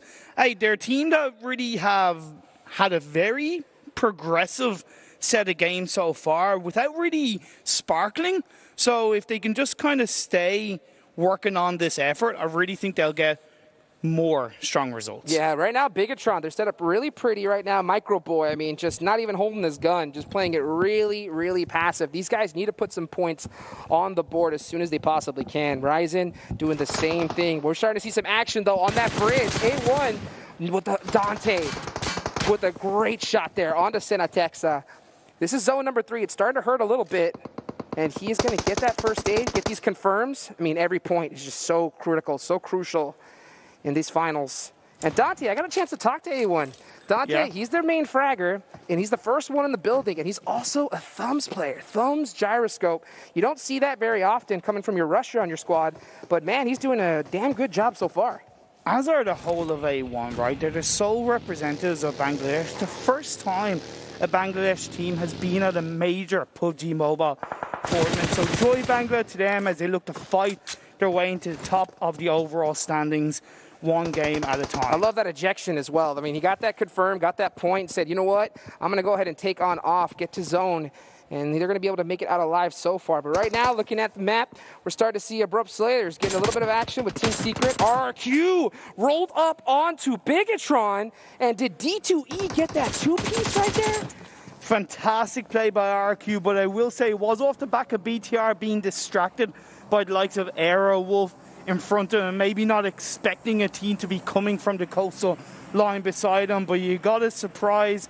You got to be able to prepare for that. And BTR, once again, looking a little bit slow on these circle shifts to react to them. I'm surprised. I mean, they're playing this super passive. I mean, usually we see them when they have this kind of zone just play a little bit more aggressive. But, I mean, RRQ, I mean, that is nothing but an aggressive squad. So they're going to push you if they catch you slipping. And that's exactly what they did. Next zone, going on up to the nice little north shift, back into the mountainside. So we're going to go ahead a little bit further away from military base. It's going to be interesting to see these squads set up here. And it's going to be so important for Airwolf to join up as a full squad in the center of this phase because they'll want to create a metaphorical controlling area around them. Abrupt Slayer is down to one, Cherry thrown down. He's going to get taken out, and U-High, boy, rocks up high, grabs that final kill. Abrupt Slayers are out of here. U-High getting it done right. Love to see that for Team Secret. Moving on over, Dante just came from that bridge. Oh, what a spray right there. Catching just the tip of the head of Corpai, getting him knocked down. You know, he's got to be feeling himself after that one. And at the same time, they got to get into zone, get a secure position, and gatekeep the heck out of Power Triple 8. You know that's what's on their mind. Plus, they've also got to recognize 4AM and Alpha 7 playing along this area as well. A1 a little bit split off before him. They don't seem to really know where they want to go on this entryway into the circle. Yeah, this reminds me of that Miramar match. You know, they kind of got caught out position. They're kind of riding that blue. They love to go ahead and just hug that circle, go to that hard shift side where it's normally open. But at the same time, this is zone 4. That Papa Blue starts chunking you. And 6-9, snaking his way, getting caught by Alpha 7. Dante looks like it's all up to him to figure this one out for his team. See, here's the thing. What's all around him is pretty much open, bar a few up and downhill areas. So really, you got to stay prone down and hope for the best on this next circle shift. The Team Seeker spray up and look for the members of Nova. King just looks like to barely make it out of alive, and just like that, Paraboy and the rest of his squad able to get some nice suppressive fire to give his teammate a chance to survive, but they are definitely starting to get pinched right now. One thing you got to give it to Nova, they're so good at playing separate. I mean, there's synergy just to be able to get those comms and get that support, second to none. And keep up as a full squad as well on the western side of this phase 4. Looking pretty good. They have a hillside all to themselves. Team Secret maybe could have breached on that area in vehicles rather than going for the shots on the outside. They could get pinched up in the end. Zeus looking down on the southwest of this phase 4 on the edge of the circle. As DA just send their final 2 players much closer to the center of the circle. Starting to see a lot of these teams, you know, just group up in these locations. Right now, looking at Airwolf, Limax, they're dead center of the zone. Full squad up. This could be a good opportunity for them to put some points on the board, but you got to be able to hit those shots. Team Secret playing this really tight. No catch order. A little bit pressed up. He's getting some great support from his squad, though, and he's got that Thompson in hand as well. Matt Toy with the jump shots. You know, he knows how to get that done. And right now, it's up to them to be able to finally press onto Nova. But, man, they're doing a great job at defending themselves right now. Nova has King in the back line, just providing that suppressing support. So if Team Secret rock up over the lip of that hill, even an inch, King is ready to just take those headshots off. So really, Team Secret are at the back end of it. They're by the blue zone. They've got a couple of smokes that they're able to utilize. But at the end of the day, I feel like this is nearing the end of Team Secret's game 4. The amount of synergy you have to pull that kind of split push up from Nova is ridiculous, and they're doing it perfectly right now. Order getting that information. You know, he hopes he had some more nades to his hands right now to be able to get some good kit onto Team Secret, but they are going to be holding this position. A lot of smokes. They still have that dossier. They can definitely make it out of this, but the zone. Oh, what a shift, Imperium. And what's so important for Nova is because it's shifted down south where they're going to have quite an easy entry point into this phase 5, they got to close out this engagement quickly. And they send Jimmy 4 closer to the northwestern edge of the circle just to gather a little bit of information. So that's great teamwork and great preparation from the Nova boys. And we're seeing these squads get a move on it real quick. Team Secret almost shoulder to shoulder right now, putting on that suppressive fire to Nova. They got to be able to get these shots off so they can get a position inside this circle. But man, with this kind of zone, Imperium, there's no cover here. I mean, this is all open field. You got to hit some mad shots if you want to take this chicken dinner home. On a side note, this circle shift really benefited Navi. Yes, okay, they're still actually inside the base by the edge of the road, but everybody up in the north, northeast, northwest, they're going to take each other out on their entryway into circle, and Navi can just wait, hold it out, and then pick up the pieces. Yeah, we'll see right now how they opt to get that done. There goes Nova, XQF, eliminated in 11th place. A lot of these teams just holding that position. You see Zuxi from Bigatron Esports just holding that shack right now, trying to get some placement points for his squad. Airwolf, the team I was talking about, they had a really good position. They still have a darn good spot right now, but they got to defend it. They're 1-1-1-1 split. That's crazy at this stage of the game. You need to be joining up minimum 2-2 in my eyes, but let's see how it works out for them. RQ and Airwolf along with Alpha 7 are going to be engaging on each other, getting inside that US. Going to look to disengage. Is that a wise choice? Well, it should work out for now. If they had a full squad with them, they would have been able to engage it. But now that the fact that they're so split, I mean, they had to go ahead and take off from it. So it looks like they're going to be able to get that survive for now. Super Una is all to his lonesome, though. He's going to have a 1v2 situation with 4 angry men. You can see him throw those nice little nades there, trying to get some intel, hitting those little jumps. Yeah, just trying to be able to get these shots. And he's trying to press this one right now against 4 angry men. Yeah, push comes through. A lovely clean knock initially onto Zingy, and let's see if we can get the last kill onto Zook. I mean, this is against the #1 team right here. These guys are the league play champions, and he was able to get the one piece, looking for the 2. Can he get it done? He has a great position. Potato coming in for the assist, but they're getting third-partied now. Oh, and the nade coming down. It looks like it's right next to that UAS. Hits, but oh, he's able to survive by just an inch of his teeth. Oh man, the revives coming through from Zook onto Zingy. Power 888. Also maybe looking to get into the action a little bit as the last player standing. The circle did kind of center off, goes northwest, and Navi still up as a 3-man team. I mean, look at this from Rex from long distance. I mean, just put a little thorn in the side of Airwolf Limax right there. So that third party definitely was a lifeline for 4 Angry Men. Gave him a little bit more time to get that reset. But here comes zone number 6, and this one hurts. I mean, Airwolf Limax, they got to get a move on it right now. They've got to push. They've got to be aggressive. They've got to be controlling if they're going to even get to the edge of the circle. Never mind win this game. Zingy Zook separate because they know that with a couple of grenades, they can't afford to be too close together. Last player, Triple Eight, like I said, getting a little bit closer. Tixie from Navi, along with that spread out play, could also find the angles onto either 4 Angry Men or Airwolf. I mean, look how 4 Angry Men are just controlling this, gatekeeping so hard with only 2 players. I mean, this is the top squad for a reason, ladies and gentlemen.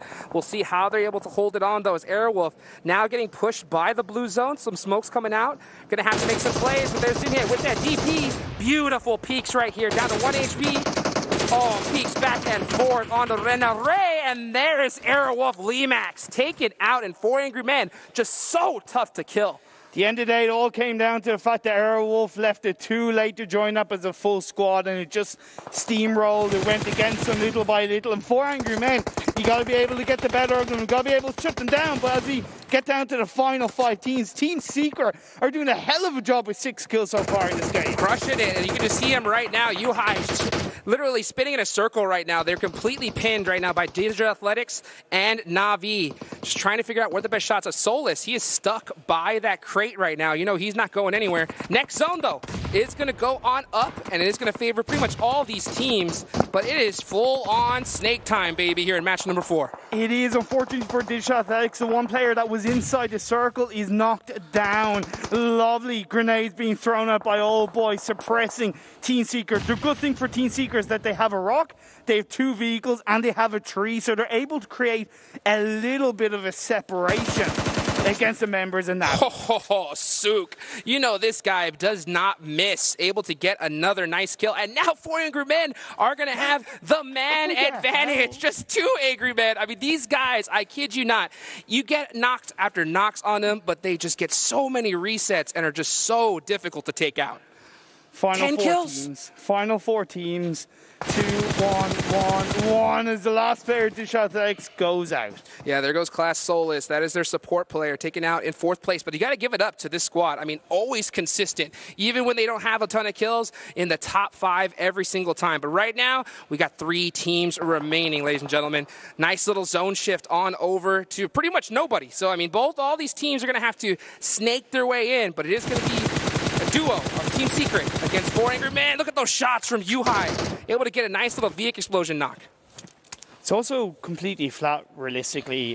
So the only way you're going to survive getting into the circle is by getting hopefully to the next tree to get into the to the next checkpoint, so to speak. And with 2 other teams around you for 4 Angry Men, they're kind of getting swiped from either side. The only thing they can hope for is that Old Boy, he does get that first knockdown, and that could be the sign for 4 Angry Men to fire on through. You know, that first name is an eviction notice, baby, and Old Boy is throwing down the rest. A little bit short, though. That was a great one to start off, but it looks like Yuhai is going to get that reset off. What a play right there, and there goes Yuhai. I mean, just putting in some work on the 4 Angry Men now, trying to get this thirst, and he's going to get it done. So that is a huge, huge finish for them. Teams remaining. We'll see right now, Matt Toy, I mean, just putting in so much work. Team Secret want this chicken dinner. 8 kills to their name. What a big performance from him. Old Boy, though, all the just snaking on his lonesome, be a thorn on the side of both these teams, but he's going to have to get moving into the zone right now. Oh, what a charge shot from U-High. Almost like they baited him out right there. What a great play, and now it is a 2v1. It looks like it's all Team Secret to finish this out, but Old Boy gets a huge knock. It is up to him now. 1v1 between Mattoy. Oh my goodness! Old Boy shutting it down. 2v1 snake play, baby. That is how you get it done. Nails Vincere. Navi comes in with the clutch. Old Boy playing as if he was a full squad on his own. And god damn it, they look damn good in that game. Like, they played on the south. They played it relatively kind of safely towards the end. Were they maybe spread a little bit too thinly as a three-man team? Yeah, but at the end of the day, like we talked about with Nova and 400 men, as a three-man team, they were so strong separately. This is the Na'Vi that I've been waiting to see League play. They didn't really perform the way we wanted to, but come in the finals, I mean, what a way to get it done. Ladies and gentlemen, so let's go ahead and take it on over to our analysts to see what they think after match number 4. What did we say earlier, guys? Yeah. We mentioned the Old Boy let it know publicly that his father passed away due to COVID last week. He's not even there to attend his funeral, and I think he wants to win this tournament to prove the love for his father. What a phenomenal performance at the very end, 1v2 to clutch it out. Na'Vi, they should be first place. I see no way they're not. And we were talking about EMEA, IGLs throughout the entirety of the league stage, talking about the side of Gonzo, talking about the side of Solke, and I got another EMEA IGL that's coming on through. Old Boy really stepping up to the occasion, like that 1v2, versus one team that's really, really impressive on their own regard is really good to see. And I think that overall, this is a position also where they did tend to take a few wins, or at least good top 3 positions in the past EMEA League, also the league stage, and they're just so used to that position overall. They were feeling really comfortable, and Imperium did bring up also the fact that they were maybe spread a little bit too thinly. I was thinking that was great because they had to actually go uphill and they had no information. So you know what? You don't have any information. You have no way of pushing aggressively. Play it super spread and just try and get one player in, and you might just steal the win, which is exactly what happened with Old Boy securing the dub. Yeah, to give credit to Team Secret there, what did we say in the last one? Hey, 5th place, 5 kills, and now they'll be able to get at least the 2nd place.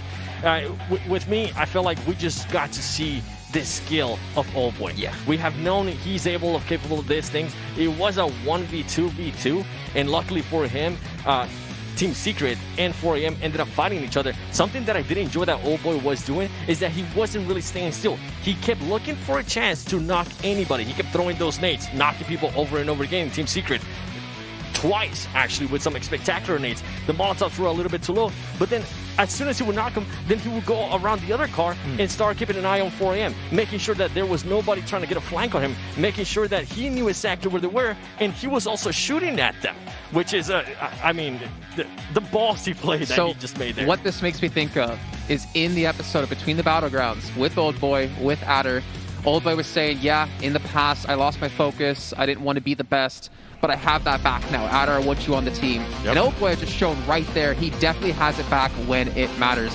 We also have to give a big shout out not only to him, to Na'Vi, but also to Qualcomm, who's the official title sponsor here for the PMGC, who deliver ultimate gaming advantages with the Qualcomm Snapdragon Elite Gaming, a full arsenal of hardware and software features that can be fully integrated into top-tier smartphones that are powered by the Qualcomm Snapdragon 5G mobile platform. So big shout out to them, because that is obviously what the teams are playing on, and honestly, this has been a fantastic tournament so far. So many big winners. We've not had a single repeat. Yep.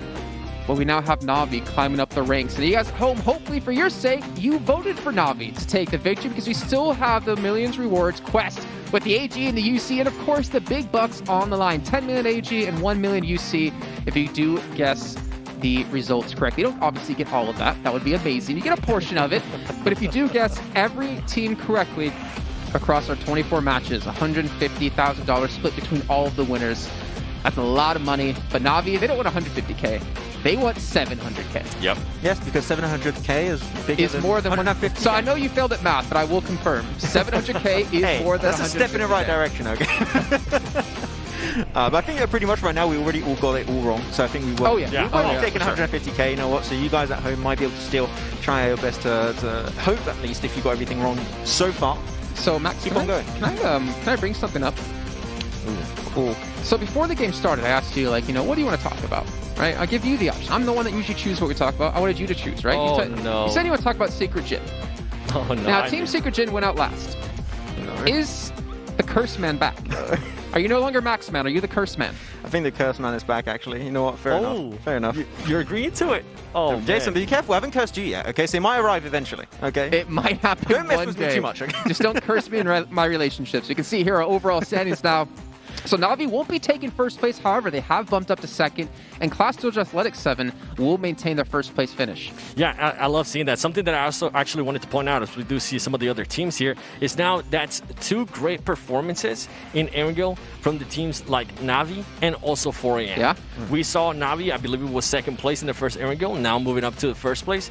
And then same with 4AM. 4AM ended up first place on the first aerial, and now third place here on the second one.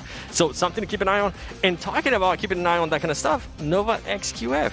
Now, with that performance there, it mimicked a little bit of what we saw in the first Erangel. So I'm starting to see a pattern here, Max. Yeah, Erangel, so normally that's one of the maps in which they should be the most comfortable. We know in China, they do not play the Kennedy, they do not play Sanhok, they play only Miramar and Erangel. And they would think like normally Nova XQF, sure that they're shifting from like, first person perspective to third person perspective. That's still a big shift on its own regard. But I was like thinking, Nova, Erangel, we got 3 games a day. The Chinese team should be, really performing pretty good. Frankie Mendy did perform good, but Nova falling behind, which is a surprise to be sure. Not a welcome one, though. I'm not going to do a reference because it is not a welcome surprise. Yeah, talking about surprises, it's still in 16th place. Bigatron. Now, they're not budging. Yeah, I mean, they ended up getting 3 points there extra overall, which it's not going to cut it. It's not going to cut it if you want to be in the top 3. It's definitely not going to cut it if you want to be in first place. Jason. I will say that I completely agree with you, but I will say this. It's a completely different situation, I understand. But day 1 of League Play, week 1, they were terrible. They were like out of top 16 100%. They were like 22nd or something.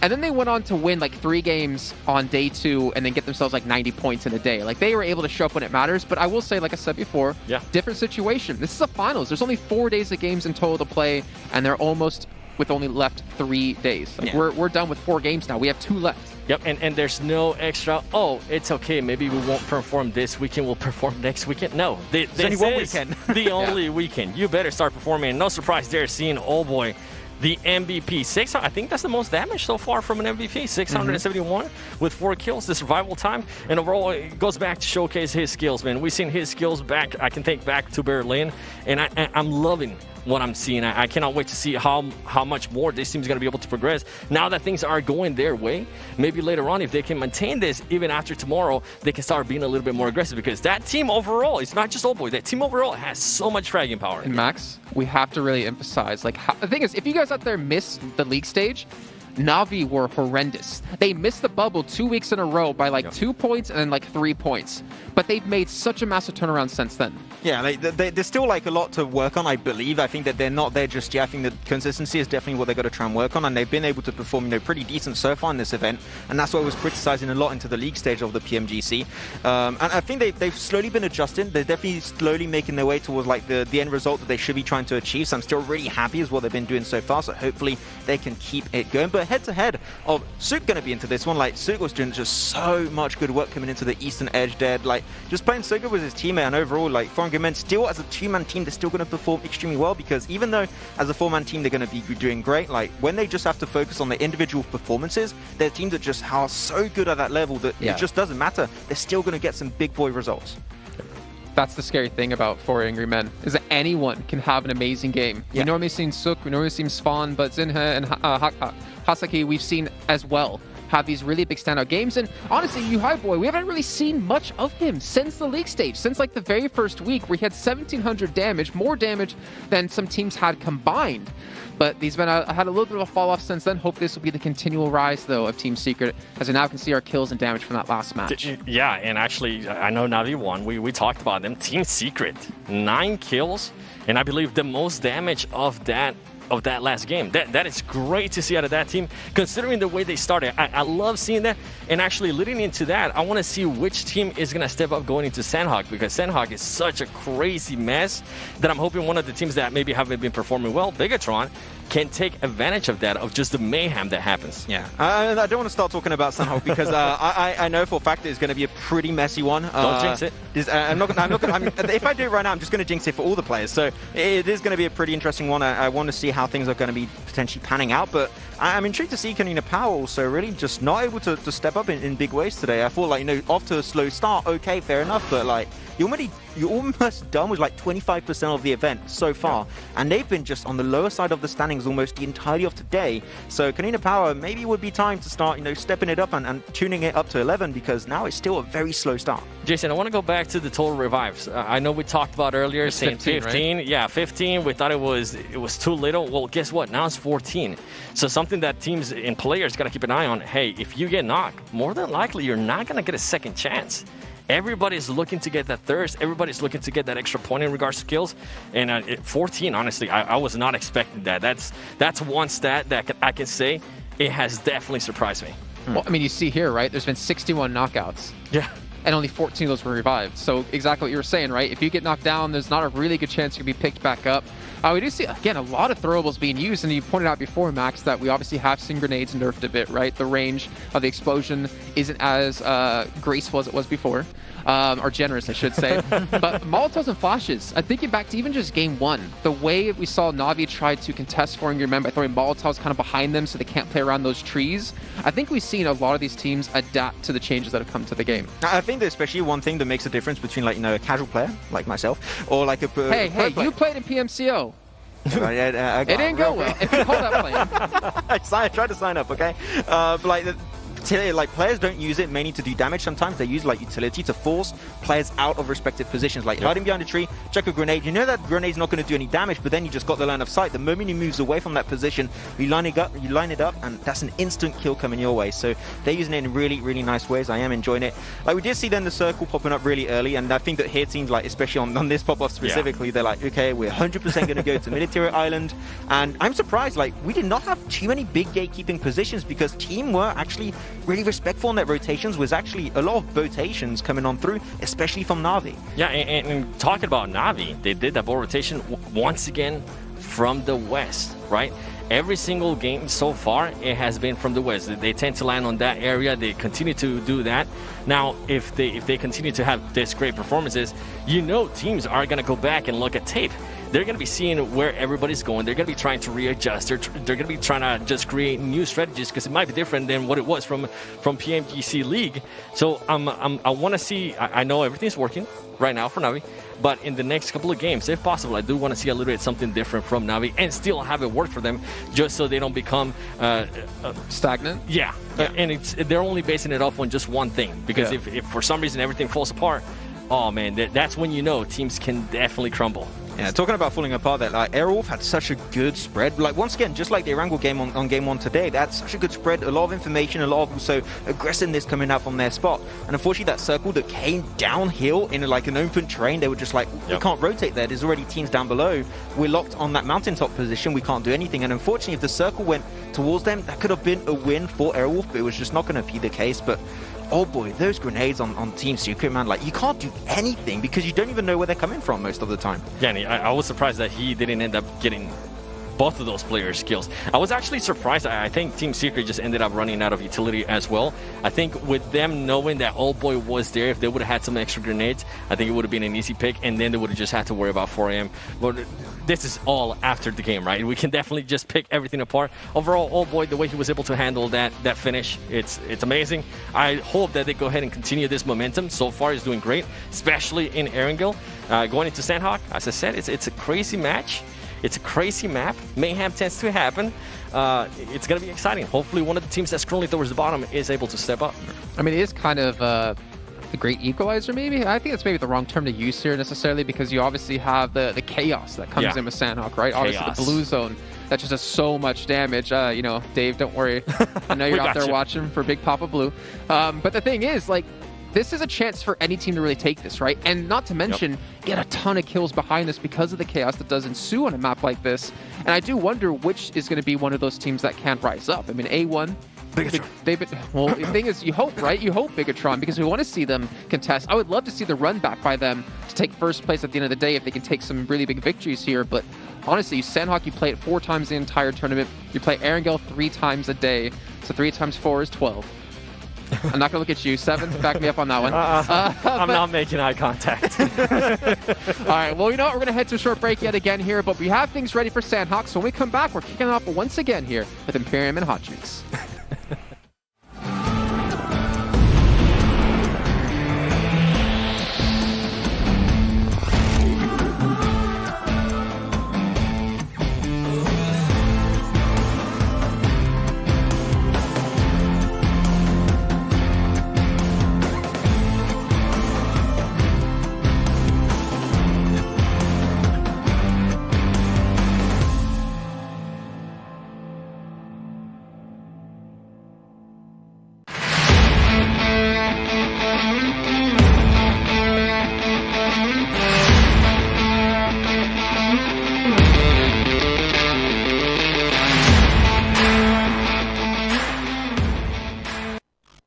1+ 8 teeth. This has the 120 hertz, so it is wicked smooth. 15 minutes will get you charged up for a whole day. And this has a quad camera too. We got a 48, a 16, a 5, and a 2 megapixel. Woo, baby, what a day of matches, man, so far. It's been absolute insanity. And first of all, my heart goes out to old boy, his family. Obviously, hearing that story is absolutely insane. But man, what a way to get it done there in that last match. We got 2 matches still left to go. And the crazy part about that is after today, a quarter of the tournament is completely finished. I mean, but at the end, it's so huge. It's so huge. I mean, every match has been so crazy, but they're so important. And like Jason said, only 4 Sandhawks that are going to be played in this entire tournament. But well, you definitely know, Sandhawk, that's a game where you can get a ton of kills and a huge chicken dinner.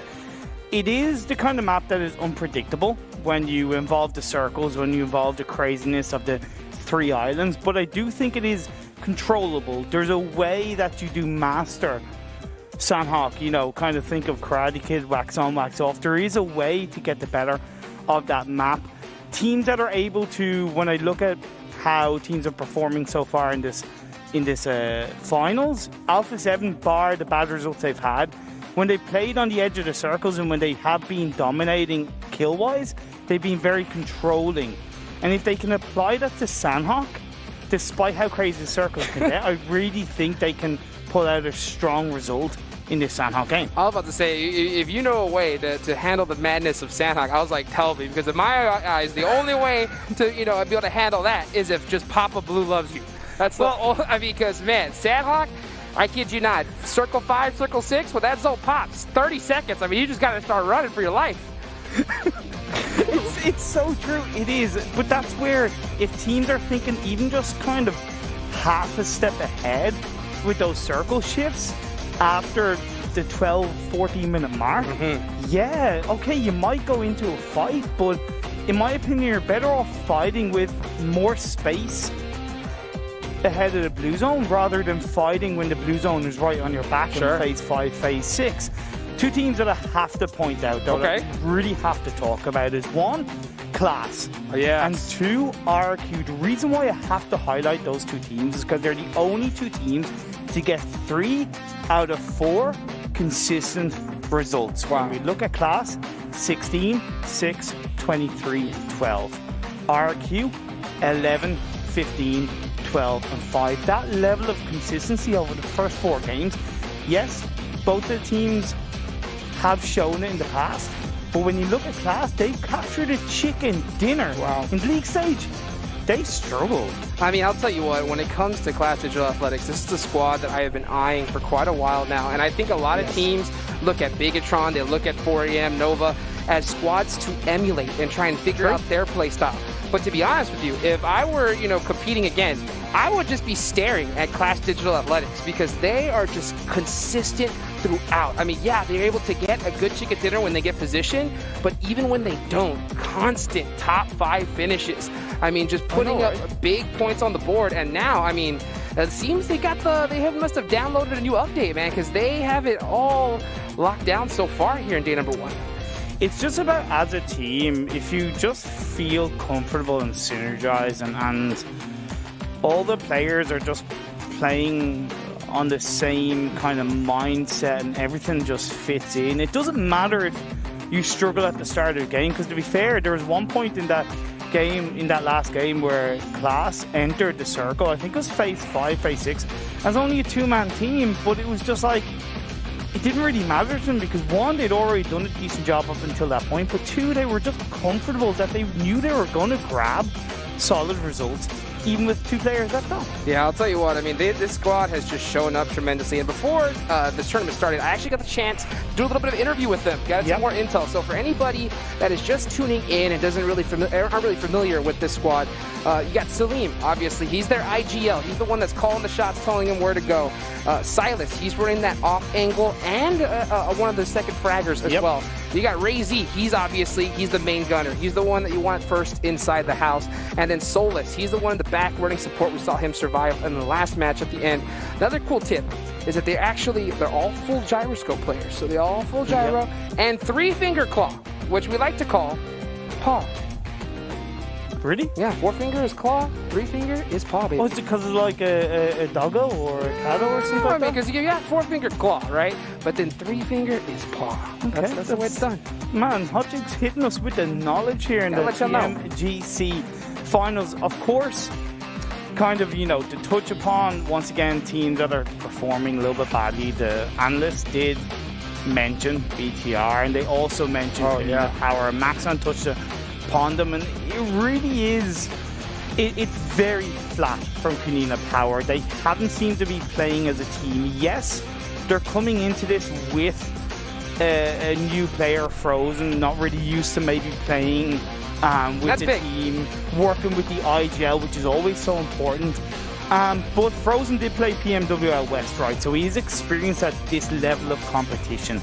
And at the end of the day, yes, they were maybe somewhat forced to take on this extra player, but they've got to do something with that because they can't use it as an excuse. I mean, team synergy, it's the main thing. I mean, you have to have it at this high level. I mean, one missed call out, any kind of little miscommunication is just going to be absolute dire for your squad. So we'll have to see how these teams are going to be able to get it done as we finally get loaded up into the Sandhawk match. And period. I have to talk about this because in my eyes, this is so huge when it comes to this map.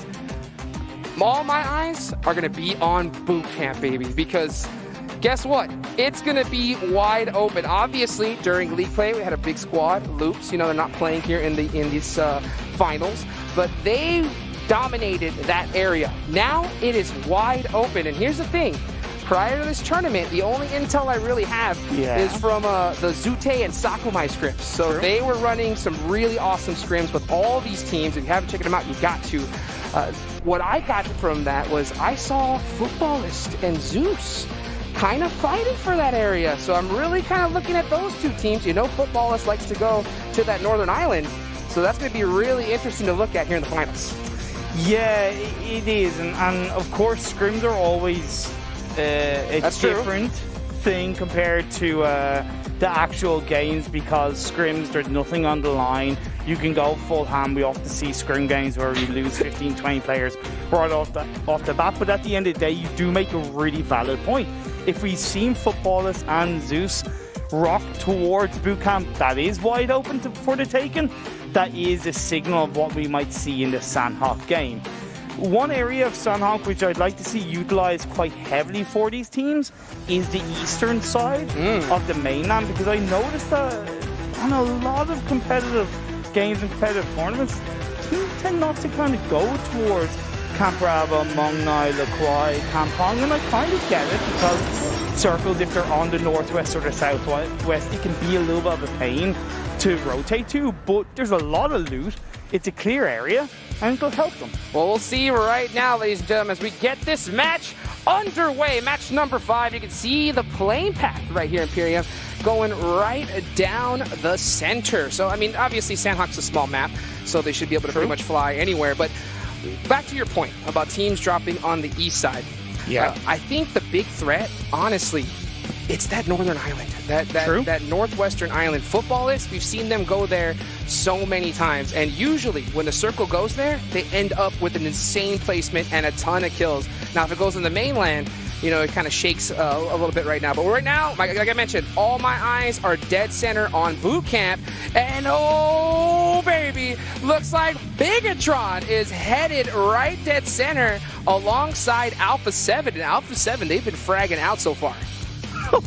Baby, Alpha 7 used to play towards the edge of these circles, but it's a boot camp battle, baby. Hot Jukes, straight off the bat, we're seeing some action. Lobster building is packed, and you can see right now, Alpha 7 holding down this side. They got Senathexa with that Vector in his hand, trying to be able to make some plays. Zuxi is down already, and the rest of his squad's going to have to support him really quickly. At the end of the day, there's a lot of RNG. When you hot drop another squad, you got to be able to find some loot really quick. Looks like Luxy is in that back end.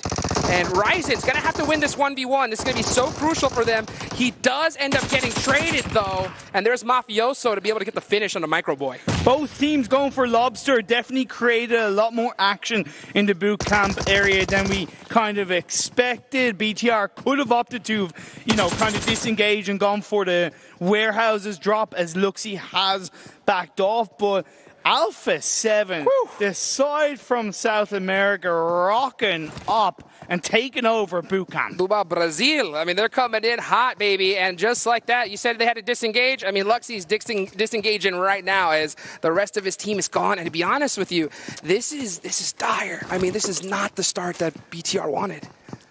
Does it or does it not just sum up their day so far? I mean, yeah, you're right. To be fair. And look, you know, I love BTR. I think they're amazing. But at the end of the day, we can only go based on what we're seeing. And that start to the Sanhok game speaks volumes to how they've been performing throughout the day. You know what? Never mind. You know what I'm going to say? Okay. BTR, tactical feeding. Right? Tactical. I think they're doing like a Secretariat strat where they like to kind of like go far behind and then come back in the end. You know, that's what my assumption's going to be. Brain. Yeah, Big 100%. brain. I mean, I what a you know, such a giving squad Bigatron is. So, ladies and gentlemen, it looks like we're going to go ahead and get a little bit of a reset here started. Oh man, one of those things that does happen at the end of the day, and maybe it's a little bit lucky for Let's go, Bigatron! For BTR, because they're going, okay, clearly there's been a bit of a technical issue, a bit of a dead game as we call it, and they'll have a second chance, but will they opt to actually go for boot camp? Well, you know what I think that was? That was a scrim, okay?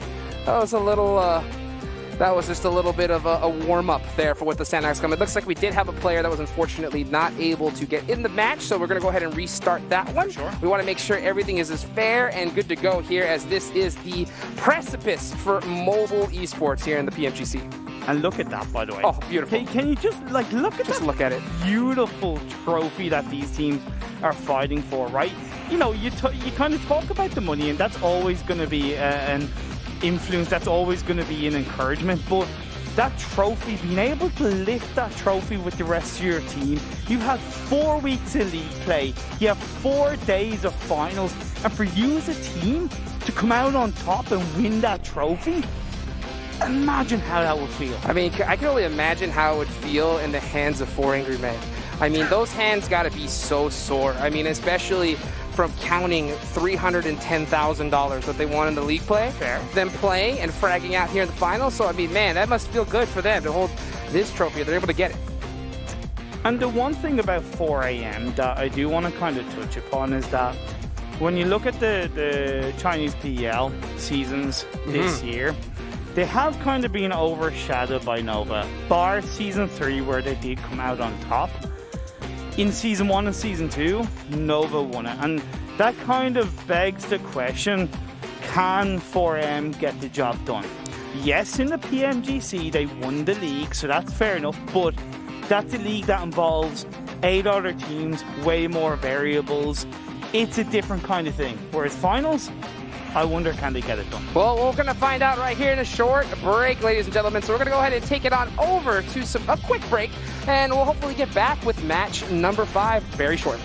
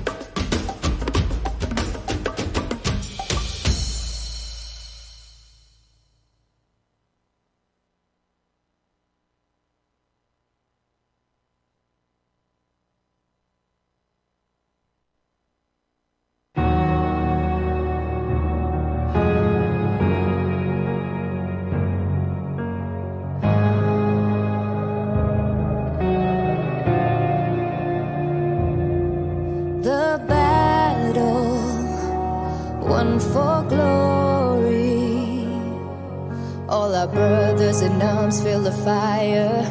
We're conquerors, never back down. The battle tells our story of survival. The challenge will never be over. This is the race, it's not the end. Can't see what's written tomorrow. Some call it fate, but one thing I know, this time I will be in control. I'm caught in the fray, but we'll survive the battle. One for glory. All our brothers in arms feel the fire. We're conquerors, never back down. The battle tells our story of survival. The challenge will never be over. This is the race, it's not the end. We're on time. Take one step for the jump. The battle, one for glory. All our brothers in arms feel the fire. We're conquerors, never back down. The battle tells our story of survival. The challenge will never be over.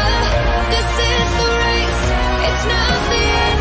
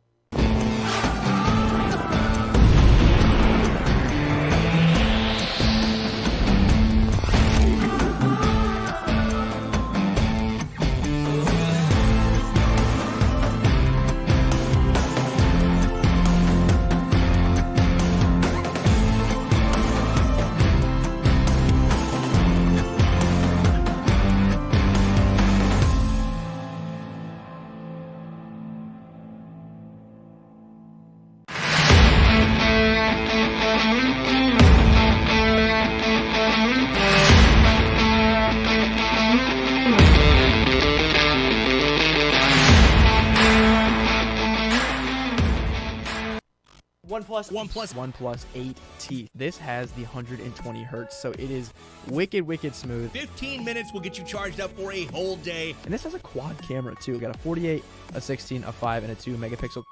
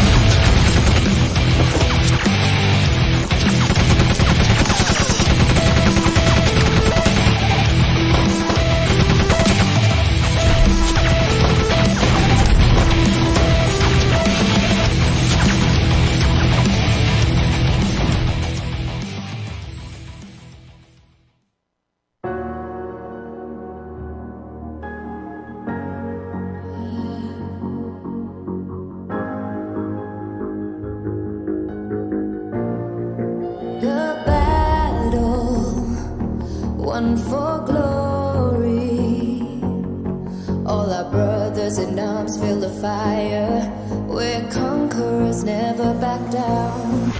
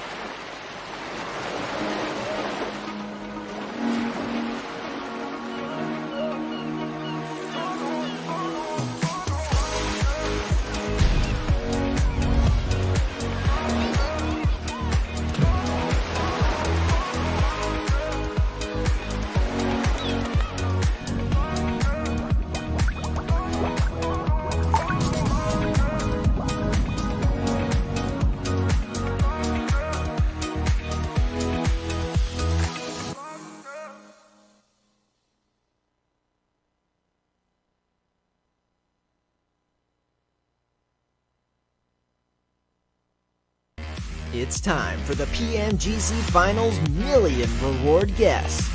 We have prepared 50 million AG, 5 million UC vouchers, and $150,000 for you to take home. Here's the steps to win the prizes. Step 1. Guess the champion. With 10 million AG and 1 million UC vouchers at stake, guess who will be the PMGC Finals champion before January 21st? To those players that answered correctly, they will divide the prize pool evenly. Step 2. Daily guess winner chicken dinner and top 3 ranking. With 10 million AG and 1 million UC voucher prize pool each day, guess which teams will win the chicken dinner and the top 3 rankings. As it was in Step 1, to those players that answered correctly, they will divide the prize pool evenly. Last but not least, if you guess everything correctly, you're now in the $150,000 prize pool. The prize pool will be distributed accordingly to the amount of winners. For example, one winner can take away $150,000. With two winners, the prize pool is split into $75,000 per person. And if there are more than 100 players in the prize pool, we will select 100 players and give away $1,500 per person. What are you waiting for? Join now and make the million reward guess.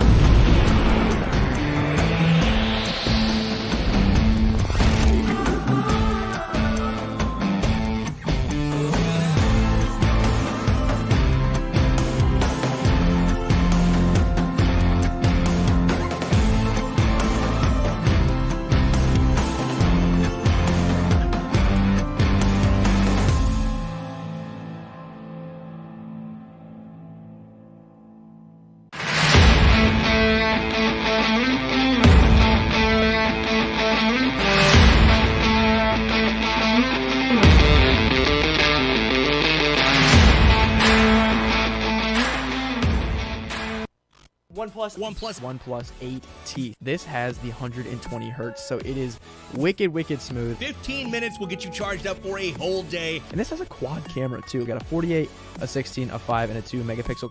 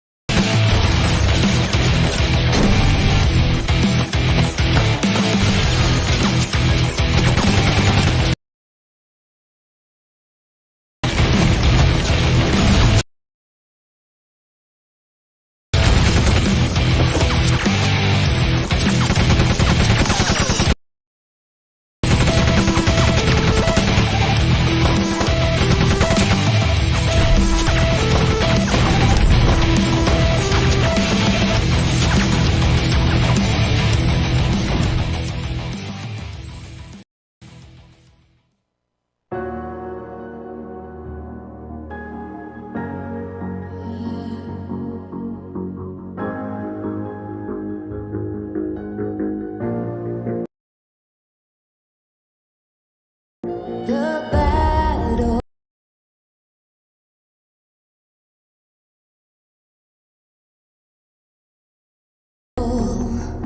One for glory. All our brothers in arms feel the fire. We're conquerors, never back down.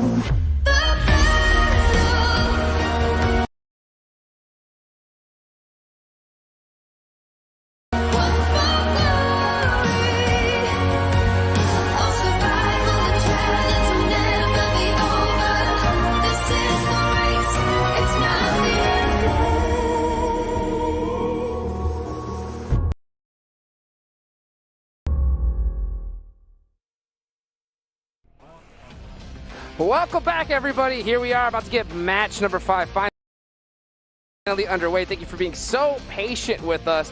But oh man, is it going to be worth it? Because we got Sandhawk, baby.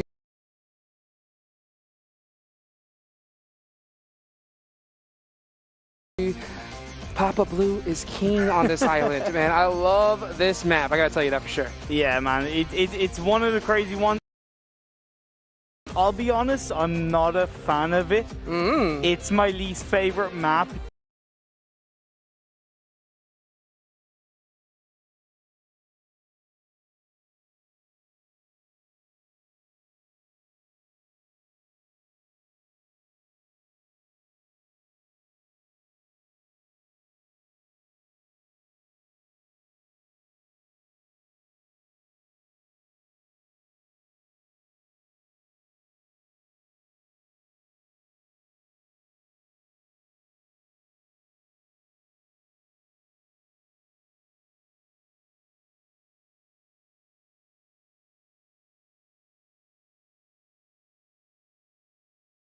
Just because I understand how hard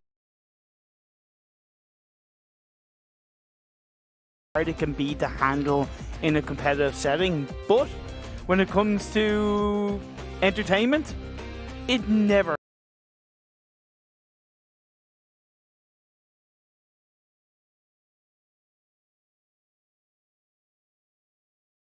fails to live up to the craziness, and it is about being able to handle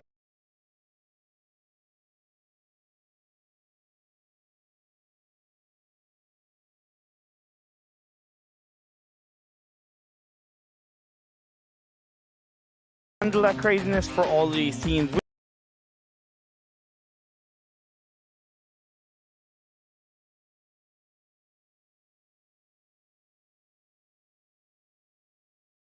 With the restart, hopefully that will allow the teams to maybe take a bit of a fresh air, bit of a deep breath, reset, and a reset for this Sandhawk game. A team that I do want to highlight again before we get into this one is Team C.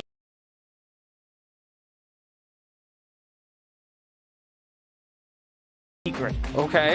Because I'm not gonna lie, I was worried about them coming into today. They're a team that has so much potential, but in my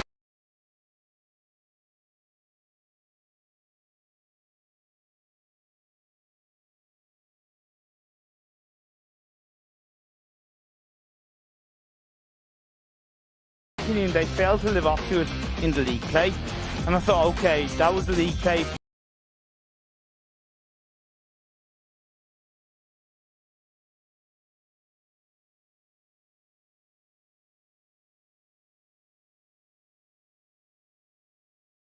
Finals, you know, I know they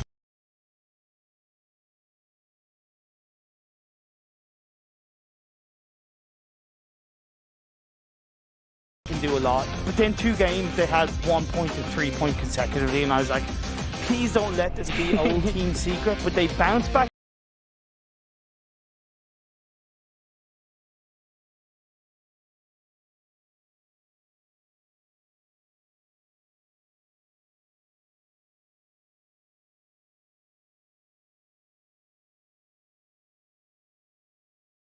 Hard with an 11 point and a 21 point game, and they're currently in 5th, but they need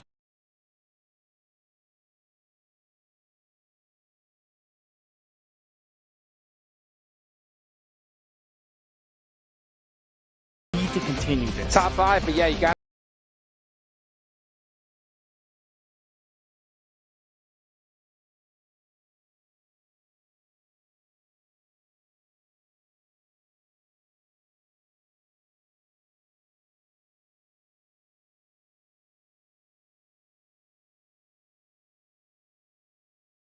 be consistent. I mean, we still have 3 more days after today's matches, but still 2 more left to go, and especially in Sandhawk, like I mentioned before,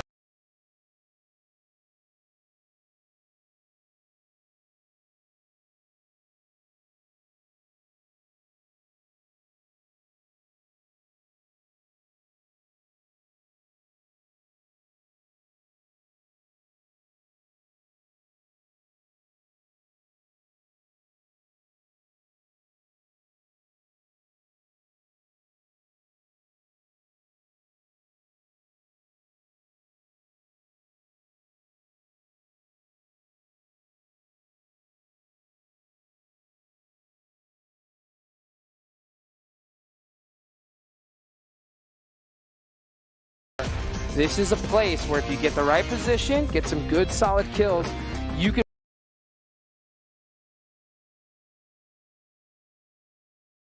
put up an insane amount of points.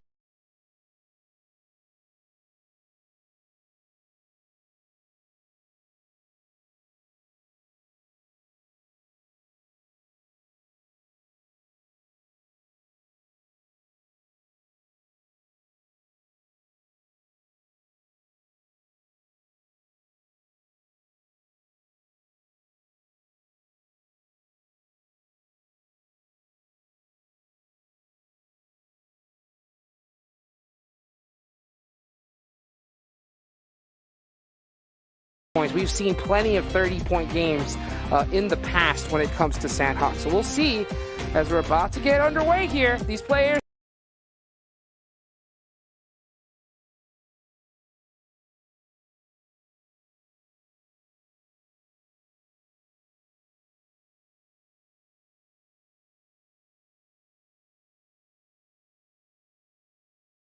they're in the plane, and we can see them locked, loaded, ready to go from a nice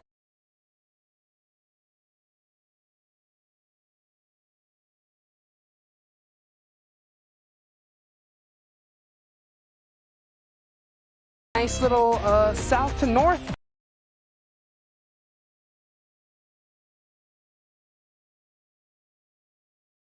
plane path this time. As I do like to say, welcome to the jungle. We've got fun and games. Ooh. As you see, like you mentioned, the plane path from around Kampong over to around the cow area. So it is a little bit different. It doesn't really matter because of Sandhawk. The thing is, Duke, will BTR go to boot camp again? That's the thing. I mean, all my eyes right now are locked onto boot camp. Will they return and give it another shot, possibly get a little redemption? Doesn't really look at it. I mean, there's a lot of players headed in this direction, but I don't really see a dedicated squad heading there just yet. Oh, no, I think I do, finally. Yeah, under Navi, under all those names, it looks like we're going to have a rematch, baby. Bigatron, Alpha 7, getting right back at it in the Lobster building.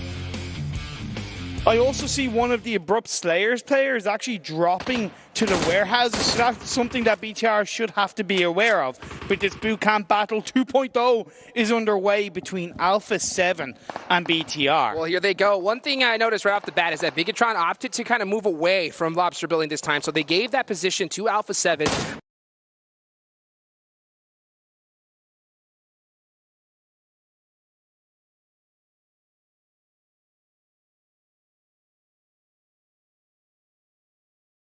But they are playing it very split right now. The only issue is Microboy is completely out of position, and I believe that those communications are going to be coming from Alpha 7. They're going to start pressing him. I mean, you can see the whole squad trying to get this 3v1 going. Bigatron needs to support their teammate right now.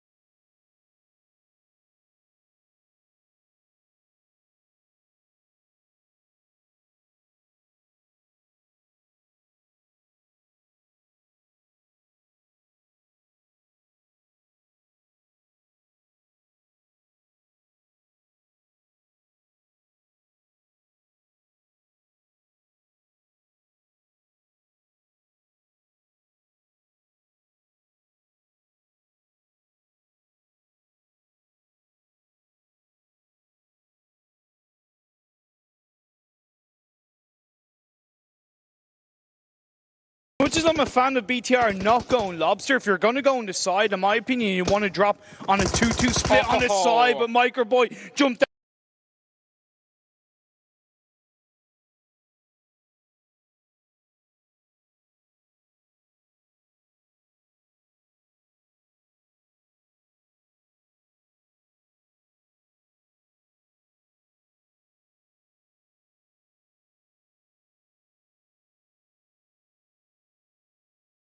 knockdown comes through. Senna is going to get that knockdown, and Alpha 7 continuing.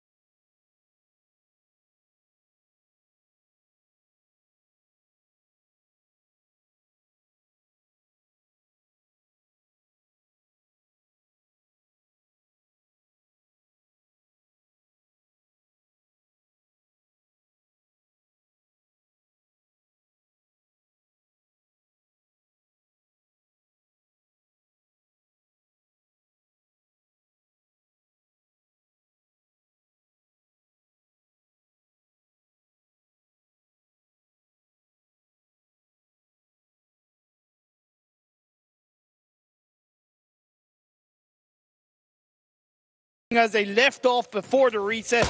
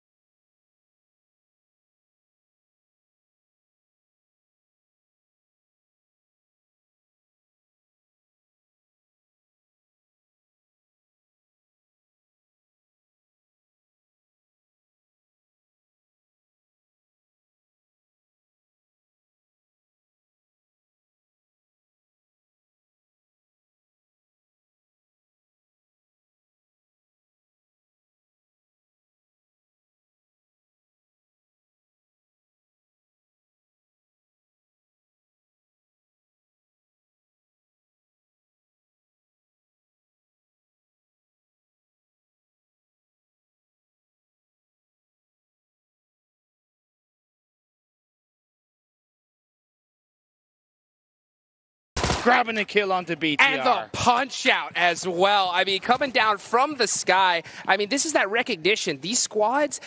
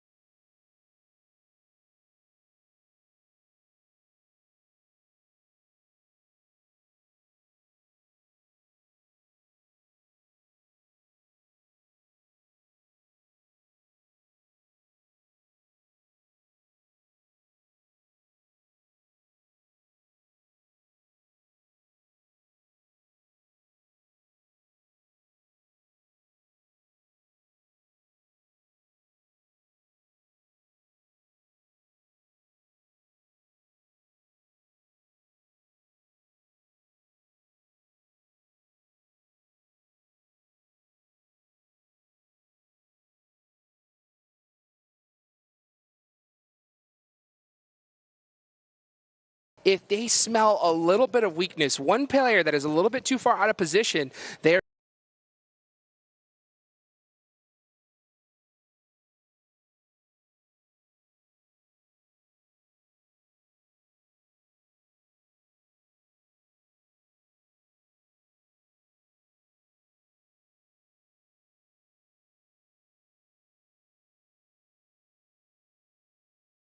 They're going to take their time, find a way to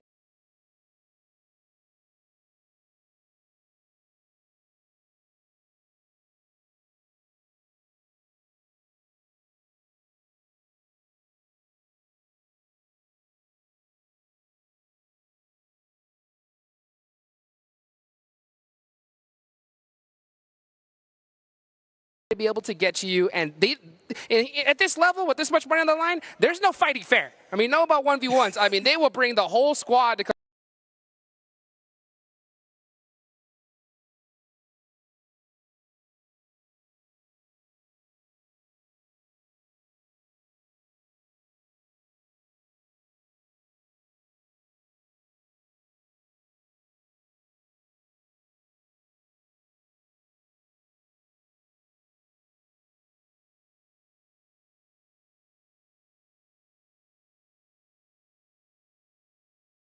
take you out. And at least BTR have managed to disengage for now away from bootcamp.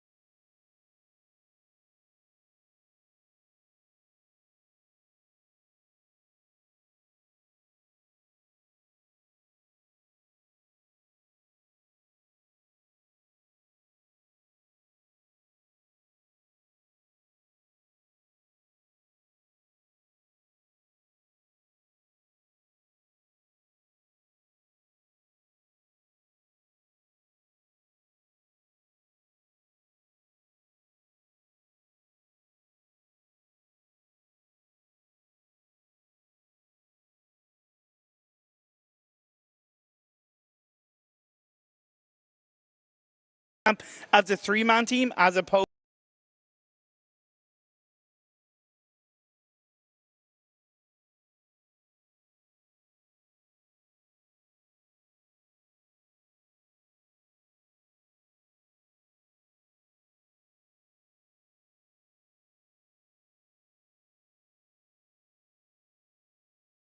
to a one-man team that we saw previously. I was thinking maybe Shuri might have been looked to capitalise on that, but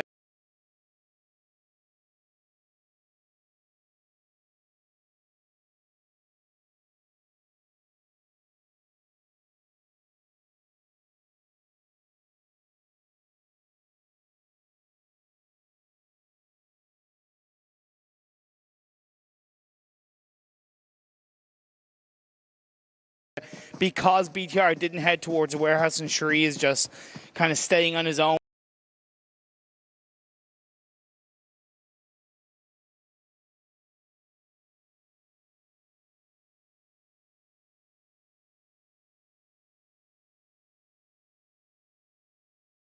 Recognizing that it's not worth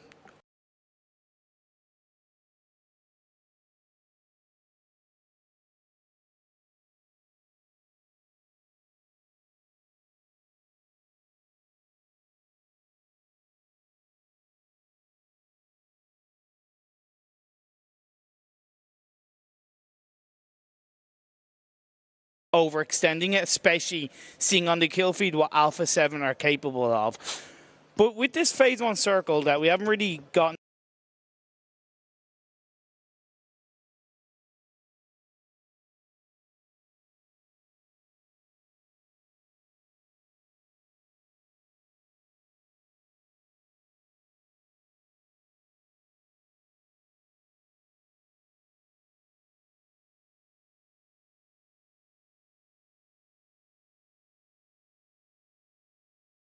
to talk about just yet.